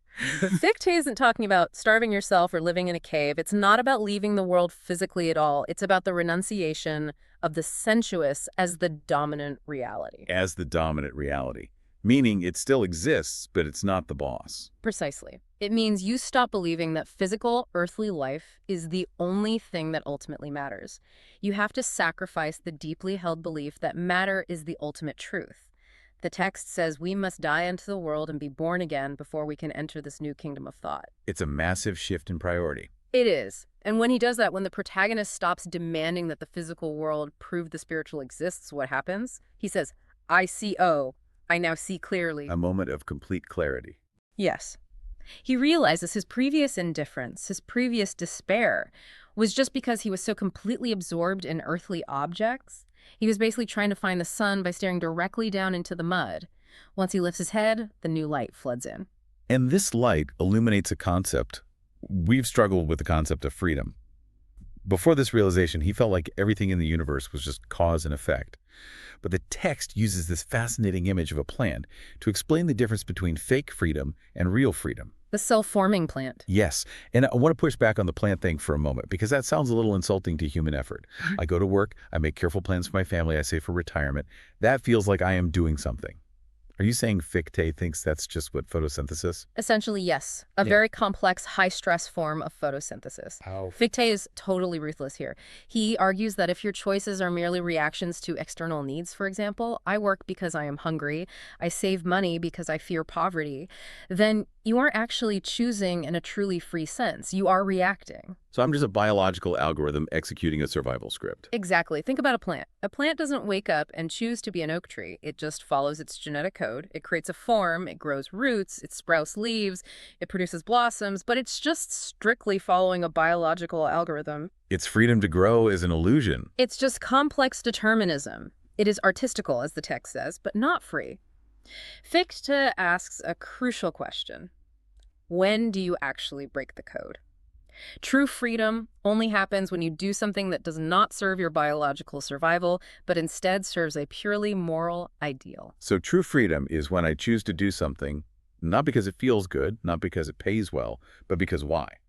Because it is my duty? Because it is right. Because the determination for the action comes absolutely and entirely within itself. It is uncaused by the physical world. And this leads to a very profound point Fichte makes about intelligence versus character.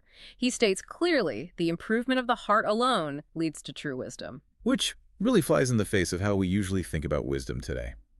We tend to think you need to be intensely smart to be wise. We place supreme value on rare intellectual gifts. And Fichte says no. You have the highest intellect in the room. You can understand all the complex theories. But if your will isn't improved, if your heart isn't firmly oriented toward the good, darkness remains within, you are just that blind man with a really extensive library. The text actually gets pretty harsh here toward the cynics, the people who haven't done this internal work. It really does. It talks about people who view concepts like true freedom, duty, and everlasting life as mere romantic fables. Or foolish fables. Right. They think these are just stories we tell to keep society functioning. Exactly. Just social decorum to keep the populace in line. Fichte says these people are permanently stuck in the common mind. They might outwardly nod at virtue to look good, but inwardly they think it's all nonsense because they simply haven't developed the internal organ to perceive it.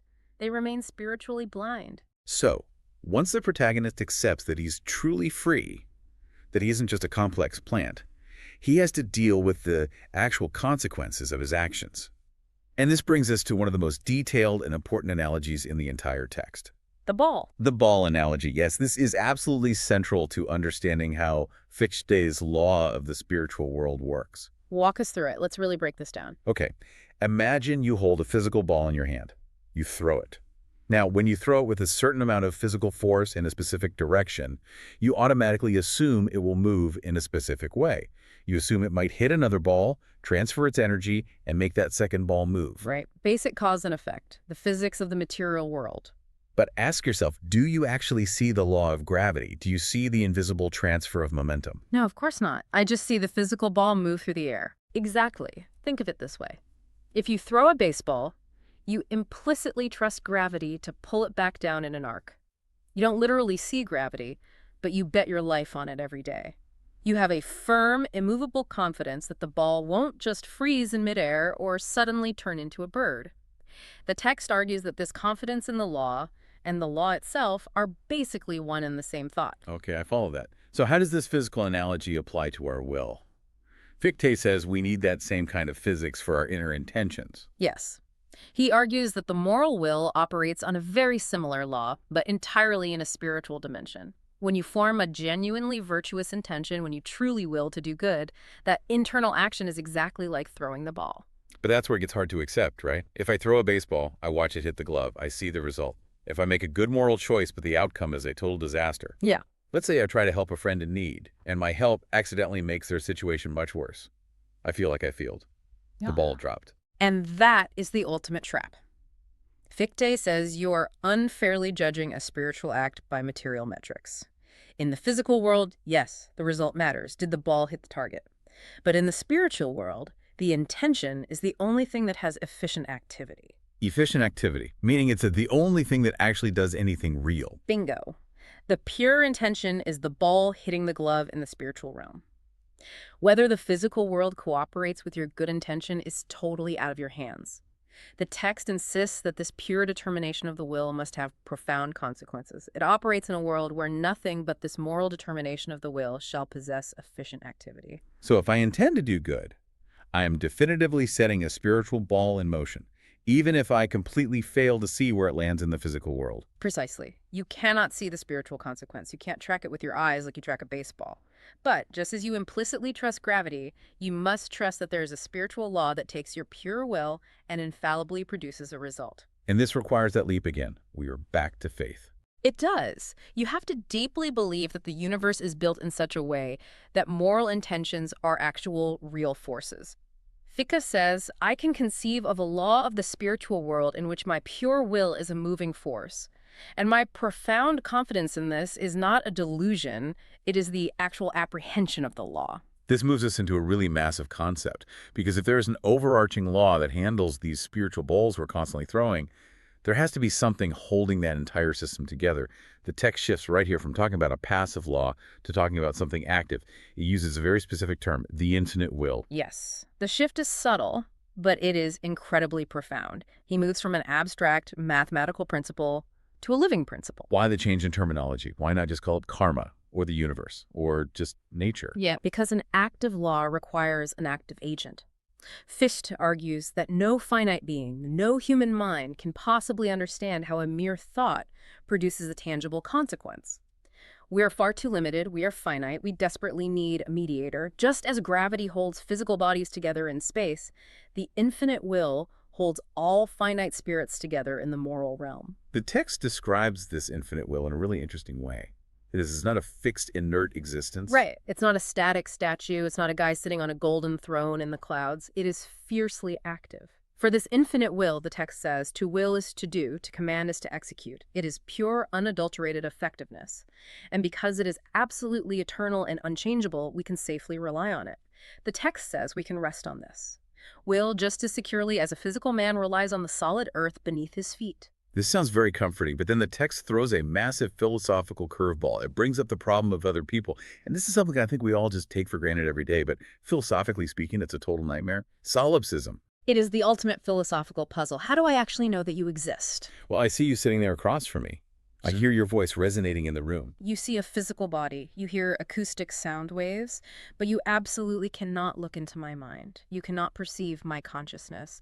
For all you know, you are the only real thinking being in the entire universe, and everyone else, including me, is just a biological robot or a highly detailed projection of your own imagination. That is a terrifying thought. It's incredibly lonely. So how does Fichte solve the problem of other minds? He solves it spiritually, not physically. He says we recognize other human beings not through our eyes or our ears, but strictly through conscience and duty. Duty. My duty proves you exist. Yes. The inner voice of conscience within me actively commands me to reverence the image of freedom upon the earth. I feel a deep, unshakable moral obligation to treat you as a free, conscious being. I feel a duty to respect your inherent rights. That internal sense of duty is the only actual proof that you are real. If you were just a rock or a complex plant, I wouldn't have a moral duty toward you. That is fascinating. So my internal morality is what proves your external humanity. That's the exact logic. And this connects directly back to the concept of the infinite will. The text says we are separated by an insurmountable barrier, our physical bodies. I can't be you, you can't be me. Yeah. But we are intimately united in the common fountain of our spiritual being. It's almost like the infinite will is the main internet server connecting all our individual isolated computers. We can't plug directly into each other's hardware, but we connect effortlessly through the server. That's a really great modern analogy. The text calls it a harmonious limitation. We are a human race, a community, only because the infinite reason limits our individual reasons in a way that allows us to interact harmoniously. The entire external world we share, the ground we walk on, the air we breathe, physical space between us, is actually the result of this precise agreement between spirits, entirely mediated by the infinite. Okay, so we've established the self, we've established the spiritual law, the infinite will, and the reality of other people. But we still have to deal with the messy, painful part of reality. Suffering, evil, war, oppression. If this infinite will is so perfectly good and everything is governed by this infallible moral law, why is the world such an absolute mess? Fichte doesn't shy away from this problem at all, but his answer is, well, it's rigorous. He argues fundamentally that the purpose of the world is not happiness. I think a lot of people would really struggle with that idea. We instinctively want to be happy. That's usually the ultimate goal for most of us. Of course it is. But the text explicitly says the world is not designed for mere enjoyment. It is a place of training. It is essentially a gymnasium for the human will. He uses the vessel analogy here to refute the idea of a clockmaker god, right? Yes, he firmly rejects the idea that God built the world the way a human potter builds a clay pot, as a finished, dead, static object. Instead, the world is the eternal procession of his self-development through us. The world is an ongoing, living process. This is a really tough pill to swallow, though. It sounds dangerously like he's justifying human suffering, like saying, oh, don't worry about that brutal tyrant. He's just there to build your moral character. Isn't that a bit callous? It's incredibly dangerous if you misuse the concept to excuse bad behavior. But you have to look at it strictly from the protagonist's point of view. Earlier, he was despairing because he thought the world was just a chaotic, meaningless mess. Right, the blind machine grinding away. But now, he sees the world as a purposeful gymnasium. Fichte argues that if everything were absolutely perfect, if there were no hunger, no oppression, no physical danger whatsoever, human beings would never, ever develop a moral will. We would just remain those happy, complex plants. The text argues that difficulties and sufferings are actually vital tools of a higher nature. Want forces us into industry. Disorder forces us to build a just constitution. So the evil is basically the resistance training for the soul. That's the core of his optimism. It's not that suffering is fun or pleasant, but that it isn't pointless. It has a specific mechanical function in the architecture of the human spirit. It literally forces the coward to become brave. He talks specifically about the self-destruction of evil, especially regarding political oppression. This is a really powerful, almost prophetic section. Fichte asks, why does oppression ever succeed? Why can a tyrant actually rule over thousands of people? Only because of the inherent cowardice and slavishness of those people.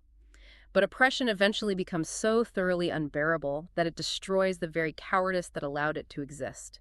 Despair awakens courage. So the evil inadvertently creates the very virtue that destroys it. Exactly. The two vices, the brutal oppression on one side and the passive slavishness on the other, eventually clash and annihilate each other. And what is left standing when the dust settles? Freedom. That is a very distinct, almost severe kind of optimism. The phrase he uses is, everything that is good. It's good only in the sense that it exists specifically to lay duties upon us. If there were no physical hunger in the world, I wouldn't have the moral duty to be charitable. If there were no terrifying danger, I wouldn't have the moral duty to be brave. The evil exists strictly to call forth our moral culture. Without the dark background, you can't see the light of virtue. This profound realization seems to completely change the protagonist's relationship with the infinite will. He stops just thinking about God abstractly and actually starts talking directly to God. Yes, the tone of the text shifts dramatically into a direct address, an invocation. He says, sublime and living will. It's a bountiful moment of complete surrender. But he still fiercely maintains that he can't truly know what God is. Right. He says, I hide my face before thee. He emphasizes that the finite human mind absolutely cannot wrap itself around the infinite. If we try to visualize God or define his exact nature, we just end up creating an idol. He calls it a monstrous shape, right? He does. He says the inquisitive understanding creates a monstrous shape because it constantly tries to make God into just a greater man. We take our own flawed human attributes, our anger, our jealousy, our desire for power, and we just blow them up to a cosmic scale. Fichte completely rejects that anthropomorphism.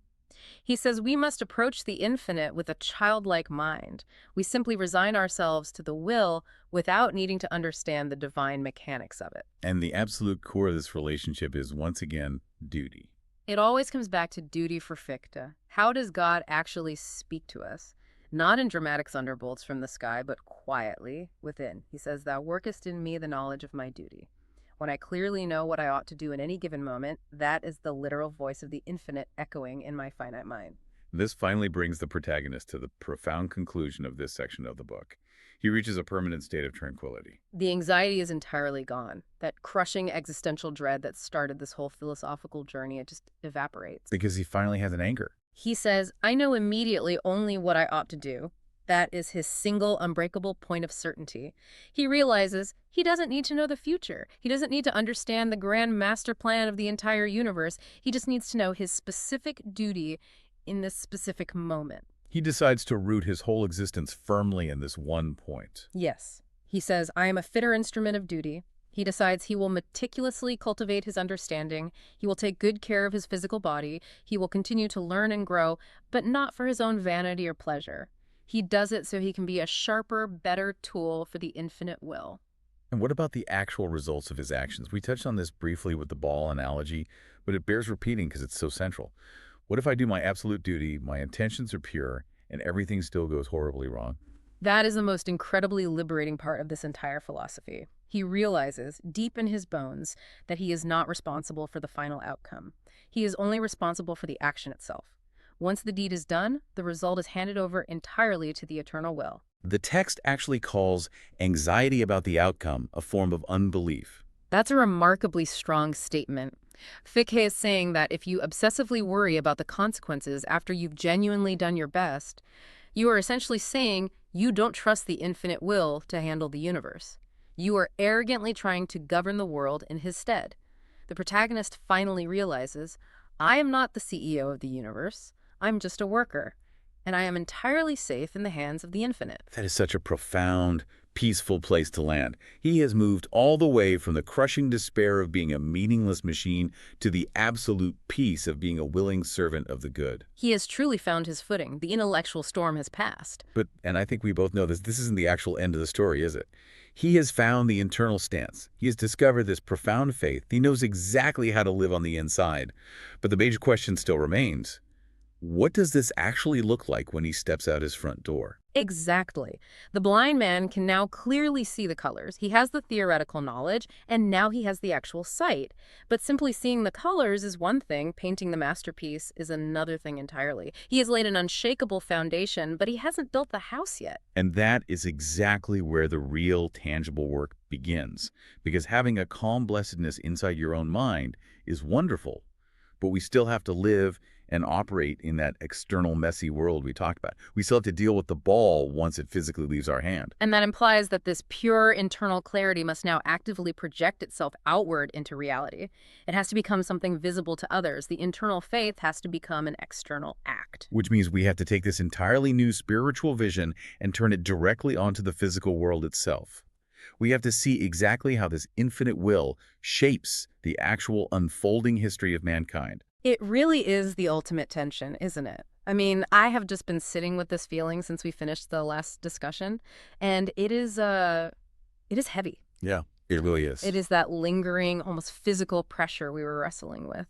On one side, you have this individual with this desperate, screaming need inside you to actually do something, to be a distinct force, to steer the ship. Right. And then on the other side, you have the sheer, overwhelming complexity of the world just crushing in on you. It is the wall. You basically run full speed into the wall of reality. Exactly. It feels like a total mismatch. Like Yeah. you were standing on the beach trying to hold back a tsunami with your bare hands. Yeah. And we left the narrator of the book right at that breaking point, that anxiety of, I have to control this, but I cannot. That is the quintessential crisis. It is the crisis of the finite mind trying to negotiate a contract with the infinite. Yeah. It is the anxiety of the part, the tiny cog trying to dictate terms to the whole machine. But if we pick up the thread of the book exactly where we left off, something shifts. The texture of the narrative changes completely. How so? I mean, what is the shift? Well, typically when you hit that wall, you break. You spiral into despair. Right, you give up. Exactly. But here, that anxiety, that frantic scrambling for control, it begins to dissolve. We are moving now into a different state of being entirely. The narrator is transitioning from the frantic question of what result must I force the world to produce to the much quieter, steadier question of how should I be?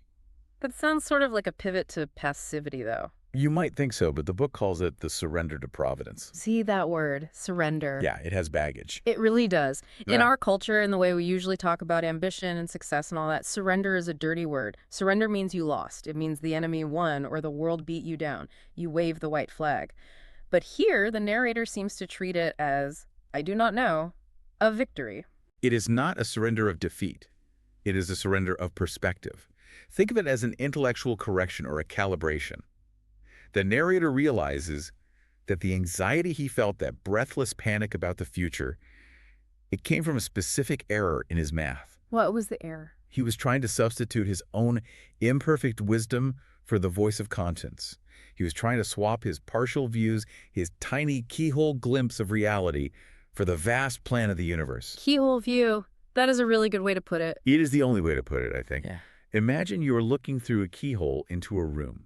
You see a chair and maybe a patch of carpet. Right. You do not see the fire in the corner. You do not see the door on the other side. Yeah. If you make a plan based only on the chair and the carpet, your plan is going to fail. The narrator realizes this. He realizes that if he insists on his own partial view, if he tries to force the universe to bend to his limited understanding, he actually disconnects himself from the reality of the room. So he is unplugging himself. In a way, yes. He writes this line, and it is crucial. I know that thereby I should lose my own place in his order and in the order of all spiritual beings. Wow. Yeah, that is a terrifying thought for him, to be out of sync. So the shift is from an egocentric view, where I am the architect who has to fix the structural integrity of the building, to a theocentric or universal view, where I realize the building is already sound and I am just a resident. So the internal monologue shifts from I need to control the outcome to I need to align with the order. Precisely. And here's where it gets highly practical. Because usually when we talk about surrendering to the universe, it sounds like you're just going to sit on the couch and wait for things to happen to you. Right, like total fatalism. Exactly. Yeah. But in this text, this new calmness, this internal shift, it immediately radiates outward. It fundamentally changes the way he interacts with other human beings.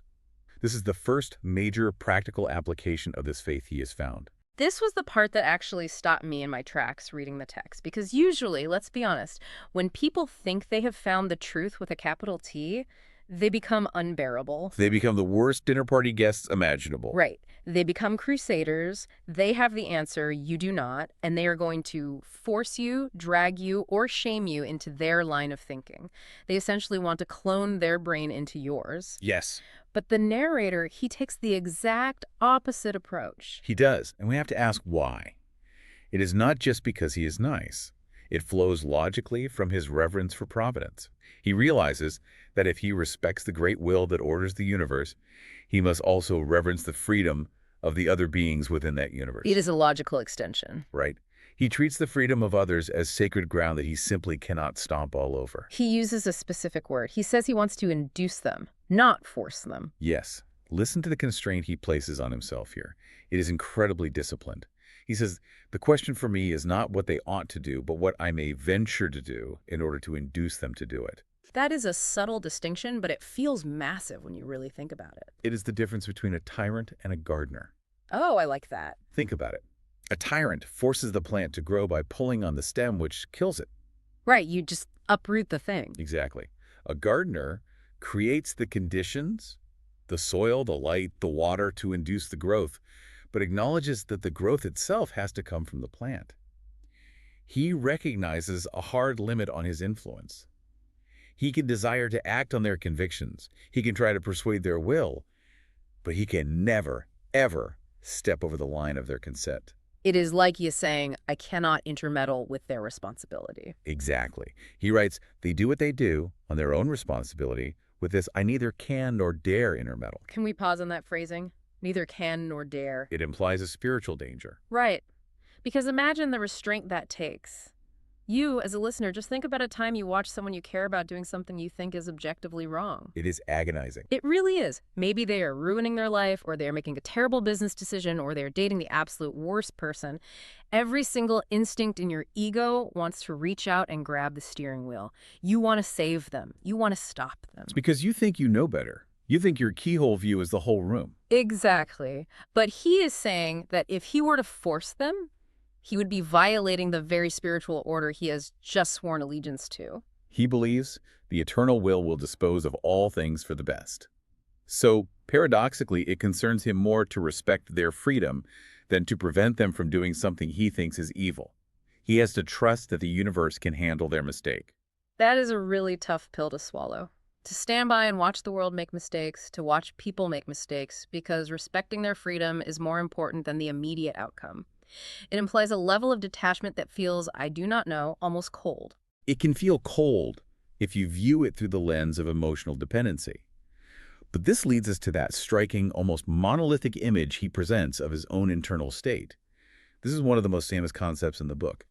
He describes himself as standing free, calm and immovable, a universe to myself. A universe to myself. I highlighted that 3 times, but I have to play devil's advocate here. I'm for it. That sounds lonely. It sounds like isolationism.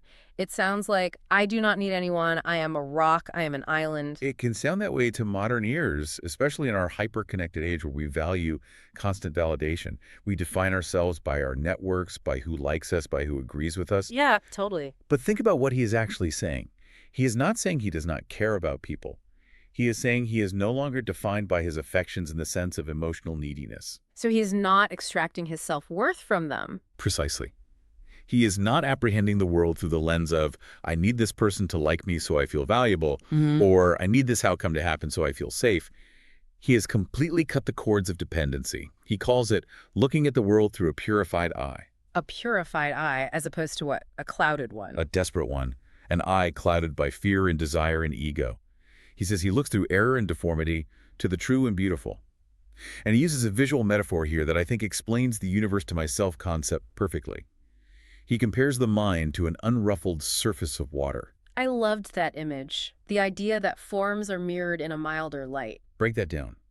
Think of a lake. When water is turbulent, churned up by anxiety, desire, fear, worrying about what people think the reflection is broken, it is jagged. You cannot see anything clearly. Right. You cannot see the moon reflected in a storm-tossed ocean. You only see the chaos of the water itself. You just see the noise. Exactly. But when the mind is still, when it is a universe to itself, unaffected by the storms of validation or fear, it reflects the true and the beautiful perfectly. It acts as a perfect mirror. So his argument is that only by being a universe to himself, only by being completely independent, can he actually see you clearly enough to help you. That is the paradox. He has to detach from you to actually see you. Yes. If I need you to validate me, I am not seeing you. I am seeing a vending machine for my own self-esteem. Whew. That cuts deep. It does. It forces a lot of self-reflection. It really does, because so much of what we call helping others is really just us trying to manage our own anxiety about them. Exactly. But if I do not need anything from you, if I am complete in my own spiritual stance, then I can look at you and see you. I can see your struggle, your potential, your freedom. It is not that he does not care. It is that he does not need you to validate his existence. He is complete. And being complete, he can actually be of better service. He is not frantic. He is not projecting his own stuff onto you. Yeah, precisely. He becomes a stable anchor point in a chaotic world. And this unruffled surface, this profound stillness, is what allows him to tackle the next great source of human anxiety. And this is the big one. This is the one that keeps us all up at night. The future. The future. The uncertainty of results. The crushing weight of what if. This is where I think most of us live, honestly. We are constantly paralyzed by the branching paths. What if I make the wrong choice? What if I fail? What if I take this job and I hate it? What if the economy crashes?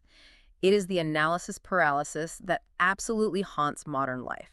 We're obsessed with predictive modeling. We are addicted to prediction because we think prediction equals safety. If I can predict it, I can control it. If I can control it, I won't get hurt. The narrator cuts through that knot with a very sharp sword. He declares that his mind is forever closed against embarrassment, doubt, and anxiety. Forever closed. That sounds like a superpower. But how can you just close your mind to anxiety? It is not a window you can just shut when the wind blows. The anxiety is coming from inside the house. You do it by radicalizing the distinction between what is yours to know and what is not. This is the epistemological shift he makes. He says there is only one thing he knows infallibly. One thing. And that is what I ought to do. That referred to the duty of the present moment. The conscience speaking right now. Pick up the pen, speak the truth, help this person, do the work in front of you. That is clear. And everything else, the 5-year plan, the retirement fund, the climate crisis, the results of the election. Everything else falls into the category of the great ignorance. Yeah. He admits, quite cheerfully actually, concerning all else I know nothing, and know that I know nothing. I firmly root myself in my ignorance. That is the quote. I circled that because it is so incredibly counterintuitive. Usually ignorance is terrifying. We try to fix ignorance with data. We doom scroll to try and fix our ignorance. He is saying, no, I am planting my feet right here in the not knowing. It is liberating because it removes the burden of calculation. Think about the processing power you spend trying to calculate outcomes. It is exhausting. It is a background hum that never, ever stops. If you believe, as he does, that you are responsible for the consequences of your actions, you are paralyzed. You can never calculate all the variables. The butterfly effect will always get you. Right. You help someone, and that help enables them to do something bad 10 years later. Or you make a mistake, and that mistake somehow saves a life down the road. You simply cannot know. So if you try to own the consequences, you are doomed. You are crushed by them. But if you believe you are responsible only for the intent and the act itself, the duty and the consequences belong to the eternal world, to providence, then you are free. You do the right thing, and you release the result into the wild. He says, no occurrence in this world can affect me either with joy or sorrow. Now let's pause again. That sounds robotic. To not feel joy or sorrow about what happens. If I work hard on a project and it fails, I am sad. If it succeeds, I am happy. He is saying he feels nothing. It is the stoicism of faith, but it is not emotional deadness. It is an intellectual refusal to judge the event.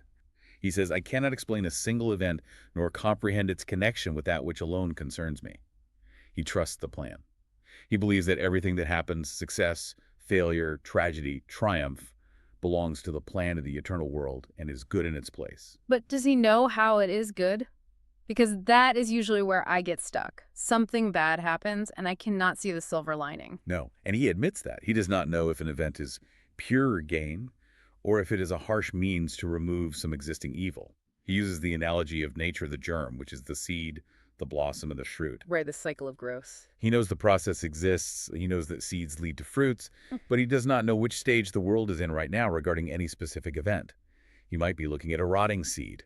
To the naked eye, a rotting seed looks like death. It looks like total failure. Just a decaying mess in the dirt. Exactly. But biologically, the seed must rot and break open for the sprout to emerge. So he is looking at a disaster, maybe a personal disaster or a societal one, and thinking, this is just the husk breaking. Exactly. Even if he cannot see the sprout yet. He says, in his world, all things prosper, this satisfies me, and in this belief I stand fast as a rock. It is an absolute trust in the teleology, the ultimate purpose and direction of the universe. This leads to a really interesting point about his own role in this plan. We all want to be the hero of the story. I mean, let's be real. We want to be the one who saves the day. We want the statue in the park. Human nature. Totally. But the narrator does not seem to care who gets the credit. This is the ego death we hinted at earlier. Yeah. He cares only for the progress of reason and morality. Yeah. Whether he is the instrument of that progress or whether someone else is, matters absolutely nothing to him. My whole personality has disappeared in the contemplation of the purpose of my being. That is a profound statement. It means he is immune to jealousy. And immune to offense. Think about how easily we are offended in our daily lives. They did not listen to my idea. They did not give me credit. He says his breast is steeled against annoyance on account of personal offenses. Why? Because he is not protecting himself anymore. He's a vessel, a conduit. If the water flows through the pipe does not say, hey, look at me. Right, I did that. The pipe is just happy the water got to the destination. But, and here is the dark turn the book takes. What if the water does not get to the destination? What if the work does not get done? The book paints this really dark scenario. It asks, what if truth is silenced? What if virtue is expelled? What if folly takes over the world? What if we work hard, we do our duty, and things actually get worse?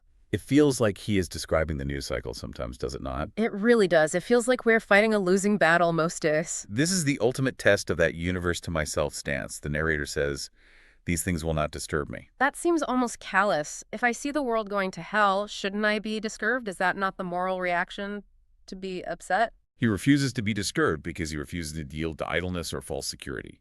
If he gets disturbed, if he panics, he stops working. He gets paralyzed. If things go wrong, he simply knows what he has to do next. He rests in perfect tranquility regarding the outcome because, again, he trusts the timeline of the Eternal One. He suggests that maybe this strife of evil against good is the last decisive struggle. Like the darkness before the dawn. Yes. He posits a theory. Maybe evil is permitted to assemble all its powers, all its ugliness, all its violence, just to exhibit its own impotence. Just to show, once and for all, that it cannot win. That is an intense thought. Or maybe what he thought was enlightenment in society was just hollow superficiality that needed to be destroyed to make way for the real thing. Like a forest fire clearing out the dead wood. Exactly. He admits he does not know. But he knows that the world belongs to supreme wisdom, so panic is just unnecessary. It is a waste of energy. This brings us to the most controversial part of this section, I think. And this is where I really struggled with the text. The discussion on anger, indignation. We live in an age of outrage. We feel it is our moral duty to be angry at injustice, to be angry at evil people. If you are not angry, you are not paying attention. That is the modern mantra. And here, the narrator pulls the rug out from under that entire emotion. He argues that he cannot be angry with evil people. It is a logical impossibility for him. Walk us through that logic, because if I see someone being cruel or perverse or corrupt, my instinct is anger. It feels like a righteous fire. It feels appropriate. To understand this, we have to look at how the narrator separates the world into two distinct domains, nature and freedom. Okay, break that down. Freedom is the domain of reason, morality, choice, spirit. It is where you reside as a conscious being. Nature is the domain of blind force, impulse, instinct, gravity, mechanics. So physics versus free will? Basically. Now, he argues that a person who hates good, a person who promotes vice, a person who is acting evil is not acting as a free agent. They are not. They seem to be choosing to be jerks. He argues that in that moment, they have resigned themselves to the power of nature. They have given up the steering wheel and are being swept along by the current of natural impulse, greed, fear, lust, rage. They are operating purely on base mechanics. So they are like a landslide or a wild animal. Exactly. Now, ask yourself. You might be afraid of a landslide. You might try to build a wall to stop a landslide. You might run from a wild animal. But do you feel moral indignation toward a rock falling on you? Do you resent the cloud for raining on you? No, because the rock does not have a choice. It is just gravity. Exactly. You recognize it as a blind force. Yeah. The argument here is that evil people, when they are acting evil, are essentially unpeople. They are spiritual sleepwalkers. They're operating on autopilot. So he is saying that evil people are kind of like NPCs, non-player characters. In a spiritual sense, yes. That is a perfect modern analogy. They are running a script of impulses. He calls the object of anger an impalpable non-entity. Here's the paradox. To be angry at them, you would have to attribute freedom to them. You'd have to say, you chose to do this, you knew better. Right. But if they were truly free, if they were truly operating in the realm of spirit and reason, they would not be evil. They would be aligned with the good. So if they are evil, they are not free. And if they are not free, they are not worth being angry at. Precisely. What might deserve anger, they are not. You do not get mad at a broken toaster. You fix it or you throw it away, but you do not hate it. You do not hold resentment in your heart toward the appliance. But he does not just ignore them. He talks about a noble indignation. But that is a performance. That is a strategic tool. A performance, like he is acting. Yes. He says he must treat them as if they were free. He must address them as if they had a conscience, because addressing them as free beings is the only way to maybe wake them up. He's like shaking someone who is sleepwalking. So he feigns anger. He says he might turn towards them with a noble indignation to arouse within them a similar indignation against themselves. He mirrors the emotion they should be feeling to jumpstart their conscience. But he specifies very clearly, it is an indignation which in my own heart I cannot reasonably entertain. That is fascinating. It is the practical man of society acting on the stage, while the contemplative man inside remains cool and undisturbed. It is the ultimate dissociation of action and internal state. He is playing a role on the stage of the world to help others. He's playing the outraged citizen, but he never forgets that it is just a role. He knows that the perversity he sees is just a disagreeable feeling, a lack of freedom, not a deliberate sovereign act of a free soul. It really reframes how we look at conflict. If you look at your opponent not as a monster, but as a person trapped in a landslide of their own impulses. It removes the poison from the conflict. It really does. You can still fight, and he says he will fight, he will not be idle, but you fight without hate. Because hate implies a spiritual recognition that evil simply does not deserve. That is incredibly high-minded and incredibly difficult. It is the hardest thing in the book, without a doubt. But we have to move on, because we are still biological creatures. Even if I am a universe to myself, even if I do not get angry, I have a body, I get sick, I feel pain, I'm going to die. How does this philosophy survive a toothache or a terminal diagnosis? The narrator does not deny the body. He acknowledges, quite plainly, I am a part of nature. As long as he is here, interwoven with the material world, he will feel pain. But, and you probably guessed it, there is a crucial distinction he makes between the sensation and the suffering. He says it won't grieve him. Right. Think about the difference between pain and grief. Pain is a signal in the nervous system. It is electricity traveling to the brain. Grief, however, is a disturbance of the soul. It is the ego saying, this shouldn't be happening to me, this is unfair. He says, pain touches the nature with which I am united, but not myself. the being exalted above all nature. It is like he is observing his own body from a distance, just saying, oh, that vessel is in pain. Interesting. It is the ultimate triumph of the spiritual over the physical. He dissociates the I from the me. The me is the body hurting. The I is the observer watching the hurting. And this naturally extends to his view of death. For the narrator, death has been completely, radically redefined. He calls it a struggle of life with itself to assume a more glorious form. That is a very different image than just lights out. Yes, he flat out rejects the idea of death as an end. He sees it as a ladder. It is the mechanism by which the spiritual I ascends to a new perspective. But wait, he has this argument about nature's inability to destroy him. It is quite a bold claim, almost a logical proof. He says nature cannot annihilate him. How does he prove that? The logic is circular in a beautiful way. He argues that nature exists for the spirit. The whole purpose of the material world, the stars, the planets, the biology, the ecosystems, is to be a stage for the moral development of the self. So the stage is there for the actor. Exactly. If the stage destroys the actor, the stage loses its entire purpose. It becomes meaningless. He says, the nature which exists for me exists not if I am not. So if the universe destroyed the observer, the universe would effectively destroy its own reason for existing. Because the observer is the point. He writes, precisely because she destroys me, must she animate me anew.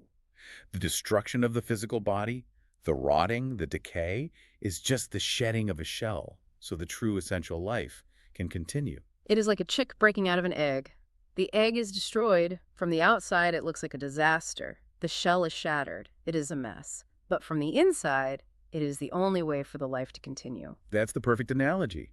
The chick isn't dying. The shell is just being left behind.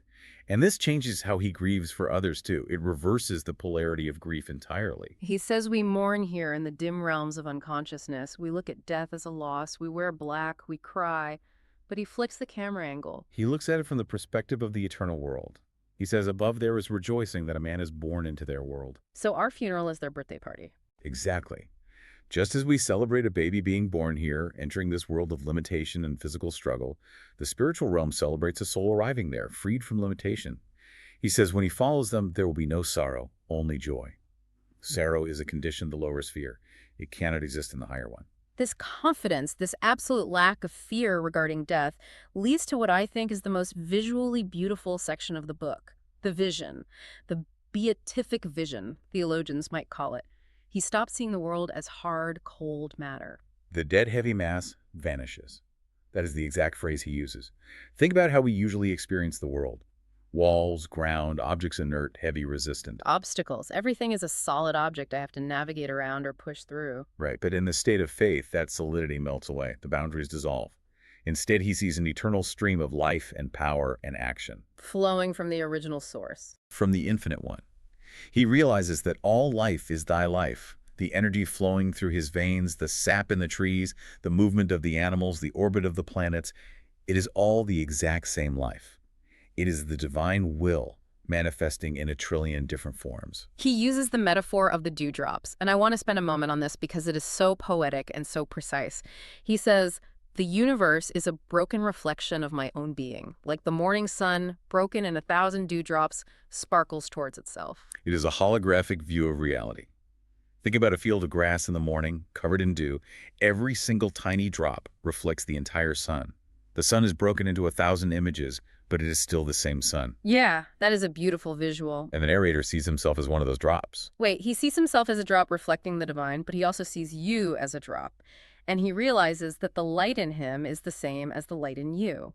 The light in me recognizes the light in you, and the light in the tree. It is all the same light, just refracted differently. That dissolves the barriers between individuals. This is the absolute antidote to that solipsism or loneliness we worried about earlier when we talked about being a universe to oneself. He says, there are no longer individual men, but only one humanity. He has this line, thought floats from soul to soul. That is a lovely image. The atmosphere of reason.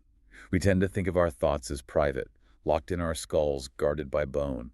He sees thought as a shared medium, like the air we breathe.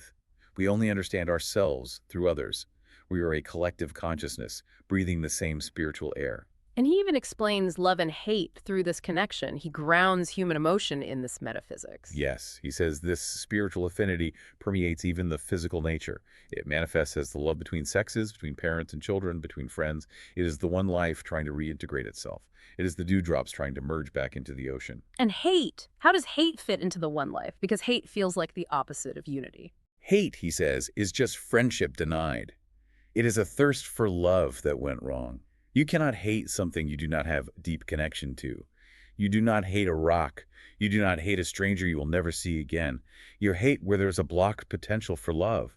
Enmity only springs from the frustration of that underlying unity. So even the darkest human emotions are just twisted forms of this fundamental craving for unity.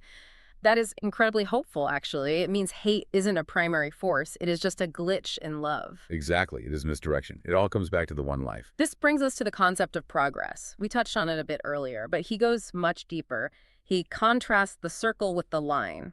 And I think this is crucial for understanding his radical optimism. This is a fundamental distinction in philosophy. Ancient nature religions and even some modern nihilism view time as cyclical. The circle. The seasons return, the stars return. History repeats itself endlessly. Time is a flat circle. Exactly. It is the monster swallowing itself up, as he calls it, eternal recurrence. Which can be comforting. It is predictable, but it is also kind of claustrophobic.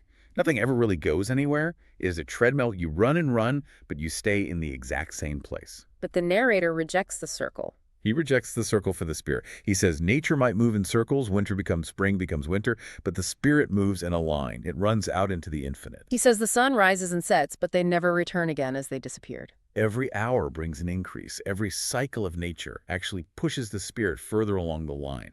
The universe is transfigured. It is no longer a static stage. It is a vehicle for constant progress towards higher perfection. And this reinforces his belief in immortality. Yes, because if the goal is infinite perfection and we are finite beings, we need eternity to chase that goal. We can never fully reach the end of the line, so the line must go on forever. New life and new love descend from the spheres like dewdrops. It is such a hopeful image. It is not just that we survive death. It is that we grow. We get better. And we get better because the universe is inherently designed to make us better. That is the core of his faith. So bringing it all together, we have this narrator who has moved from agonizing doubt to knowledge and finally to this rock-solid faith. He stands there totally vulnerable in a physical sense. He can feel pain, he can die, he can be deeply misunderstood by society, but spiritually, he is a fortress. Unchangeable, firm, and completed for all eternity. He says, "Thus do I live, thus am I." It is an assertion of existence that transcends the book entirely. He isn't just a character on a page anymore. He is claiming to be a true, essential life. He has found the bedrock of reality. It is the sheer confidence that strikes me. To stand before the infinite, before the terrifying vastness of the cosmos, that deafening silence we talked about at the very beginning, and say, I am not afraid, I belong here, I am part of the plan. And not just a part of the plan, but a necessary part. Remember that logic. The nature which exists for me exists not if I am not. It changes the scale of things entirely. You aren't small anymore. No. You are a universe to yourself, intrinsically connected to the infinite life. You are the mirror of God. And here is where I want to pivot as we look ahead if you reach this state. If you really, truly live this way. No anxiety, no anger, total trust, seeing the one life in everything and everyone, what happens next? That is the question, isn't it? We have built the fortress. We have established the stance of faith. But faith is still a lens. It is a way of seeing. The real question is, what does the life looked at through this lens actually become? What does the world look like when the curtain finally lifts? Right, because it is one thing to have the theory. It is another thing entirely to live the blessed life. And that is exactly where the narrator is pointing us. He says he sees the germ developing behind the veil. He expects more than he can conceive. He is ready for the curtain to be lifted. The visible world is just the curtain. A curtain concealing an infinitely more perfect one. He has made his peace with the curtain. Now he is just waiting for it to rise. And that expectation, that silent, confident waiting for the revelation of the blessed life, that is where we stand with him now.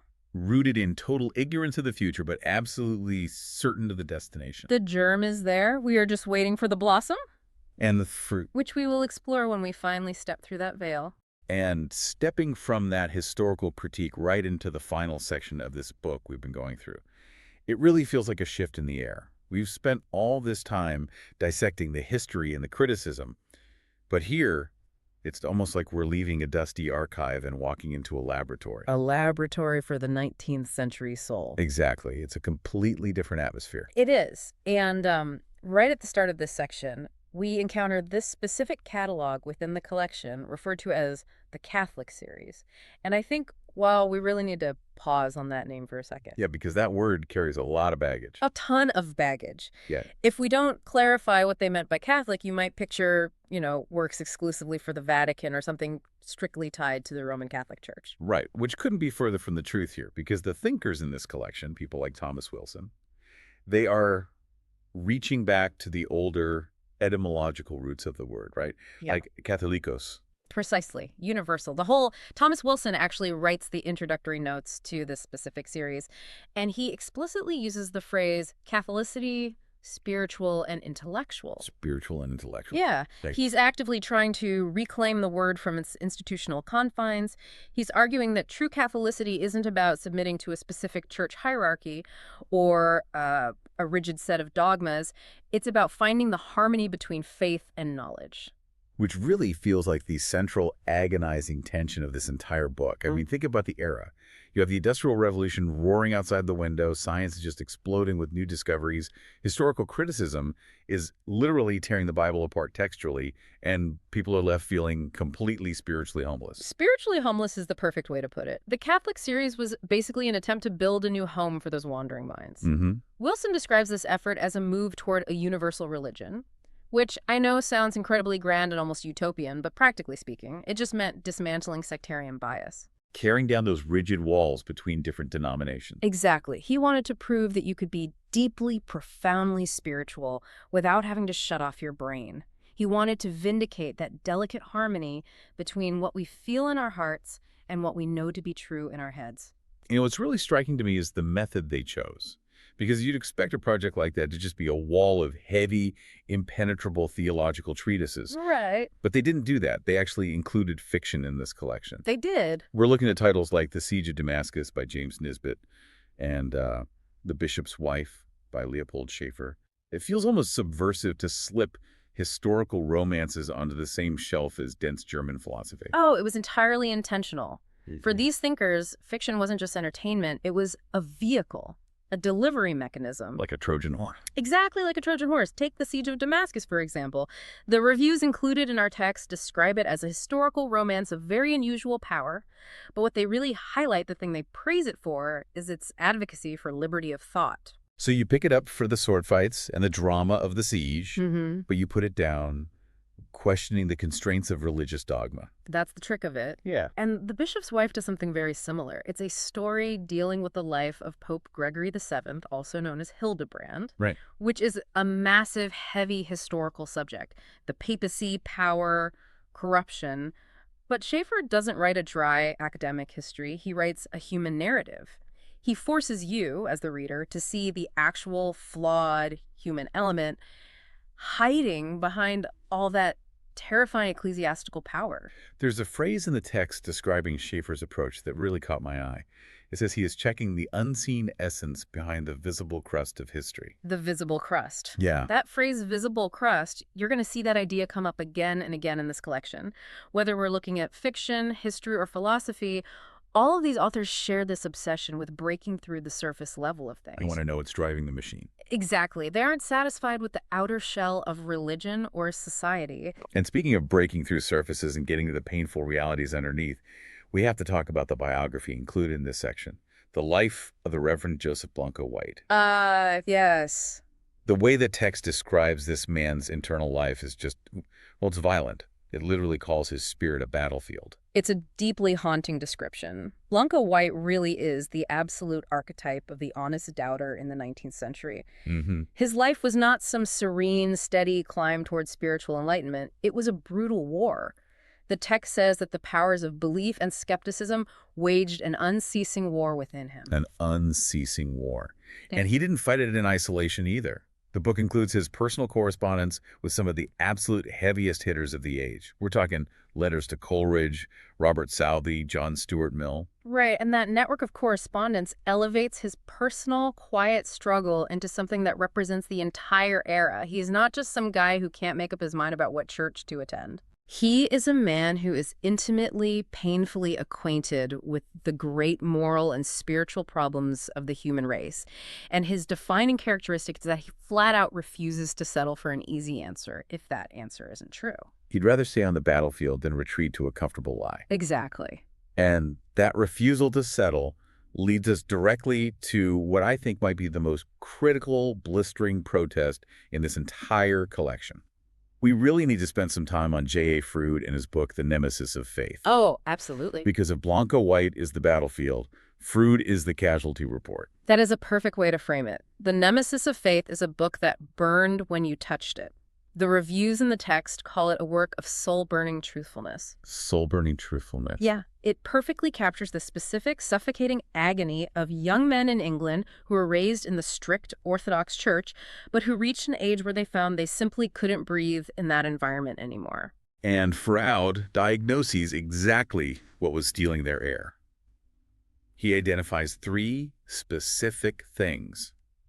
He calls them great falsehoods that were actively suffocating the spiritual life of England. I really want us to unpack these 3 falsehoods slowly, because they explain exactly what this universal religion was fighting against. Let's do it. Okay, so the first great falsehood he targets, he calls word orthodoxy, or bibliolatry. Bibliolatry, the worship of the book. Right.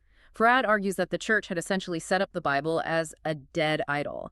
They were worshiping the physical text itself, the paper, the ink, the literal unbending words, rather than the spiritual truth behind it. They made it an object of worship rather than a tool for connection. Exactly. He says this kind of literalism turns the Bible into a static, frozen object instead of what it should be, which is a living witness to Christ. It makes me think of, well, it's the difference between looking at a telescope and looking through a telescope. Oh, that's brilliant. Yes.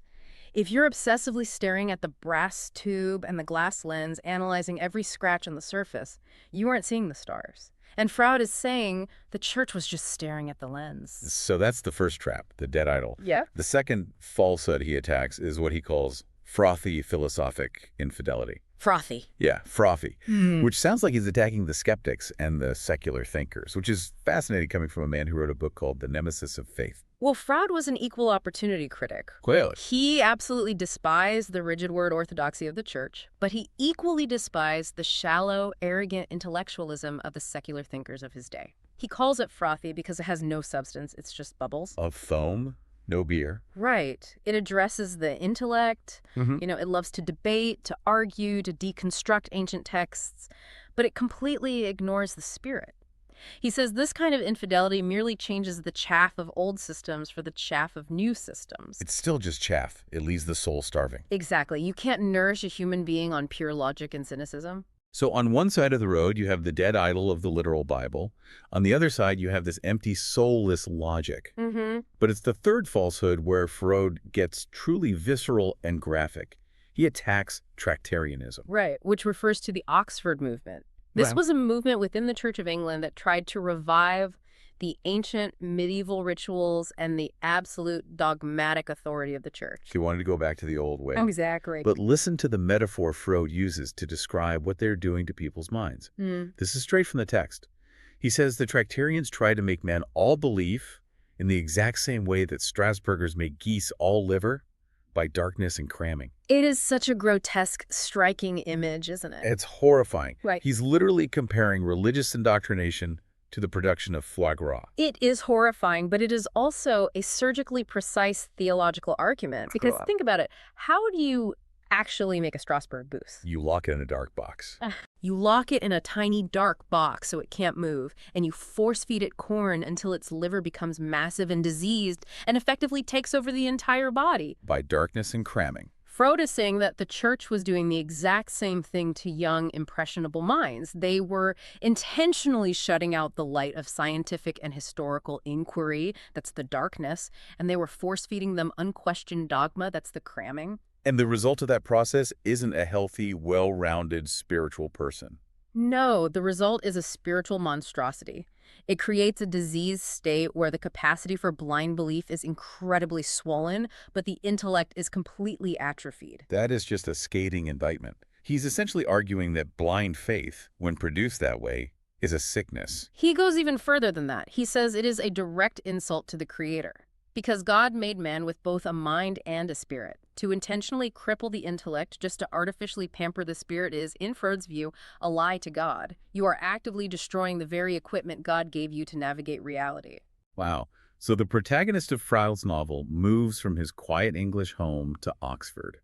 And he's just trying to navigate between these three traps: the dead idol of literalism, the empty logic of the skeptics, and the Strasbourg goosebox of the traditionalists. Right. It really paints a picture of the religious life of England as this turbulent, incredibly dangerous sea. You could drown at any moment. Which makes the very next book in the collection feel so necessary. Because after you survive the storm of Froude, you get the calm, measured historical perspective of J.J. Taylor in his book, A Retrospect of the Religious Life of England. Taylor definitely seems to take a step back. He isn't writing from the bleeding edge of a personal existential crisis. He's writing as a historian observing the timeline. He provides the wide-angle lens we desperately need at this point. Taylor looks at the established church, at Puritanism, and at the movement of free inquiry, not as mortal enemies fighting a zero-sum war, but as necessary elements in a long, slow historical development. There's a specific phrase used in the source to describe his approach that I found fascinating. It says, Taylor is tolerant towards intolerance. Yes. Which feels like a paradox. Yeah. How can you be tolerant towards intolerance? It sounds contradictory, but it is actually the mark of a truly mature, universal intellect Catholic in that Wilsonian sense. Right. Taylor is capable of looking at a historical fanatic, someone who, if they were alive, might actually want to burn Taylor at the stake for his views, and he can still admire that person's raw energy or their deep sincerity, even while totally rejecting their cruel methods. It separates the passion from the poison. Exactly. He understands that fanaticism is often just a misplaced, unguided passion for the divine. The text specifically notes that he marshals his historical facts with a very clear grasp, but he always reflects on them with kindliness. He doesn't hold grudges against history? No. Yeah. And importantly, he also recognizes the flaws in his own progressive camp. He argues that the religion of mere reason that frothy intellect Froude hated isn't enough to produce a real practical effect on the masses. Dry rationality doesn't move mountains. It doesn't. You can't inspire a society with a spreadsheet. So Taylor envisions a future church that somehow combines the deep emotional warmth of the traditionalists with the intellectual freedom of the inquirers. And sitting right next to Taylor on this metaphorical shelf, acting almost as a companion piece, we have Charles C. Hennell's Inquiry concerning the origin of Christianity, which applies that same calm historical investigation directly to the origins of the faith. Mm-hmm. And then we have Frederick Foxton's Popular Christianity. It's Transition State. Yes. That title alone, Transition State, I feel like that tells you everything you need to know about how these men viewed their particular moment in history. Absolutely. Foxton is identifying what he calls the prophetic fact of their religious condition. He doesn't see Christianity as a finished, ancient castle that you just have to maintain. He sees it as a structure in constant flux. A work in progress. Right. He argues that the underlying spiritual needs of the age are actively shifting. The old dogmas, the dead idols, and the cramped boxes, they simply don't fit the new shape of the modern human mind anymore. So Foxton is attempting to articulate what a new, more spiritual, and less dogmatic faith might actually look like in practice. It's so interesting because while England is over here wrestling with these heavy ghosts of the past, trying to fix the church, trying to escape the Strasbourg box, trying to reconcile history across the Atlantic Ocean, the American thinkers featured in this collection are approaching the exact same problems, but with a completely different energy. A vastly different energy. Yes, we have the American transcendentalists. The English works represent the struggle and the historical baggage. The American works represent the fresh air. They are looking at the open sky. Let's start with Ralph Waldo Emerson because he looms so large here. The collection includes his representative men and his essays, and the way the text describes him is fascinating. It just calls him a seer. Seer. That word is chosen very, very carefully by the reviewers, because a philosopher is someone who argues. A seer is someone who sees. Mm-hmm. The text describes Emerson's mental gaze as something that shoots right through that superficial visible crust we talked about earlier and goes directly to the inmost causes of things. There's a really wonderful comparison made in the source text between Emerson and Thomas Carlyle. They were friends, they were contemporaries, they corresponded, but the text draws a very sharp, distinct line between how they operate. It says Emerson is less theatric. Right. Carlyle is all storm and stress. He possesses what the reviewer calls a grotesque animation. He's loud, he's turbulent. Emerson, by contrast, is described as terse and pithy. He's quiet, but sharp. But the metaphor in the text that really nails the difference and really nails Emerson's whole vibe is the clock metaphor. Oh, I love the clock metaphor. The reviewer says that while an ordinary person can easily tell you the time just by looking at the face of the clock, Emerson loves to lay bare the machinery. And if you think about what that actually implies for a moment, most people navigating life just want the end result. They just want someone to tell them, what time is it? What should I do in this situation? Is this action right or is it wrong? Just give me the rule book. Give me the answer key. Exactly. But Emerson isn't interested in giving you the time. He has no interest in being your rule book. He wants to take a screwdriver, rip the back off the universe, and show you the gears turning inside. He wants you to see the mechanics of existence. He wants to show you the hidden moving principles, the deep spiritual laws that make reality function in the first place. But honestly, doesn't that make him incredibly difficult to read sometimes? I mean, if you're late for work and you just want to know the time, you really don't want a long, complex lecture on gear ratios and spring tension. That is a very fair point, and the text actually admits this. It acknowledges that Emerson can be frustrating. It says he sometimes discourses audibly with himself in a language that the everyday world finds hard to penetrate. Because he is speaking the language of the gears, not the language of the clock face. Perfectly said. He's talking about the internal mechanics. And this leads directly to what the text calls his science of self, or the philosophy of individuality. Which is really the core of Emerson's contribution to this universal religion. He is actively trying to get the reader to stop relying on external authorities. Stop looking at the clock face someone else built. Right. Whether that authority is the Bible or the Pope or just the polite expectations of society, he wants you to drop them and start understanding the machinery of your own individual soul. It is the ultimate final rejection of the Strasbourg goose method. Because you don't cram belief into a person, you help them find the mechanism that's already within them. Exactly. But if Emerson is the obscure, quiet clockmaker sitting in his shop, Theodore Parker, who is also featured in this American section with his critical and miscellaneous writings, Parker is something else entirely. Parker is a force of nature, literally. If you look at the descriptions of his writing in the source, they are almost entirely vegetative and elemental metaphors. You know, the reviewer says his eloquence partakes of the grandeur of the forests. Mm-hmm. When you read Parker, you hear the rustling of the pine trees and the ringing of the woodman's axe. I absolutely love that specific image, the woodman's axe, because it implies work. It implies he's actively clearing a path through the brush. He's chopping down the dead trees. Exactly. Parker was a theologian, yes, but he was fundamentally a fighter. And unlike Emerson, the text emphasizes that Parker is never obscure. Right, there's no whispering to himself. No. The text says that while the stream of his thought might run very deep, the water is so clear that you can always see the gems glittering on the riverbed. He is explicit. He is definite. If Emerson is the quiet mystic sitting up on the mountain, Parker is the man down in the arena swinging the axe. Rounding out this group of American thinkers, we have William Ellery Channing. Specifically, his works Self-Culture and the Beauties of Channing. And the tone of the reviews shifts again here. It does. Channing represents something the text calls moral and religious elevation. He isn't the piercing intellectual seer like Emerson, and he isn't the rustic, muscular fighter like Parker. He is the serene, elevated voice of reason and high morality. He brings a kind of calm dignity to the whole American project. He does. And while we're on the Americans, we shouldn't overlook Horace Bushnell's book, God in Christ, which is also grouped here, because Bushnell offers something very specific, a dissertation on the nature of language. Which at first glance seems a bit out of place.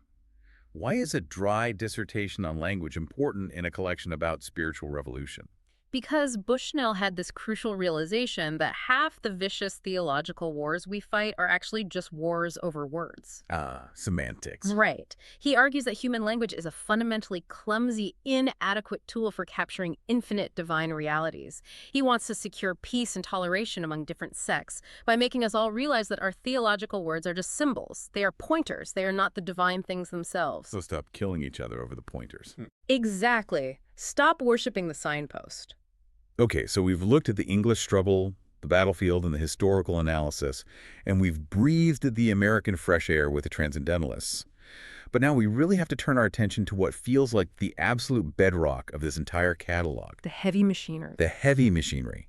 The Catholic series was heavily invested in bringing the philosophic mind of Germany to the English-speaking reader. Yes. And central to this mission, perhaps the single most important figure in the whole stack of books, is Johann Gottlieb Fichte. Fichte is the anchor. There is no question. If you truly want to understand the vast intellectual ambition behind this entire series, you have to grapple with Fichte.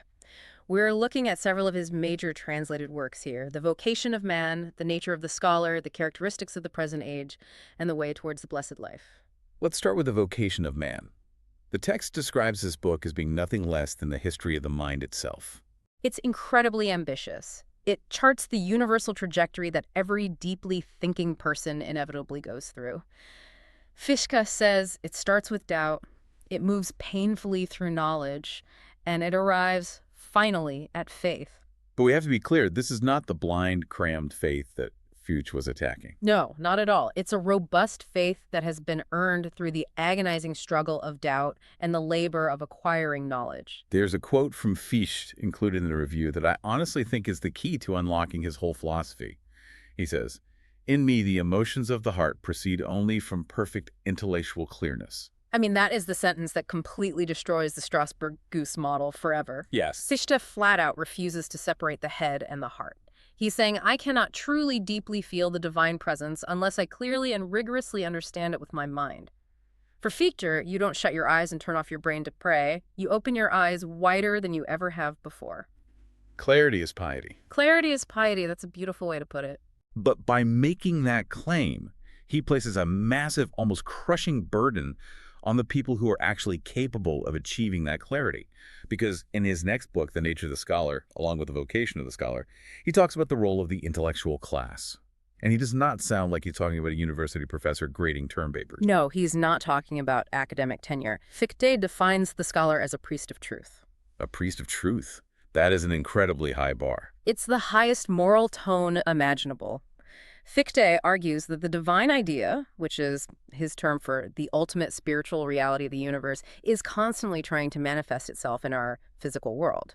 The scholar is the rare person who has the intellectual and spiritual clarity to actually see that divine idea. And because they can see it, they don't get to just sit back and feel superior. They have a sacred duty to use that vision to regenerate society. So knowledge is never just for the knower. Never.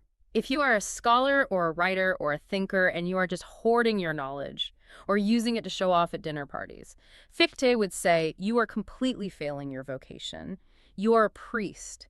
You have a solemn duty to lead the rest of the human race toward the divine idea. That leads right into his social diagnosis in The Characteristics of the Present Age. He tries to diagnose the specific time period he was living in. Right, and he calls his era an age of empty freedom. Empty freedom. He says, look, we've successfully broken the old chains. We aren't slaves to the old medieval dogmas anymore. But the problem is we haven't found a new positive direction yet. We are just wandering in the wilderness, free but aimless. But he doesn't see that as a reason to despair, right? He says this wandering is a necessary step. He does. He describes this era as being driven by a restless and unconquerable desire to win the true and the eternal. So the agonizing restlessness that drove Blanco White to the battlefield and the nemesis that tortured Froude's protagonist Fichte says that's actually a fundamentally good thing. He says it's the birth pangs of a higher spiritual state. The pain means it's working. His ultimate goal, as the text outlines, is to make us think sublimely so that we may act nobly. Think sublimely to act nobly. That's the entire Fichtean formula. High, rigorous thought inevitably leads to high moral action. You can't have one without the other. Now, sitting right next to the towering, severe figure of Fichte, we have the biography of another German figure, Jean-Paul Richter. the life of Jean-Paul Richter, but his life feels very, very different from the stern, priestly vocation of Fichte. It really does. If Fichte is the iron will of German philosophy, Jean-Paul is the beating heart. The text notes that the absolute ruling quality of Richter's personality is humor. Humor. But the reviewer is careful to point out that it's not just surface-level jokes or cheap sarcasm. It's a deep, central fire that pervades and vivifies his whole being. I was really touched by the details of his domestic life that are mentioned. The beautiful letters he wrote to his wife, his absolute devotion to his children. The text says that even when his name was resounding through all of Germany, he remained as meek and humble as an unknown adventurer. He never let the fame rot his character, and yet the text also says he possessed a vehement, rugged intellect. He could crush the absolute hardest philosophical problems of the day. It's that combination that's so compelling, the crushing, rugged intellect paired with the tender, playful heart. It proves that you can be a world-class philosopher and still be a kind father who appreciates a good joke. He humanizes the whole German intellectual project. Moving on to the German section, we have Schelling and his work, The Philosophy of Art, which neatly takes us all the way back to that early idea of looking behind the visible crust. It does. Schelling uses this book to give us his definition of the true artist. He argues that the true artist is emphatically not someone who merely imitates nature. So if you paint a landscape and it looks exactly photorealistically like the trees and the rocks, Schelling would say, so what? He would, because to him, you're just copying the visible crust. You're acting like a human camera. Right. The true artist, Schelling says, penetrates the unseen essence that lurks behind that crust. Because if you look at the natural world, means and ends are constantly clashing. Nature is chaotic, it's full of accidents and disease and broken things. It's imperfect. Exactly. Art, for Schelling, is the magnificent resolution of that clash. Art excludes the accidental flaws of nature and attains a perfect unity that you simply cannot find in the raw physical world.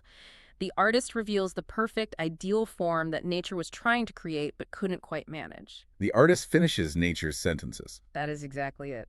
And finally, in this dense German section, we have Letters to a Female Friend by William von Humboldt, which offers a very different, much more intimate kind of insight. These letters represent what the text calls the beauties of thought, emerging not from a solitary genius at a desk, but from a long, sustained, deeply respectful correspondence. It reminds us that philosophy doesn't just happen in heavy books, it happens in human relationships.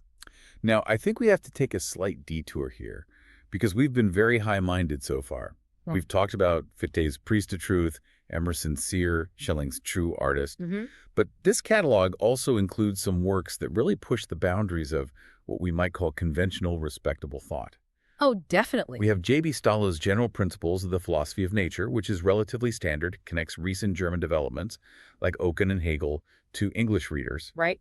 But then sitting right there in the same catalog is a book called The Principles of Nature, Her Divine Revelations, by a man named Andrew Jackson Davis.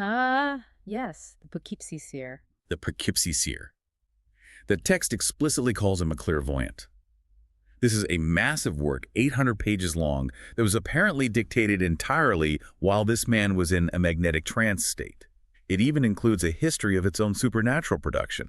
It is wild. It feels like such a stark, bizarre contrast to the rigorous, demanding logic of Fichte or the careful historical analysis of Taylor. Right. Why on earth is an 800-page trance dictation included in this library of high philosophy? It is a jarring inclusion, I grant you, but I actually think it proves the collection's absolute, unwavering commitment to that word Catholic. Remember, the overarching goal is free inquiry. So they included it just to prove they were open-minded, like a token piece of weirdness. It's more profound than that.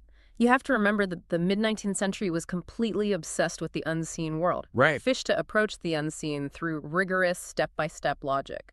Emerson approached the unseen through quiet, poetic intuition. Andrew Jackson Davis approached it through, well, direct, unmediated mystical experience, or at least the claim of it. So even if the curator of this collection didn't personally believe in the trance, he recognized the book as valid psychological data. Exactly. It is a massive psychological phenomenon. If you are honestly trying to build a universal religion, if you are trying to draw a complete, accurate map of the human mind and its relationship to the divine, you can't just throw out the weird data. You can't just ignore the fringe. No. You have to put it on the table and dissect it with the exact same seriousness that you dissect the history of the papacy. It's a library that simply refuses to blink.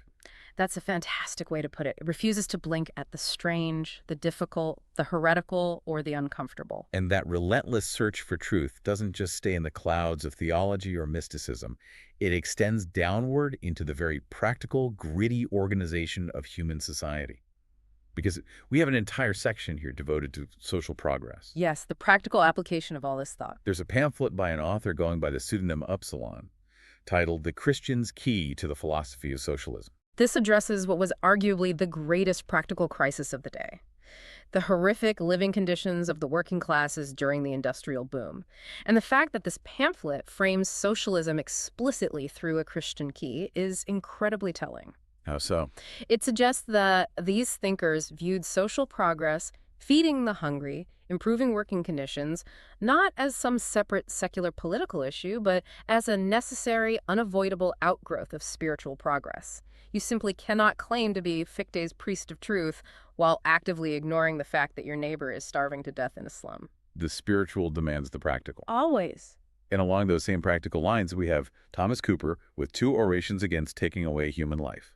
This is a hard-hitting, aggressive defense of the doctrine of non-resistance and a direct argument against the death penalty. Cooper is described in the text as having fine human sympathy. The reviewer says his style is intensely clear and forcible. So he's not writing abstract, detached philosophy. Not at all. This is an urgent, bleeding moral plea. It shows that the universal religion isn't just about feeling warm and fuzzy inside. It has concrete, demanding ethical requirements.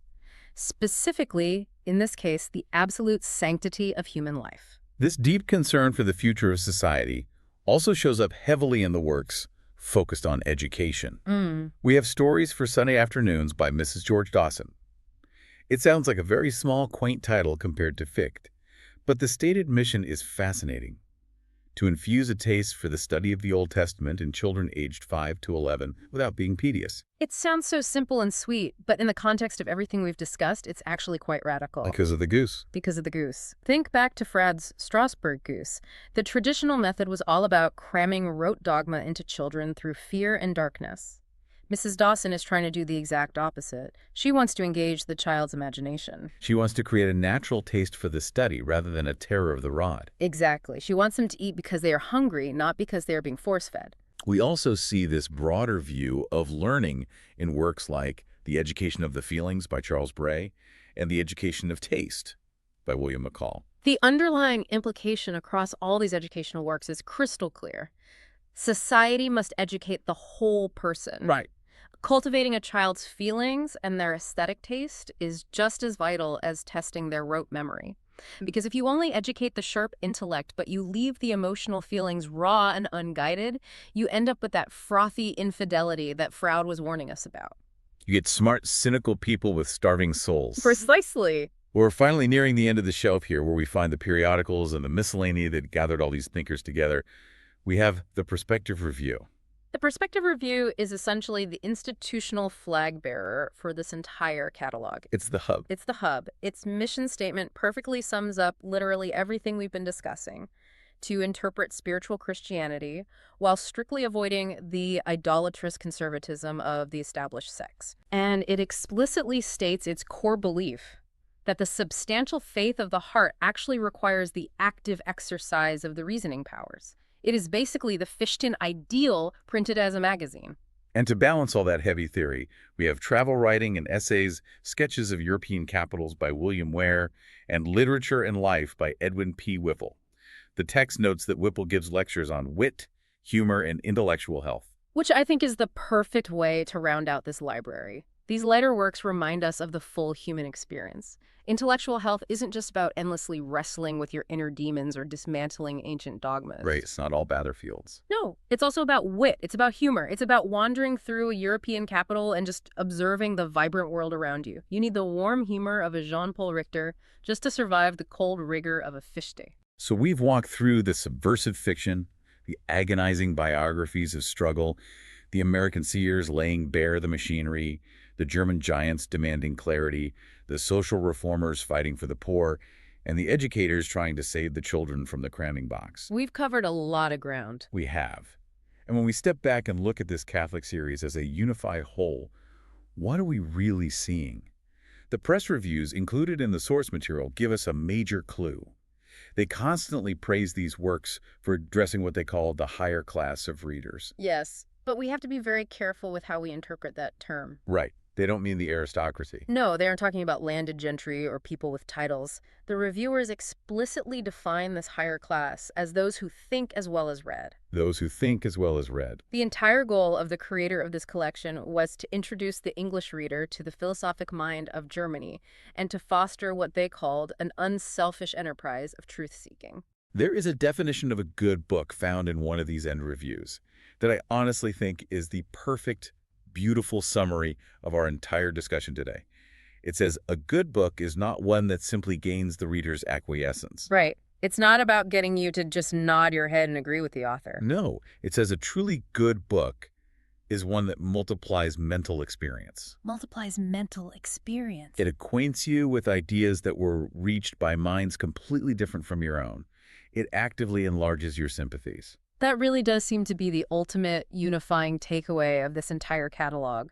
Whether you are engaging with the rugged, playful humor of Richter, or the piercing mechanical gaze of Emerson, or the tortured battlefield of Blanco White, or, yes, even the bizarre trance states of the clairvoyant. The value isn't in agreeing with all of them. No, the value lies purely in the expansion of your own self. It's about breaking yourself out of the Strasbourg box. That's exactly it. Refusing the darkness and the cramming, and choosing to multiply your experience. And perhaps that is exactly why the collection ends with a title that seems to just encompass everything we've talked about. The Purpose of Existence, popularly considered in relation to the origin, development, and destiny of the human mind. It is the unfinished pursuit. Through all these texts, we have been looking at the origin and the development of the mind. We've seen the desperate struggle against the dead idols and the deep human yearning for a living witness to the truth. Mm-hmm. But this library, this whole collection, it isn't handing us a neat set of final answers. It is simply a tool. It's a tool for, as the text says, clearing up and working out the intricate problem of life. And that intricate problem doesn't get solved in a single sitting. You don't just read Fichte and say, well, that's that. It is a continuous, lifelong process. It is the restless and unconquerable desire to win the true and the eternal. And honestly, as long as that desire exists within us, this library remains open. The conversation continues.